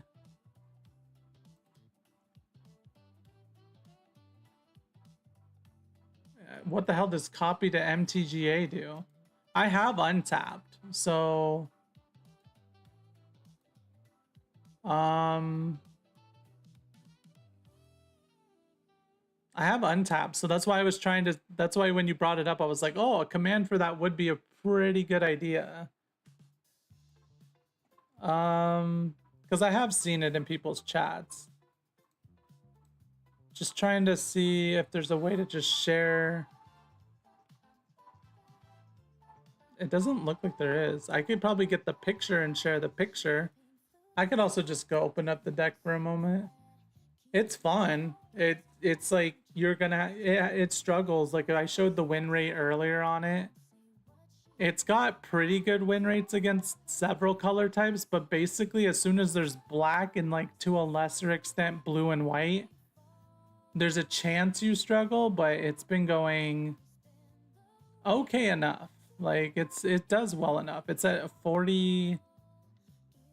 It says 48% win rate on here, but it says I've had 11 versions of the deck. Oh, it's a 49% win rate on play, 48% win rate on draw, and my matches I'm 47 and 50. So it's close enough to a 50%. No drama, I'll catch up as you play it. Okay. You can import export a deck list from, okay, so that's cool. So if I found somebody else's deck I wanted to try and use, I could just do that. That's cool. But I mean the deck's fun. My whole inspiration for it was just I really like Torgal, and I really liked Renoa's effect, as well as like Saws and a few others. I liked most of these cards a lot, and I'm not seeing people play them like much at all. Yeah, 48% is not like amazing, but it's purely just because it struggles against black. Like if it did not struggle against black so hard, it would do a lot better. And there's probably some things I could do to make it a little bit better against black, but like if I showed the win rate, you'd see it's like pretty largely against like black, and then like to a lesser extent it's like blue and white. And like look, all I fight all the time, black, black, black, black. It's like I just lost my Fenrir, right? Is what he took, yeah. Black, black, black, black, black. If I attack with this, it's not like he can block, right?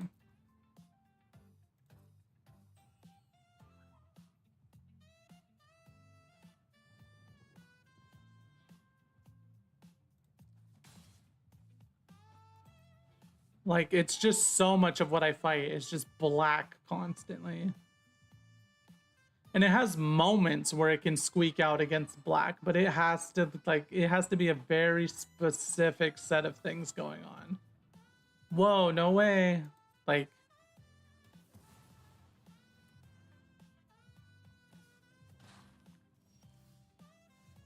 yeah, the main combat tricks that this deck has is pretty much Zac, which is obviously hella telegraphed. Like, there's some other stuff that would be good potentially to have. It's just I'm not sure how I would go about adding it.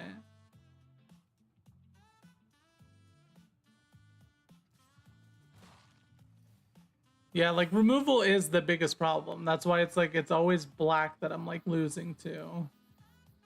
What does this do? Whenever you gain life, put a 1/1 counter on this creature. Fuck.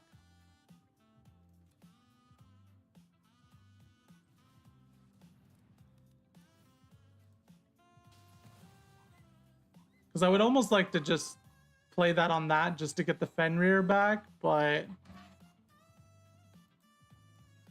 it is good that I think about maybe, I don't know, because then also like the additions to this deck for the most part is basically another Annie joins up and another Sarah Farron. So I'm not 100% sure on every option I'm gonna make. I don't know. It's debatable for sure. I think playing Saws is probably not the right move here. Well, he's the maximum mana use. Nah, we're gonna just play Torgal. And then we're gonna play Elusive Hunter. There we go. That's the right choice. Snake Veil skin would make sense, huh? That's the one that costs like 1, right?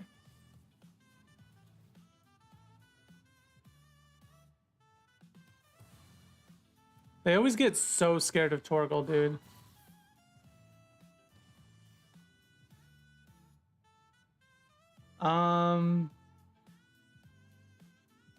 I think it's still just play Saws, man. Well, can I do both? No, I can't. I was like, if I could do both Aerith and Saws, that would be pretty good. They're both flying, which kind of sucks.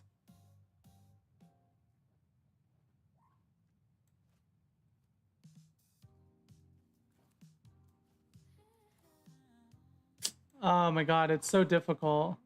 Can I do this and the dog? I can. I guess we'll just do this then. Take action. Doesn't really matter what I pick off of this. It's just like I don't have any way to do anything about this right now.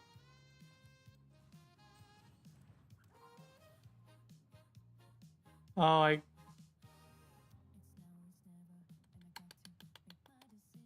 that's good for just like a generic card draw sake. I probably should have played Aerith though, because I think I really need lifesteal up. I'm gonna ditch this actually. I'm gonna attack with this guy. Like, I really need just a little bit of lifelink, so I probably should have played an Aerith. What the fuck do you do? That is way too noisy of a card. This card is way too noisy. It looks cool, but it's way too noisy. Is this just an infinite? Oh, I guess it is, huh? I've seen this combo so many times too, dude. Is that just an infinite? It's so fucking stupid. It's so fucking lame. Like, wow, you're so cool. I've seen this like 3 times tonight already. Wow, you're so cool. So boring.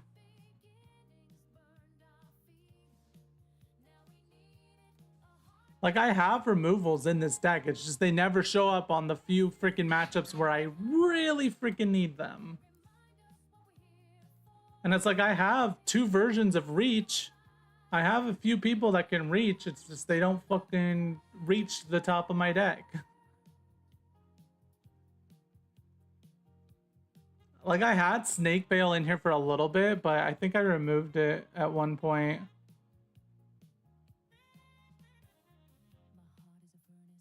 You suspect you can turn those card effects off if you remember correctly?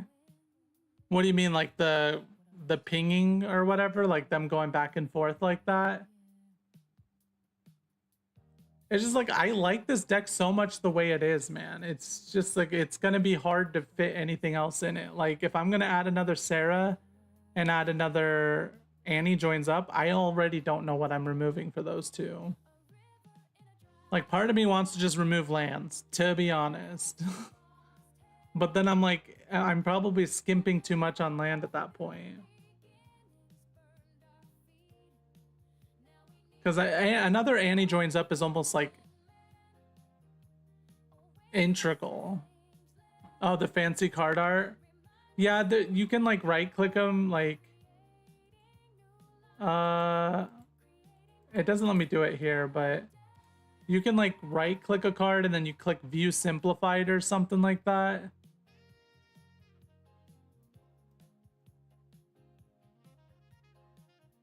Like, I mean, this one probably comes out. This does not do much for me. There's been a few fights where it comes in use, but it's like I need another Annie joins up, another Sarah, and then probably another Rosa. But then if I want to consider Snake Veil and stuff,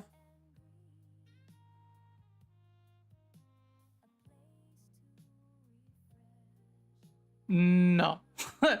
That's a fair recommendation, but she wins me games so often, and the point of the deck is partially to play her.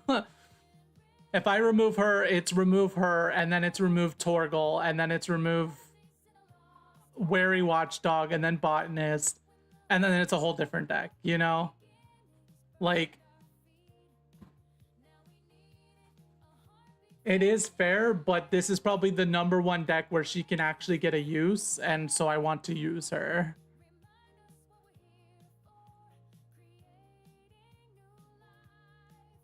Like, I could try just making a new deck right now, but like, I don't even know what I would build at this point. Not to mention Edge of Eternities is so close, and like, maybe there's stuff there that I want to build around with. Let me just see. Like, I could consider removing her, but then at that point, I'm just removing like so many others. Like, I just won like 2 or 3 of my games off of Renoa. The deck stats. Like, that's part of why I like this deck the way it is right now. Is like, I've won games. I've won several games off of so many of these. And like, also Sarah Farron on turn 3 lets me get Renoa on turn 4, which Renoa comes with a legendary, which immediately lets Sarah turn into an enchantment. But then also Renoa triggers twice off of Annie joins up, and then I pump like an Aerith or just anything else up by a whole bunch, and then it just like, it goes ballistic. With this, it's +4/+4. Like, she does things, and she's part of the purpose of the deck. It's like, she's probably one of the more expensive and more worthwhile ones to remove, maybe, but at that point for me, it's like ruining the essence of my deck. So I'm not too keen on removing her, but If I was going for a different type of deck, maybe, but see, like 26 creatures, it's like, I get why people say, hey, you could probably remove her.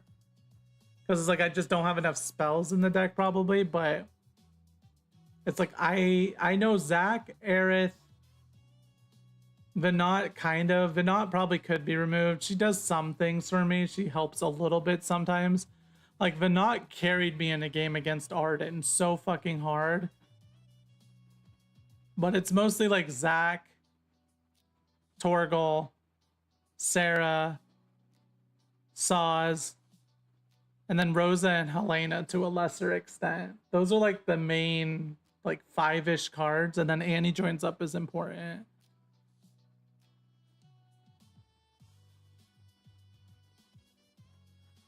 But like, part of the, like I said, the part of the reason that this deck came together for me is like, I'm not seeing people play Torgal, I'm not seeing people play Zach, I'm not seeing people play Renoa. And even if they are playing like some Final Fantasy cards, they're not playing like, Renoa is probably one of the lesser played ones, honestly, like the least played probably. Like, I don't even know where she goes besides the exact deck I'm playing right now, besides like a big ass token deck, but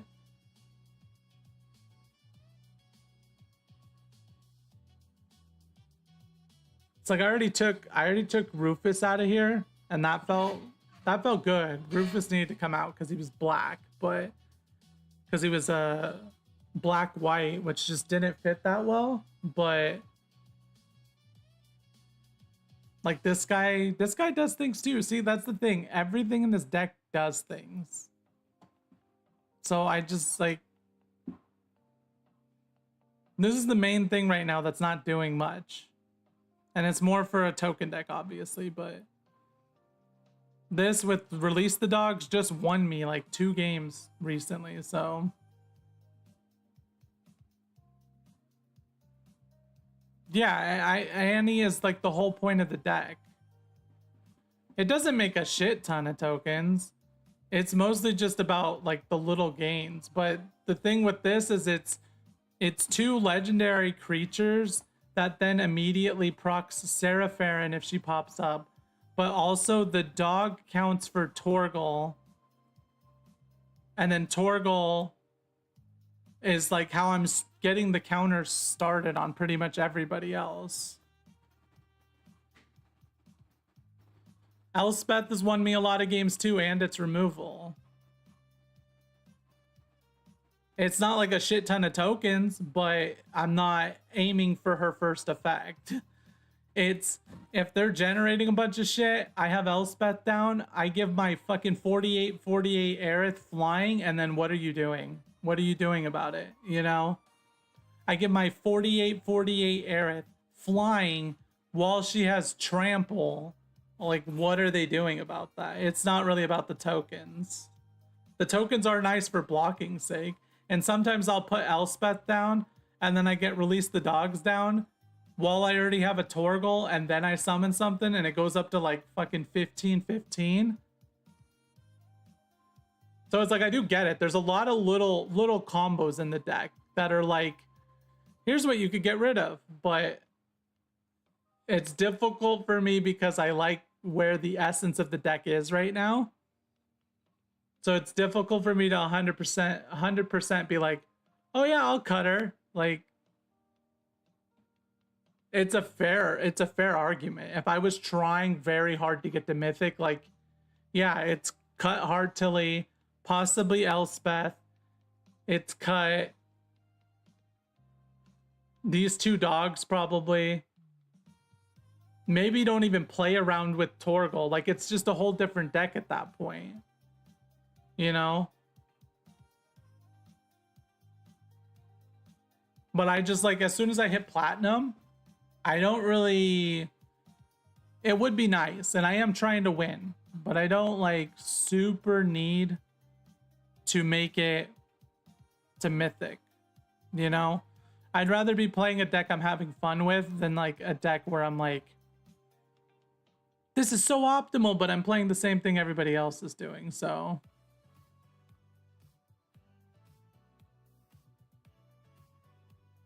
And the thing is, most of this deck, that like part of why it's hard for me to think, oh, this is what I get rid of, is because like everything has strange little combos with each other, you know? Like Zach is obviously one of the most important pieces. He's just such a good counter holder. And he creates really awesome pivot turns and shit. But then like this is probably the number one remove it, because it doesn't do much, but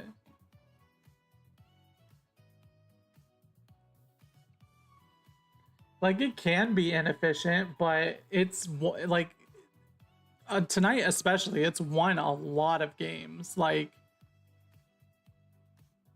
it's won a lot of games tonight, so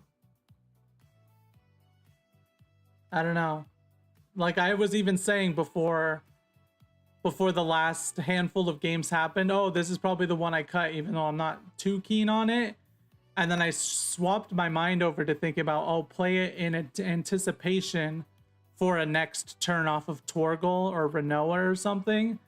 And it's opened it up. Like I had a game just like 2 days ago where if I did not have this card, I lost the game. Like there's been a handful of those as well.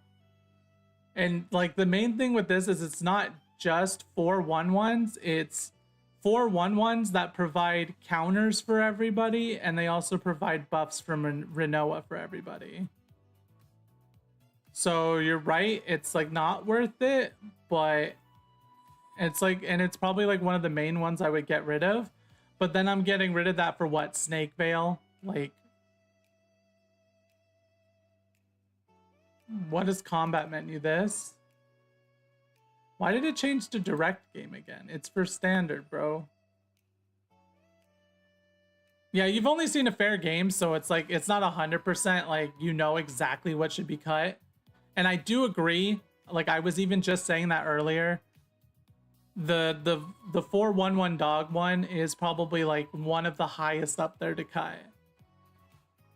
Like it's probably those two and the board protection that I cut, and then maybe I could get in like some better protection. I don't know. Like you're not wrong. You guys are not wrong. Like honestly, Renoa would probably be the next one after that. Like, cause it's not like I'm sitting here, oh, I need more Renoa. No, I need more Annie joins up. I need more Sarah Farron. Honestly, more Rosa. She creates some ridiculously good long game conditions too. Like it's probably even more Annie joins up than just one more. But I just don't have the resources to go even higher if I wanted to, so like, so it probably would be Renoa at some point. And like if I was trying to take this deck to Mythic 100%, like your suggestions are pretty much exactly what I've been thinking too. Oh, combat menu. Oh.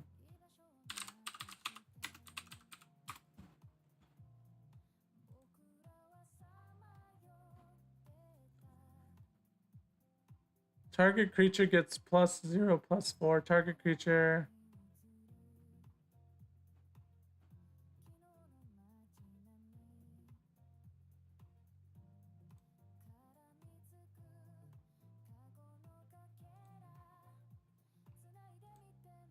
Yeah, I did make a copy at one point, and I did make a copy, and I did make some tweaks initially. That's why it's called Dose. Like, what was in this one? Oh, this was a really fucking weird version of it. Like, this was a really fucking weird version of it. And to be fair, Sephiroth did have several moments where I gained a bunch of counters on Aerith and then blew her up, but it was not the purpose. I was like, but this was also because like I needed card draw. So I was just looking for something, but then I landed on Garuk. And Garuk, along with this guy, along with she's not even in here. Hydaelon.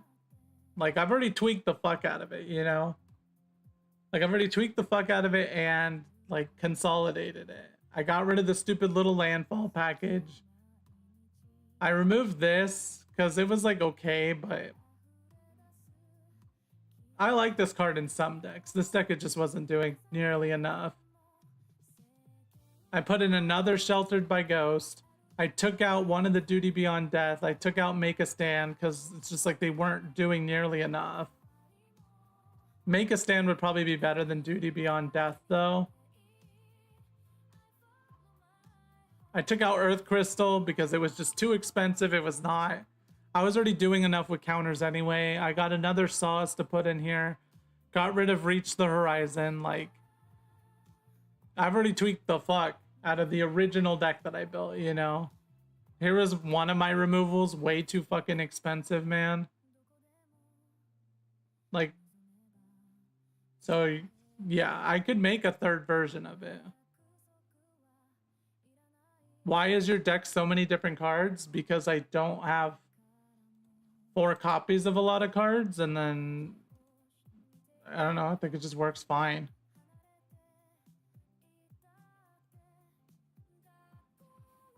Like I'm I don't know.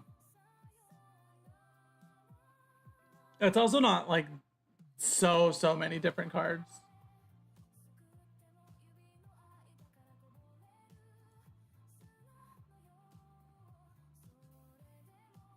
Yeah, Dose as in 2. I could do it though. Like here, let's do it. I'll just do what you guys are saying to do, and we'll see what it does. But I really like Renoa. That's my main gist. So thank you for the follow, by the way. I didn't see that.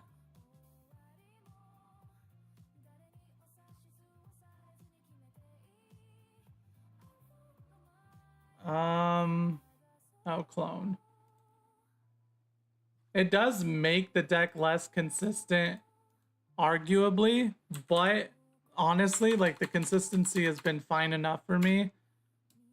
It's like hard to completely get what the point of the deck is because it's not going for just like black removal every single turn, and it's not going for just like here's all my prowess or whatever. It's like it's more combo oriented. I'm on my board. And people would always talk to me like this whenever it came to playing Yu-Gi-Oh! And I'd be like, I'm playing Amazons, I'm playing Crystal Beasts, I'm playing Morphtronic, I'm playing Harpy.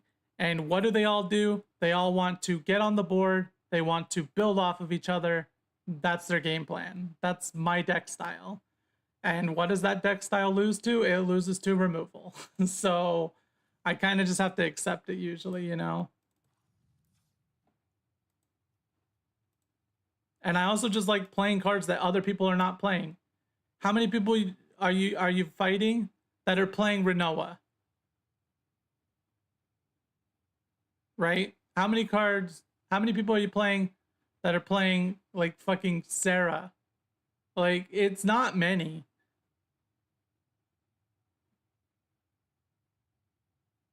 Yeah, mono white life gain seems like it would lose to removal. And it's like I get what you're saying because I do know. Like I've played so much Yu-Gi-Oh, so much Hearthstone, so much card games in general that it's just like I get it. You want to play like 4 copies of everything. You want to be consistent. But like my consistency for this deck comes from having Torgal and then having dogs to buff things. Like that's like the main consistency. Why is this not working? I'm trying to restart my music or restart a music. Hold on. Okay, here we go.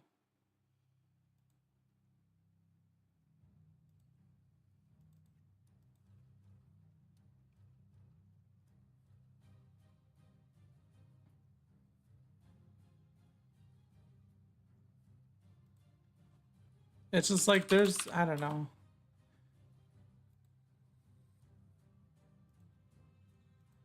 I think we removed this one too and we put in the other indestructible. Indestruct.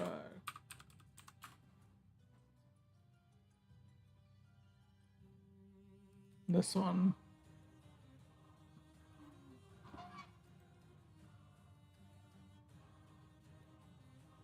Why is it displaying so weird?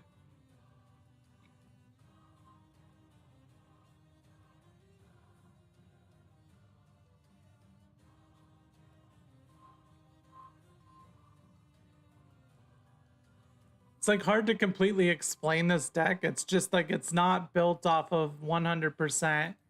These are the 15 best cards. Oh yeah, I know the best deck. It's oh, it's because search is on. You're right. Okay. Um is the best deck the black deck? I mean, I can tend with removal a fair bit. It's just like the deck needs to build up. So if you're removing my stuff every single turn, it's not going to get to build up.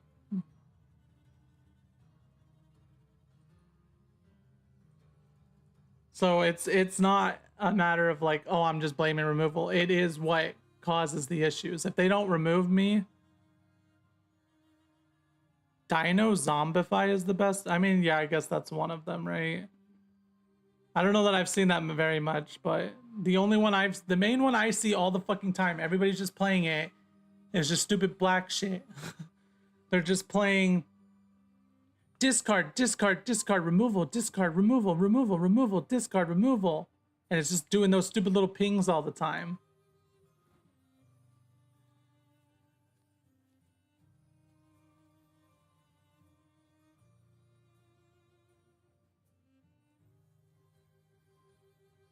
Yeah, I have plenty of stuff that does stuff to their board.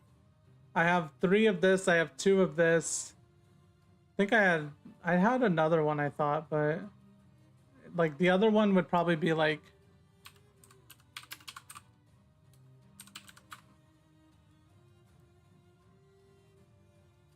that's not the name of it. Oh, that's not the name of it either. Oh, this one, Get Lost. I had in here. I don't know. I don't think I did. But I considered doing Get Lost.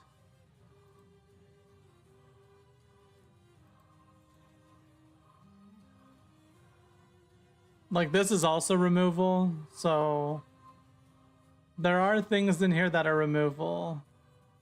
But it's like, I feel like, I don't know. Like, it might work a little bit better doing it this way. I don't know, though. Did it copy over the cosmetics? It did, okay. I just like Renoa, though, so it's, like, hard for me to be like, oh, yeah, let's play something that doesn't have Renoa.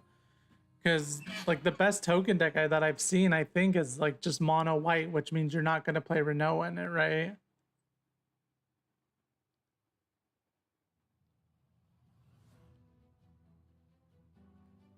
I don't have any more Annies, and I'm not spending my one last wild card to try and make a deck that's doing fine enough better, you know?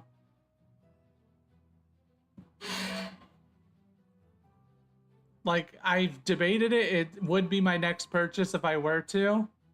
It's just I can't. I want to. The next time I build a deck, I want to at least be able to choose one rare to add to it, you know? So choosing one Annie joins up whenever it's for this deck specifically, which it is probably going to be one of my favorite decks going forward in general. It's just like it's a hard sell for me to be like, I'm going to use my one rare wild card on that. But you are right, because that's like probably the #1 card that does a lot for this deck. Like, it does so much for this deck. And yeah, the token deck doesn't play Renoa, which is like, that's fine, obviously. That's why I built this deck the way I did. I wanted to play Torgal, I wanted to play Renoa, I wanted to play some things that people aren't really playing. I wanted to be a little unique with it, you know? So it's not like you're not wrong, though. There are better things to be doing.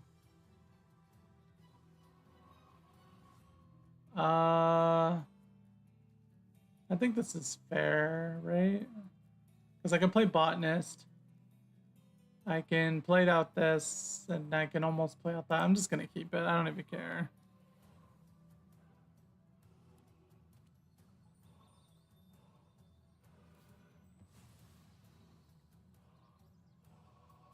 Untap that land. This one would be good to have instead of these, but it costs a rare.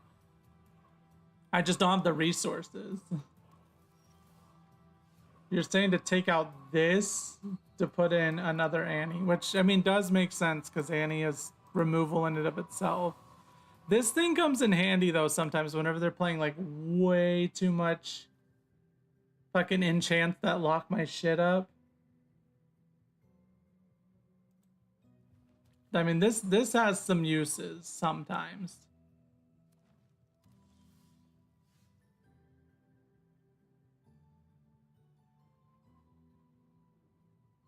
Oh, is that how that works if you use up the common wild cards? I mean, that makes sense.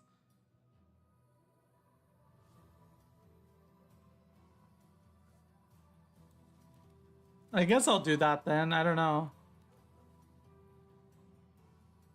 Mono green players need to have shorter timers. Oh, maybe he is just mono green. What the hell?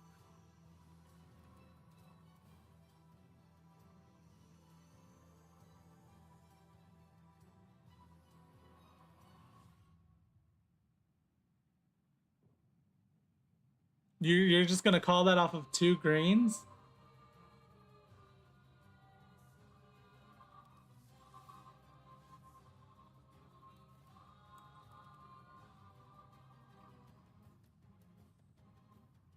What does this do? When this artifact enters and when you sacrifice it. Okay, it's a food.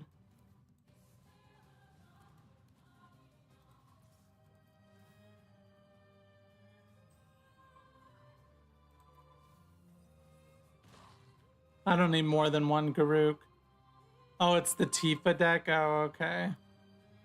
Yeah, I know the mono green Tifa nonsense is a good deck right now. I just like he only had like 2 greens down, so the way they called mono green, I was like, what do you mean? But I mean, clearly it is mono green. That was just like a crazy call from like left field. It was a good call though, because you know.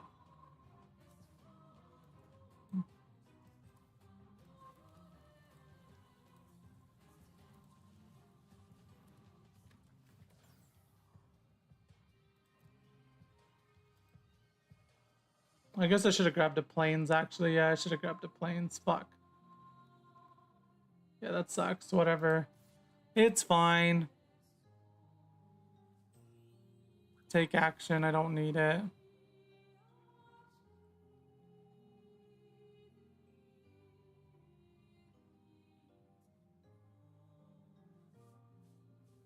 Like mono green, I know is a good deck. I think a Tifa deck just won a tournament, is what somebody was saying.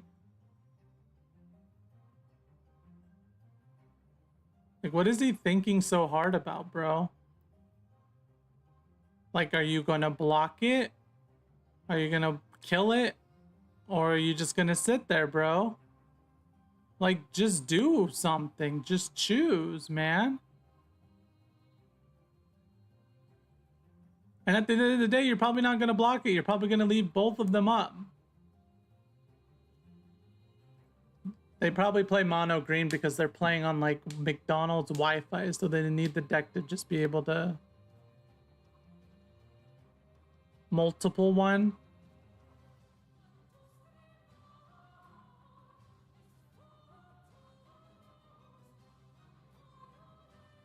I'm just like, bro, make your move. Yeah, I feel like he would possibly chump block. It's just like, why is it taking you 500 years to make the decision, man? You're good. Come on, just do it. Like, I doubt he wants to use the Llanowar elves, right? I think this is probably... Well...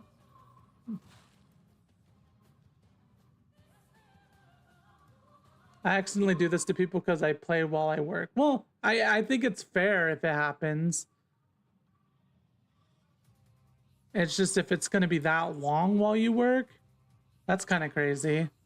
Because, I mean, we've all had moments like that where you're working or whatever else and something comes up.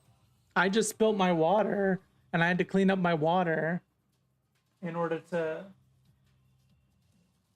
And so I had to leave somebody sitting there waiting on me for a moment. But, like, he's clearly just, like, not here. Android bugs out for you? I don't play on my phone very much, dude. This game is too many words, too much visual clutter for my phone. If I like on tablet, I'd probably be more okay. Like I don't even play. I don't even play like TFT on my phone very much anymore. It's just too much visual clutter to deal with on my phone. Yeah, you deal with guests at the hotel. That makes sense. So I guess they're back finally. It just like took freaking forever.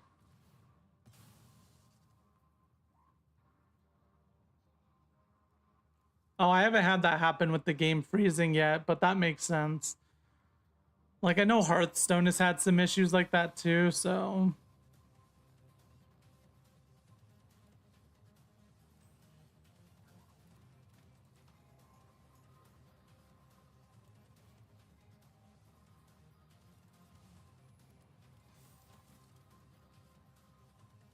oh wait, I'll do this actually. Transform her. And then we're gonna 2 attackers. We're gonna give him tokens. We have a Nibelheim already. I'll put it down at the bottom, or I'll put it in my grave. It's fine.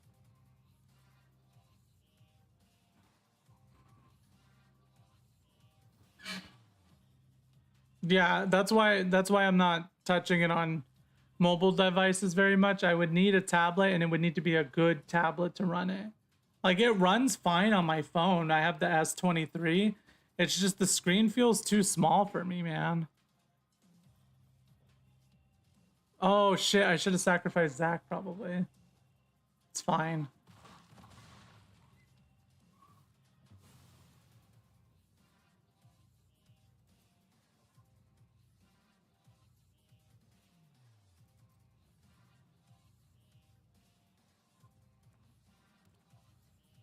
But yeah, I know most tablets would probably not play this that well. He has ward, pay 7 life. What the fuck? It doesn't have haste. It has every other word.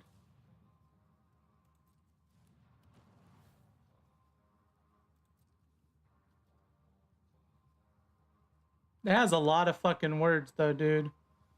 Ward, pay 7 life, huh? I mean, that's probably not that hard to deal with then.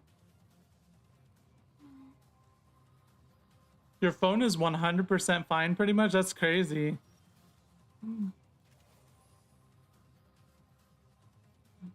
I could Nibelheim it. Which I think I'm going to, honestly.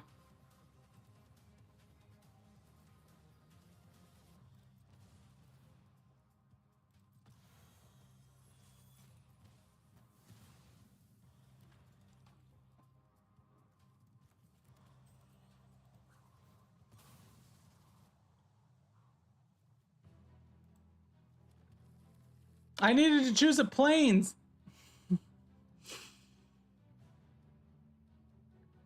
God dang it. I mean, it's fine.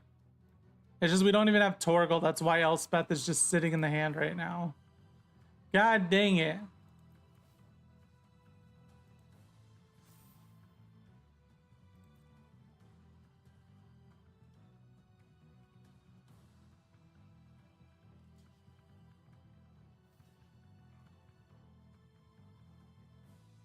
That would give him just 1 token, so it's fine.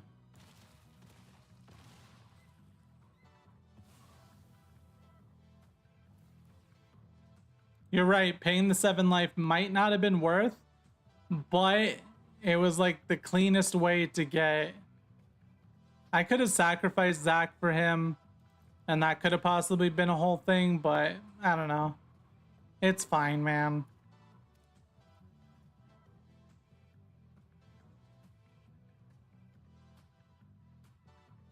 If I could summon Elspeth, but I keep fucking up.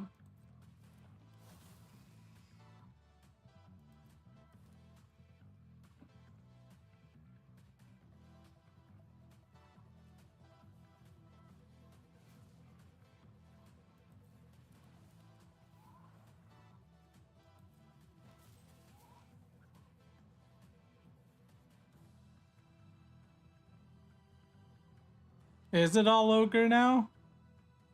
I'm very confused.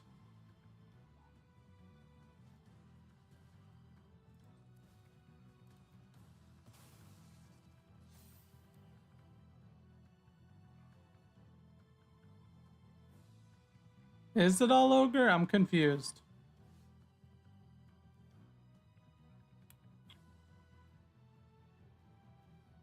I wish I could play Fenrir and then tap Fenrir for mana. You can't do that though, right? I'm so like I feel like I always see them do like this one that way, but you can't do, I don't know. Because if I could just summon Elspeth, I could just blast that.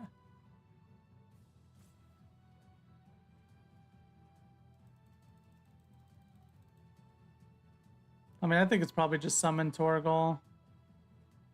I think I just win though, honestly. One attacker.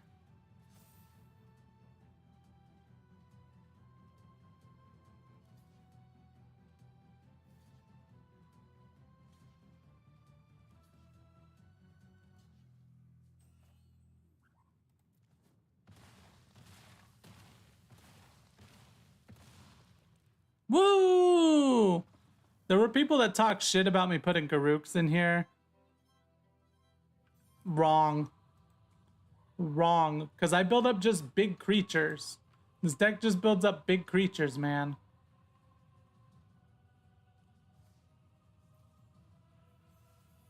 Frodo or Bilbo's adventure? I don't know.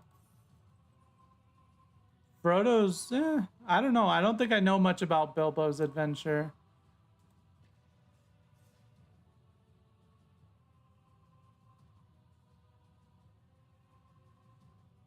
It was a decent enough game. It did work. We're just trying our best out here.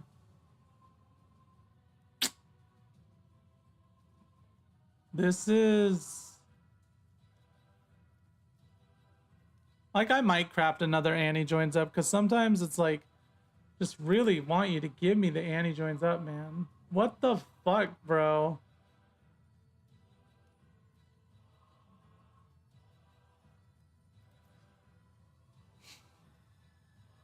Whatever. Whatever.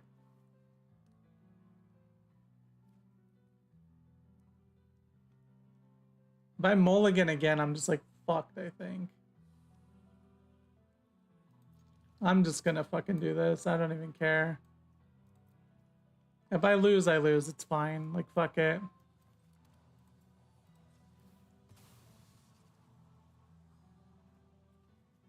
Planes. You'd keep that? I didn't even realize. Which one would you have kept? The first one? It's hard because the YouTube chat's like a little bit delayed out. I almost bought this Llanowar Elves, to be honest. It's so tempting. It's a cool ass art, dude. Now, if her effect was longer, if their effect was longer, it'd be fucked up art because it's like, but yeah, here's what you're talking about. You do this and then view simplified.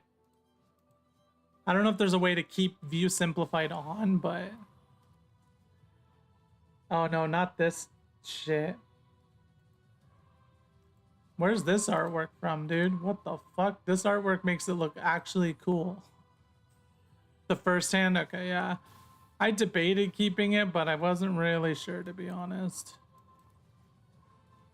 Because, yeah, now my hand's not doing much of anything. Like, I'm definitely aware. Could have chose the mountain. I don't know. Whatever.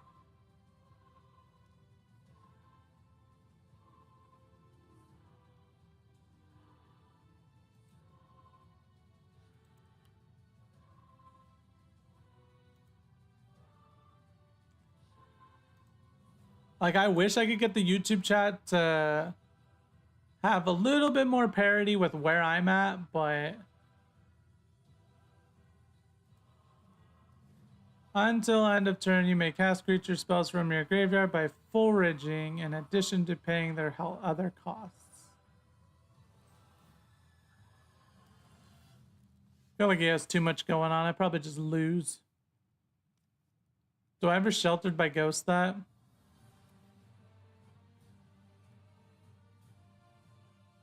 Or do I Sheltered by Ghost this? Whenever one or more creature cards leave your graveyard, create a 0/1. Put a 1/1 counter on each plant you control. I read some books. It's not like that frequently, but the thing is, if I Sheltered by Ghost on a fucking enchantment, it just like disappears. So let's not do that actually.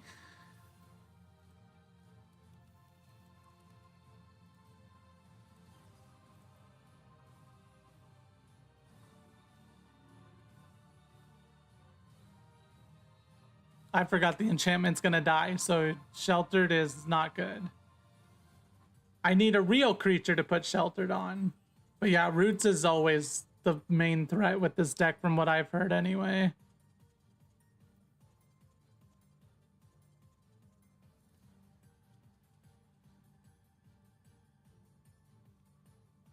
Like, I guess I could have played it on the new Fenrir, but he's just gonna get it back.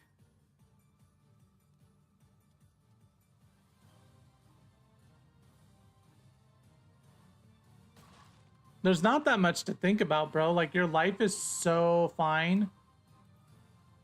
Your life is so fine. Just take the 3 damage, man.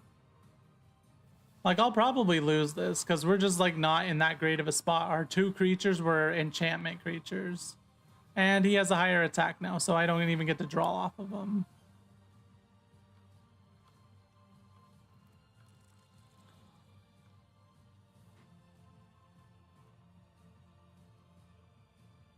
Like, I already know this deck goes ballistic and you just, like, lose, basically.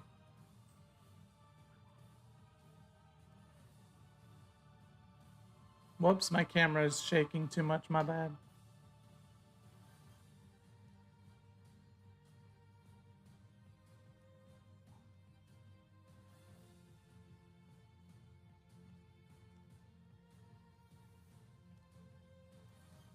What is bro doing, man? Like, it's not rocket science, bro. It's okay.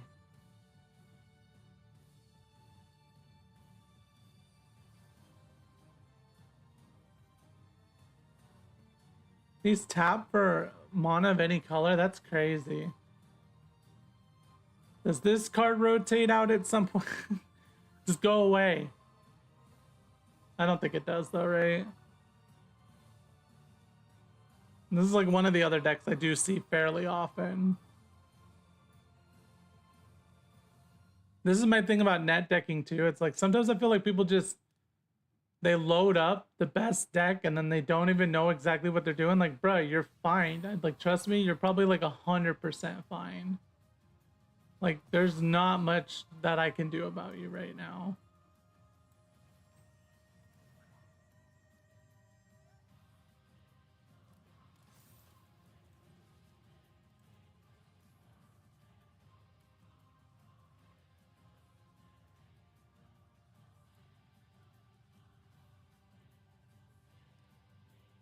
Although, of course, there's always the chance they're just playing on like McDonald's Wi-Fi or something.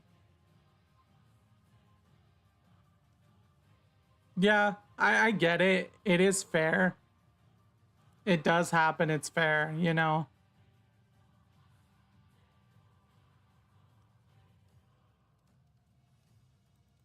It's just so frequent, man. It's like some of these people are taking full ass freaking turns. It's like, why? Like, just let me go.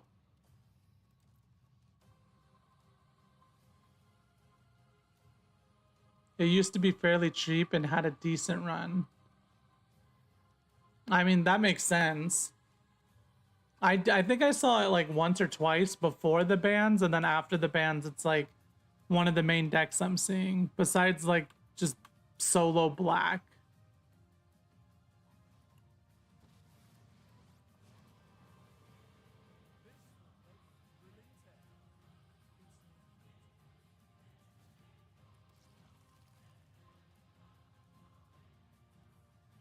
Like, compared to what my deck's doing, this deck does too much, man.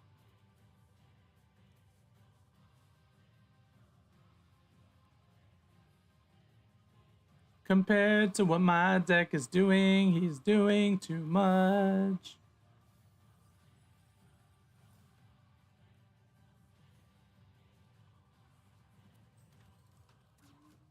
Uh-oh.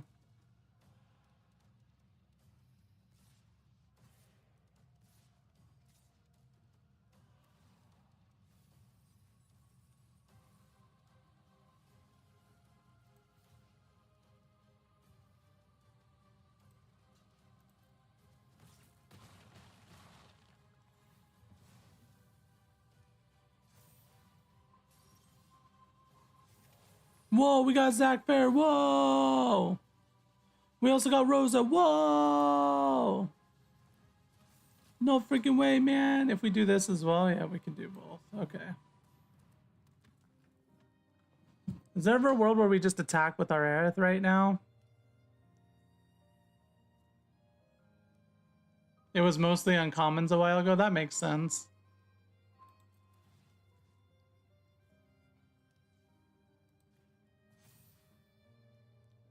Untap up to one target creature.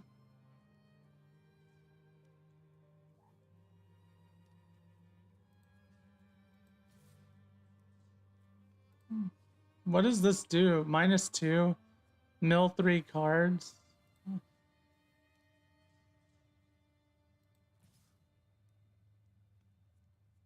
Nah, I'm just gonna not attack him. Fuck it. Let's just see what bro does. I don't even care at this point.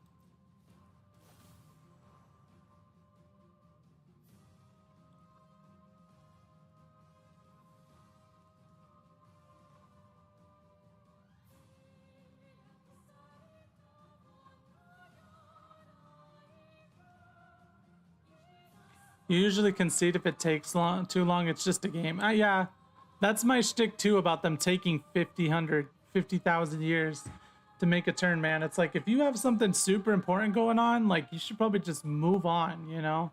You can have two plane. Oh, you can have two of the same plane. Okay. I was like, what? So it's fine that I didn't even attack it then, I guess.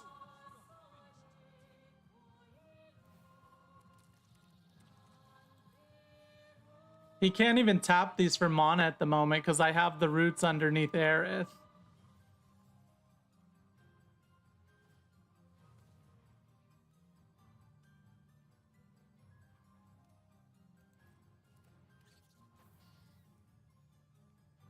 Oh, I see. This would let the plants attack right away. That makes sense. Oh, if I'd attacked with her, he would have blocked with this. So that was good that I didn't attack with her.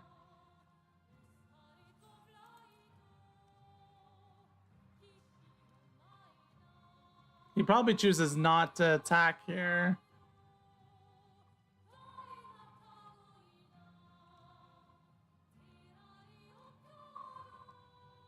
Like, I don't think he has a way through at the moment.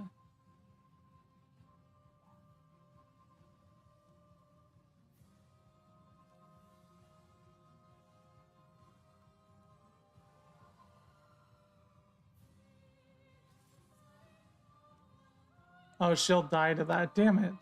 Well, I could do this and then trigger Zac on her.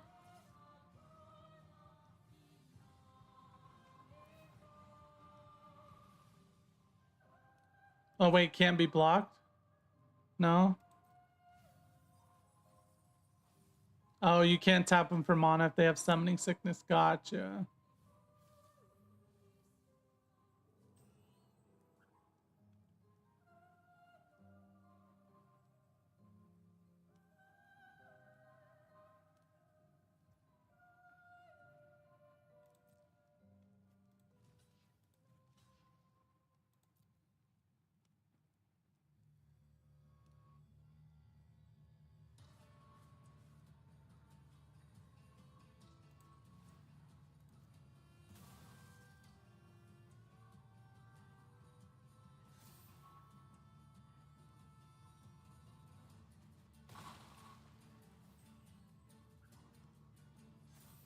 This is the whole point of this deck. It's just trying to like, oh my god, dude.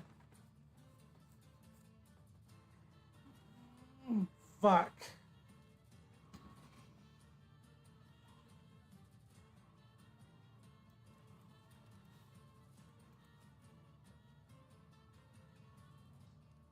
It's so ass, man. I hate top decking lands. I hate it so much.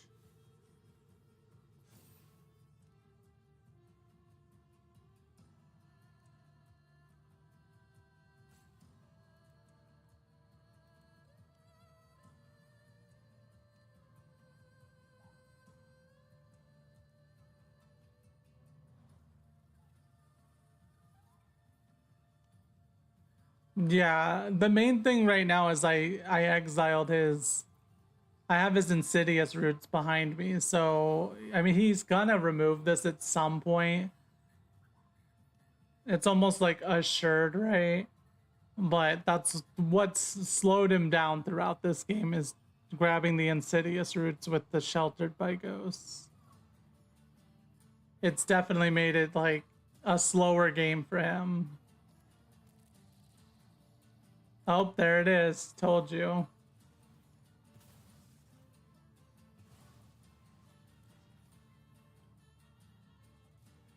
Now we basically just lose.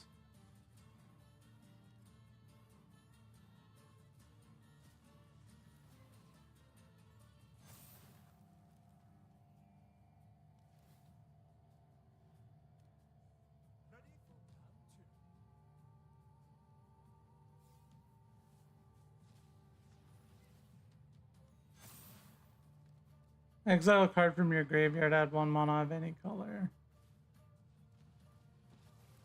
Whatever, game. This deck is so fucking funny, dude.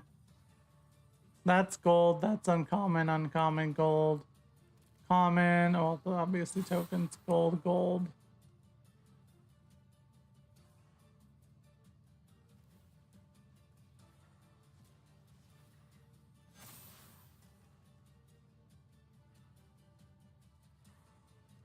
I mean, I could probably just remove some lands in general. Like, I'm just sitting here. Most of my stuff is not that expensive, especially since I just took out the Renoas from this version.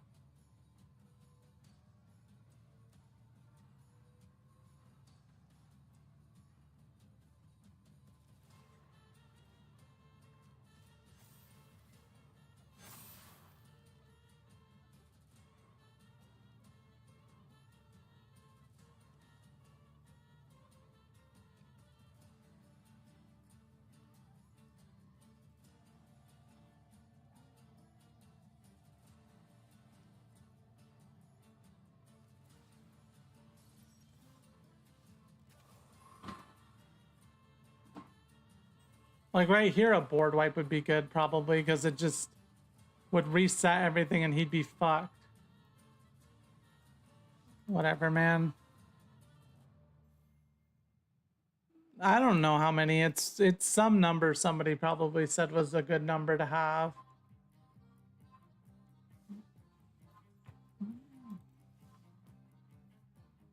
It's just like it's so often where I'm just sitting there like, okay.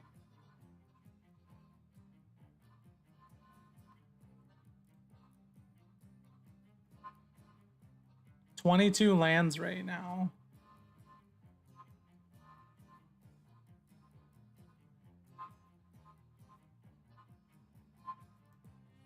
Which is like it's a decent number, but so oftentimes like my whole deck, the highest mana cost is fucking 5. Like, and it's such a low number of the highest mana cost. Like there are instances where, oh, it's nice to be able to chain into a bunch of stuff. I will also point out I did not get either Snakeskin Veil, not that it mattered that much, and I did not get either Get Lost.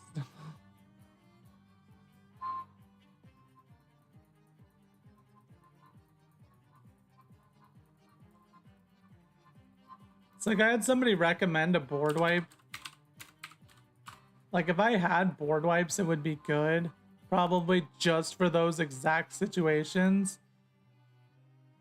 But it's like my one rare. I don't know that I want to do it, man.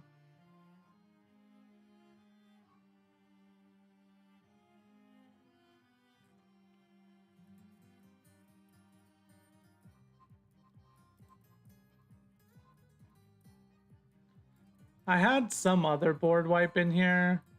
I guess I'll put it back, honestly, since this is the test version or whatever.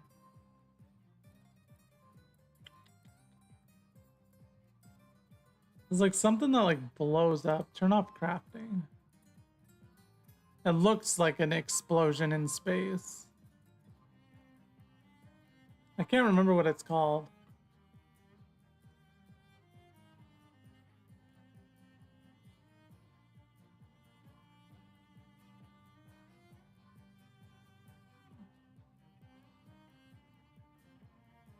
I mean, let's just type the word destroy.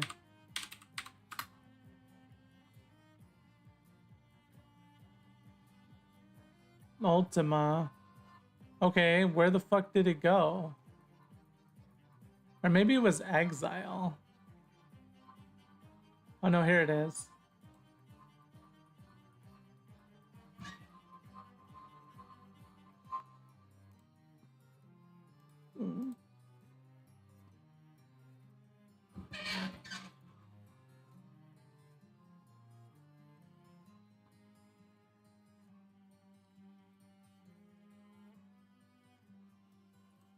I'm not, yeah, split up is the one somebody suggested just because it doesn't wipe my board too if I play around it correctly. But I don't want to waste my one rare on a freaking white board wipe. Like there might be some other creature, like even getting a second of Annie joins up would be better than that. So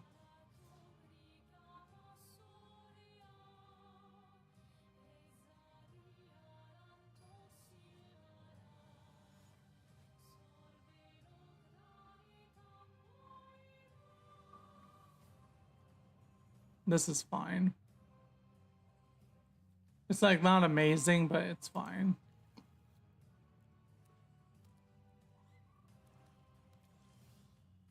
And now I feel like I removed the essence of the deck and now I'm just like not even getting the essence of the deck anymore.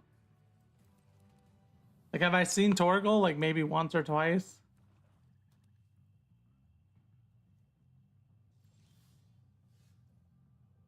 Yeah, if you can get at least two, it makes more sense because then you actually start to notice the difference, right?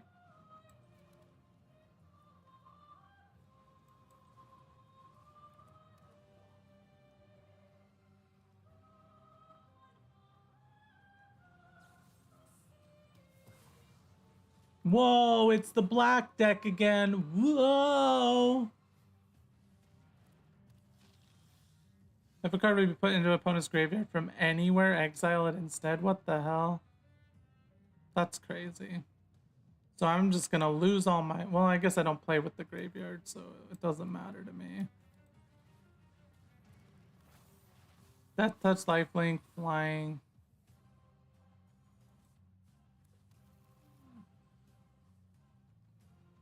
Add one copy of Adamantoise Tortoise? Maybe. That could make some sense, honestly.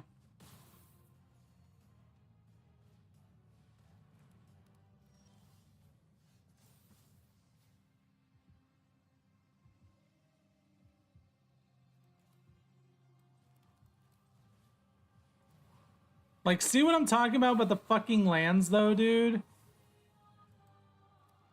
Whoa, I'm ramping out, but what's the freaking purpose? Whoa! Oh, holy shit, dude! No way! Like, I just think 22 is too much, man. Like, I really do. Especially if they give me fucking double Fenrir every single time.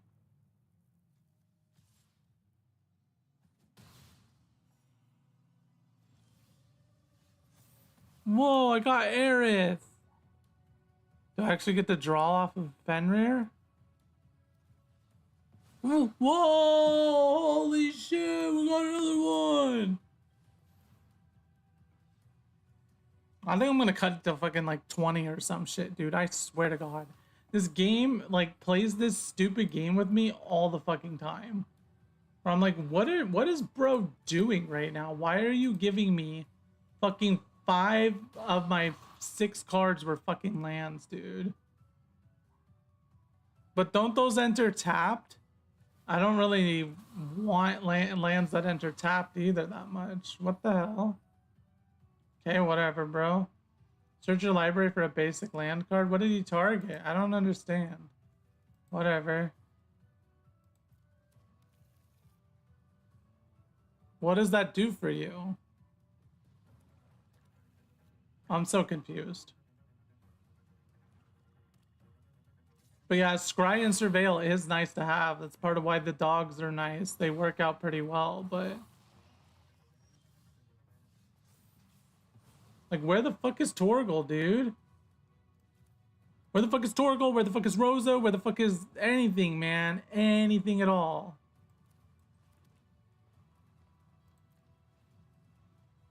Like, I just lose. I feel like I removed the essence, and they're just like, yeah, you're gonna lose now. That's cool, right? It's like, no, it's actually not very cool. Like, it hasn't done the combos, like, at all since I removed 3 fucking cards from the initial deck. Whoa, another land! It's like, okay, cool. Cool story. Cool fucking story, dude. So annoying. It's like the one thing about this game that's like, I'm gonna fucking quit you, I swear to God. I'm not actually going to quit you, but it's just like, cool. That was cool. So fun, engaging gameplay.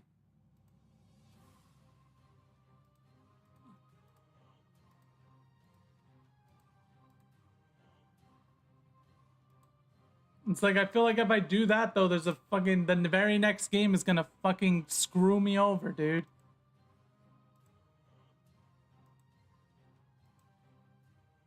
Like, go back to 2 of this probably, just cause. And then what the hell were people talking about? Adamantoise. I mean, Adamantoise is probably questionable if I take out so many freaking lands.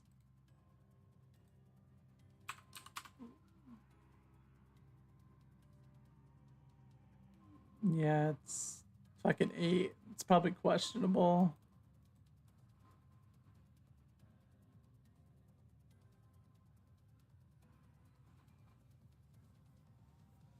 Like, it's good suggestions. It's just like, I feel like something about the game's like, ha, you faltered, you switched your deck, guess what? We're not gonna give you any of the fucking combos that you enjoy playing for the next 17 matches, you know? That's what it feels like. I haven't gotten any of it. No, Annie Joins Up is also in here. That's why the mountain total is so low. And Torgal also taps for mana, so...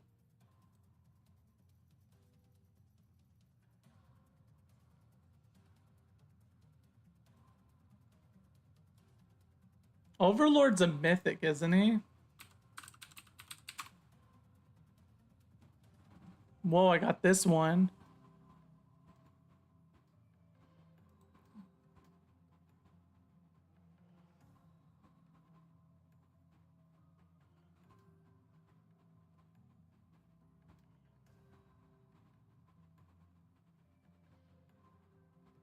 Everywhere that is every basic land type. Or attacks. I mean, that's kind of cool. But I'd need to make, like, what, probably 2 of it to be worth anything?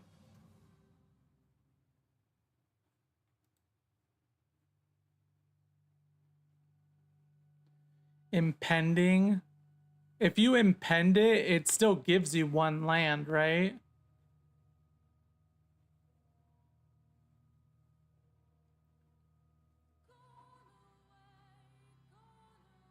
If I put this back in, dude, if I put this in there, Renoa would need to go back in. Impending him just for the free land on turn 3? Oh. He makes the land every time he attacks too. See?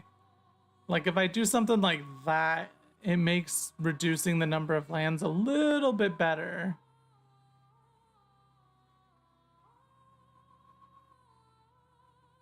But only a little bit. I don't know if I want to... I mean, I play a lot of green decks. When does this rotate out? It's here for a while, right? Duskmorn was like the end of 2024.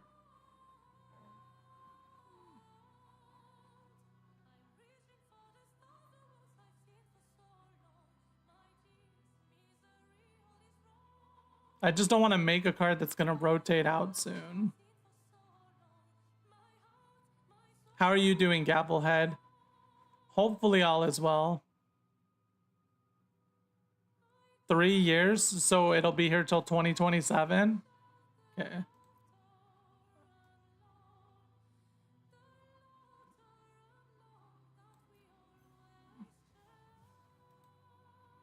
I do make a lot of fucking green decks, so I think having like 2 of this is fine. I make a lot of fucking green decks, so that one to me is reasonable to make right now. Plus my mythics literally aren't stuck at just, I only have 1 of it.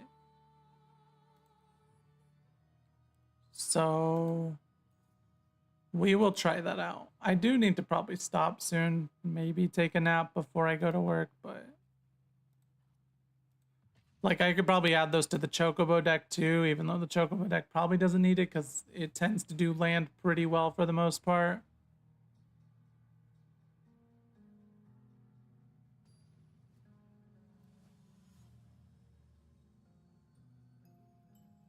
But I do stream most nights, so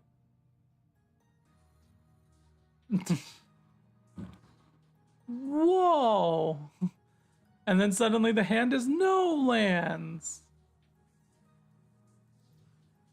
Okay, that's better. It's still not amazing, but it's better.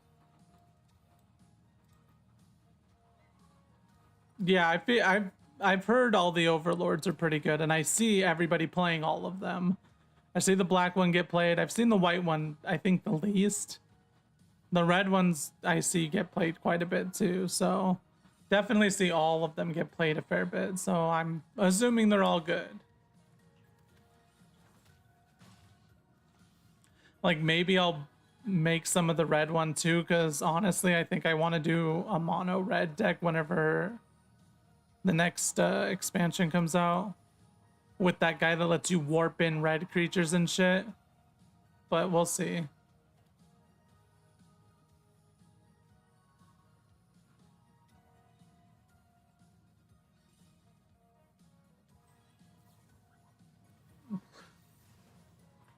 Oh my god. Sometimes I wish Torgal did not tap for mana. It would change a little bit about how I've built this deck. But it's so often that it's like, if it did not tap for mana, people would be less likely to just fucking zap it.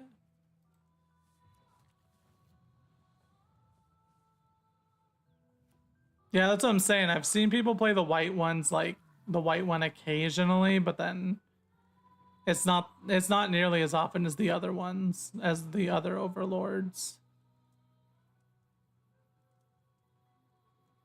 Like, it is nice that Torgal taps for mana, but it's so often that he just gets fucking ass blasted.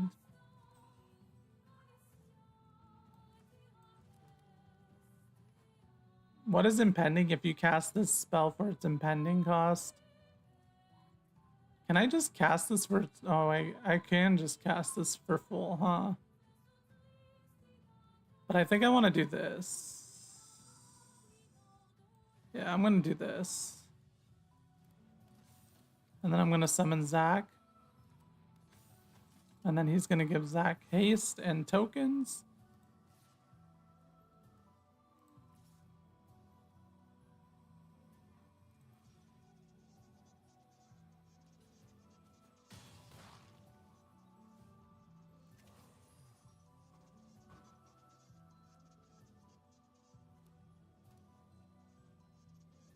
So it takes 2 forests to play this guy. That's why I couldn't play it earlier.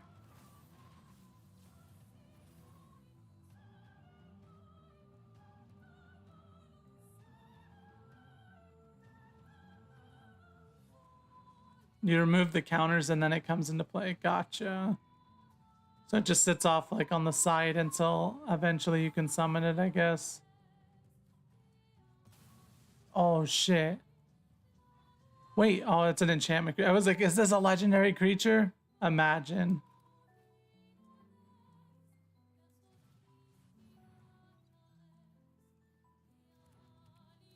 Like, I might just make another Annie joins up. It's so fucking integral, dude. It's so fucking integral.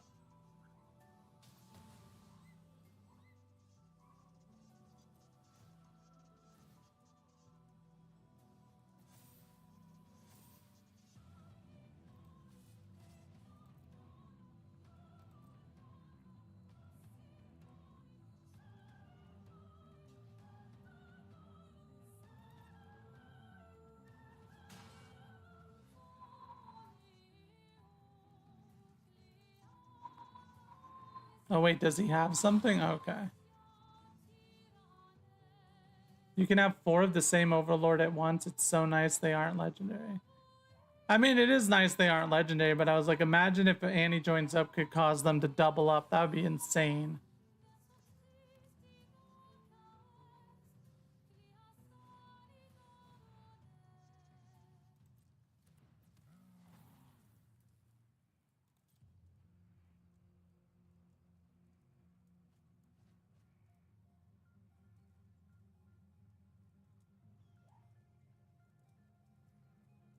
Pass. I mean, I think I just win now. Well, like, he can't even block me.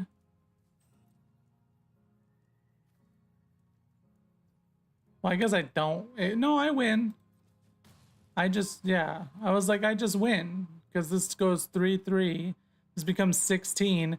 And even if he kept this up as a blocker, I swing in with both. He blocks the biggest one. I sacrifice it and put the tokens on Helena. And if he blocks Helena, Zach just goes through. He needed 2 blockers there. Oh, token doublers.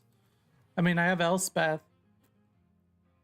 Whenever you expend 4, what does expend? As you spend your 4th total mana to cast spells.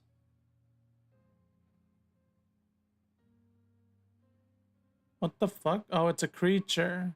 It's a mana dork creature. Put a 1/1 counter on this creature.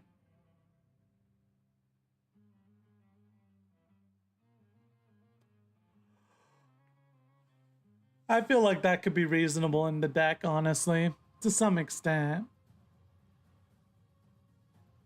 Taps for mana, puts a counter on himself, which the deck likes to put counters, and then Saz doubles them up. Like, if I were to change this deck up to try and be the most optimal, it'd probably be 4 of Saz, 4 of Aerith, 4 of Zac. I'd probably keep Torgal, but remove the other dogs. Keep Fenrir where it's at. And then probably go up on Rosa. Go up on Annie joins up. Something like that, but... it wouldn't be exact, but like that's basically... because like Saz is like one of the most important. It's Saz and Zac as like probably top 2, I would say. Annie joins up, Sarah are up there too. And so is obviously Halana. Rosa and Aerith are just nice because they help me just like take the big numbers and keep life linking. And then I outlast a lot of token boards anyway because I'm just outliving them. But it's like, I like the Torgal dog package as a whole. I like it with Annie joins up too, so we'll see eventually. I'll probably play this deck some more tomorrow, or I should say later today. We'll see. We'll see when I stream, if I stream it. It's probably going to be later today. I think I'm going to probably commit to Sundays are going to be no streams and Wednesdays, because of those are the main 2 days leading into the work week where it's like, I probably shouldn't, but because I stream during the night time, like the night morning time, so it's debatable when's the most optimal time for me to stream that's not going to fuck over my sleep schedule. But hold on a sec. Oops.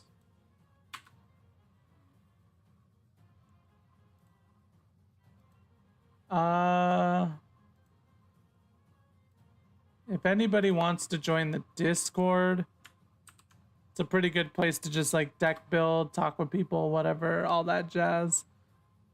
I do post in there whenever I go live and stuff, and eventually the plan is to like start doing some other various things in there. I'm still just trying to decide how I'm running all that. So, but I do stream most every night. It's usually like two nights a week that I don't stream. It just depends on what my sleep schedule is looking like.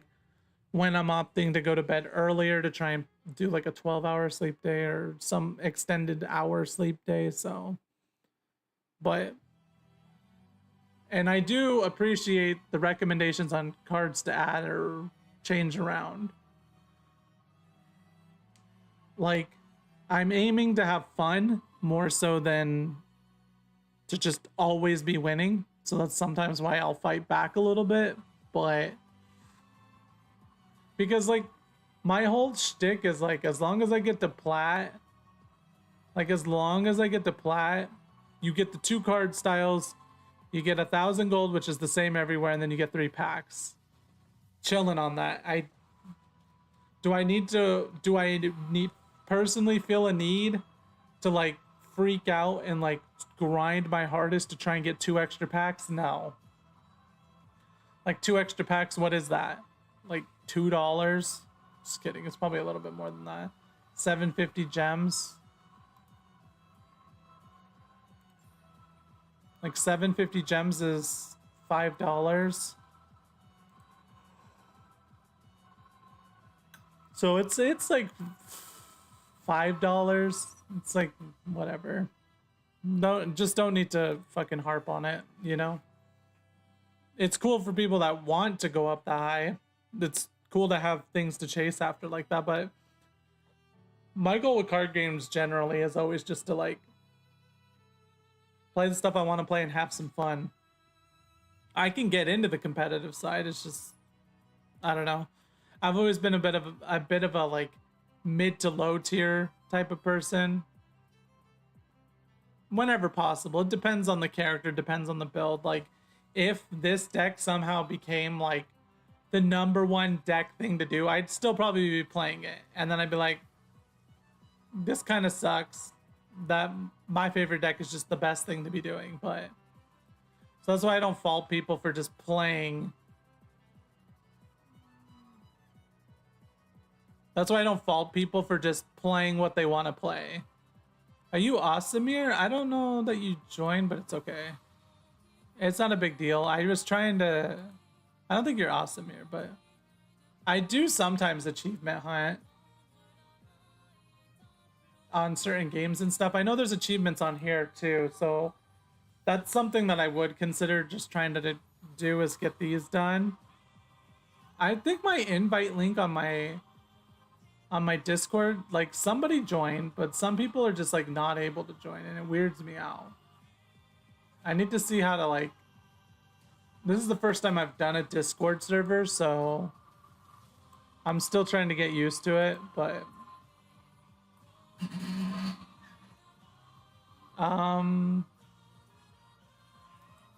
oops. Do you achievement hunt at all? Know it all? That's kind of funny. Do you achievement hunt at all? Know it all? Let me see. Oh, there we go. Some people joined. It says that they joined. I see you now. It just took it a while, I guess, but yeah, I'm gonna have to go here shortly because I work in like 2.5 hours, but I slept like 6 hours before I even started streaming for these last 6 hours. So I'm chilling for the most part. But yeah, it's good to have people around. I might draft at some point soon. I don't know, we'll see. And then I always mix in some friend matches if people want to play friend matches and stuff, so.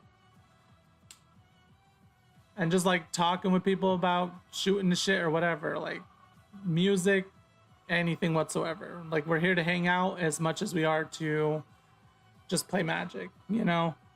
So I appreciate everybody stopping by. You're a massive achievement hunter. Yeah, you're good. The link works. Okay, that's good. Cause like there was, if you want to draft, I can help a bit. Yeah, if you're around, probably later. I might do a draft. I don't know if I'll do a quick draft or a standard draft. I might. I'm not 100% sure, just because, like I said, I'm a cosmetic Andy, so like I gotta get some of these cosmetics at some point. Like I'm almost ready to get this with gold, and then I could probably get this with gold, and maybe even this with gold potentially, but we'll see. The draft would be like, I might do a draft. I'm not 100% sure, but I'm not great at drafting either. And trust me, I've tried drafting, bro. Like I've tried some fucking drafting. I've tried. One deck also didn't even save. This is supposed to be 13. This one was really fucking good, but I played it like shit. I think I got like 2 wins out of it, maybe 3. But this was like a god roll deck. I should have had at least 5 wins out of this.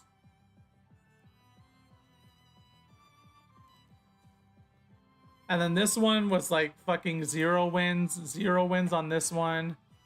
This one went, I think, 3. This one went 4, I think. The best decks was this one and this one. This one went 6. This one went 5. This one went 3. There was like 2 zeros. I don't know, man. I'm not great at drafting, but I do like to draft. It's super freaking fun. It's just, I don't know. I think I get too focused on maybe certain game plans. Because like my drafting tends to be like my deck building, where it's like a whole bunch of little pieces forming together. But I just like the fact that it makes you realize other fun stuff to do. Like I would not have ever thought, oh, I want to build a Squall deck and have Rufus and shit. But after I played this draft, yeah, I want to fucking I want to do a deck that's like Squall and Rufus shit. Like, just, it was fucking cool, dude.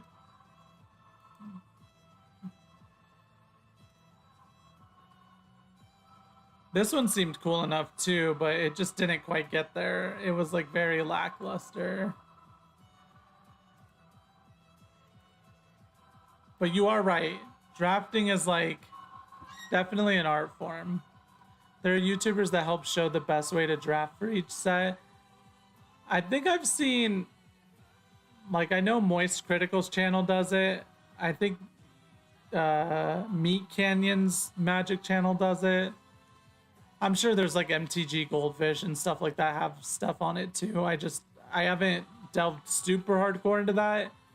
And I'm not like a spreadsheet, like a huge spreadsheet guy. I'll like pay attention to like, they're like, this is the best card of the set, which that's part of what came from here. I drafted Spear fucking twice.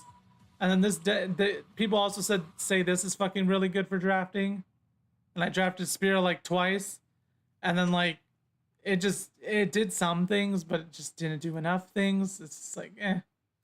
So there's a little bit to be said about just like, yeah, draft what people say is good, but also just draft what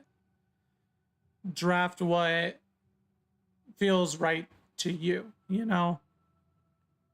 Like the decks I did the best with was like this one that I drafted, and it was like landfall basically, like landfall ramp something.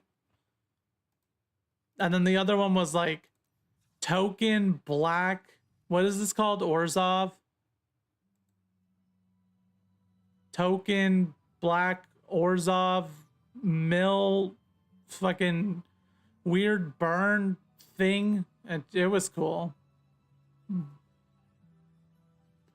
Just taking a picture of the chat for the recommendations. Yeah, and that's the thing. The card can be good, but the player playing it has to be good with that card.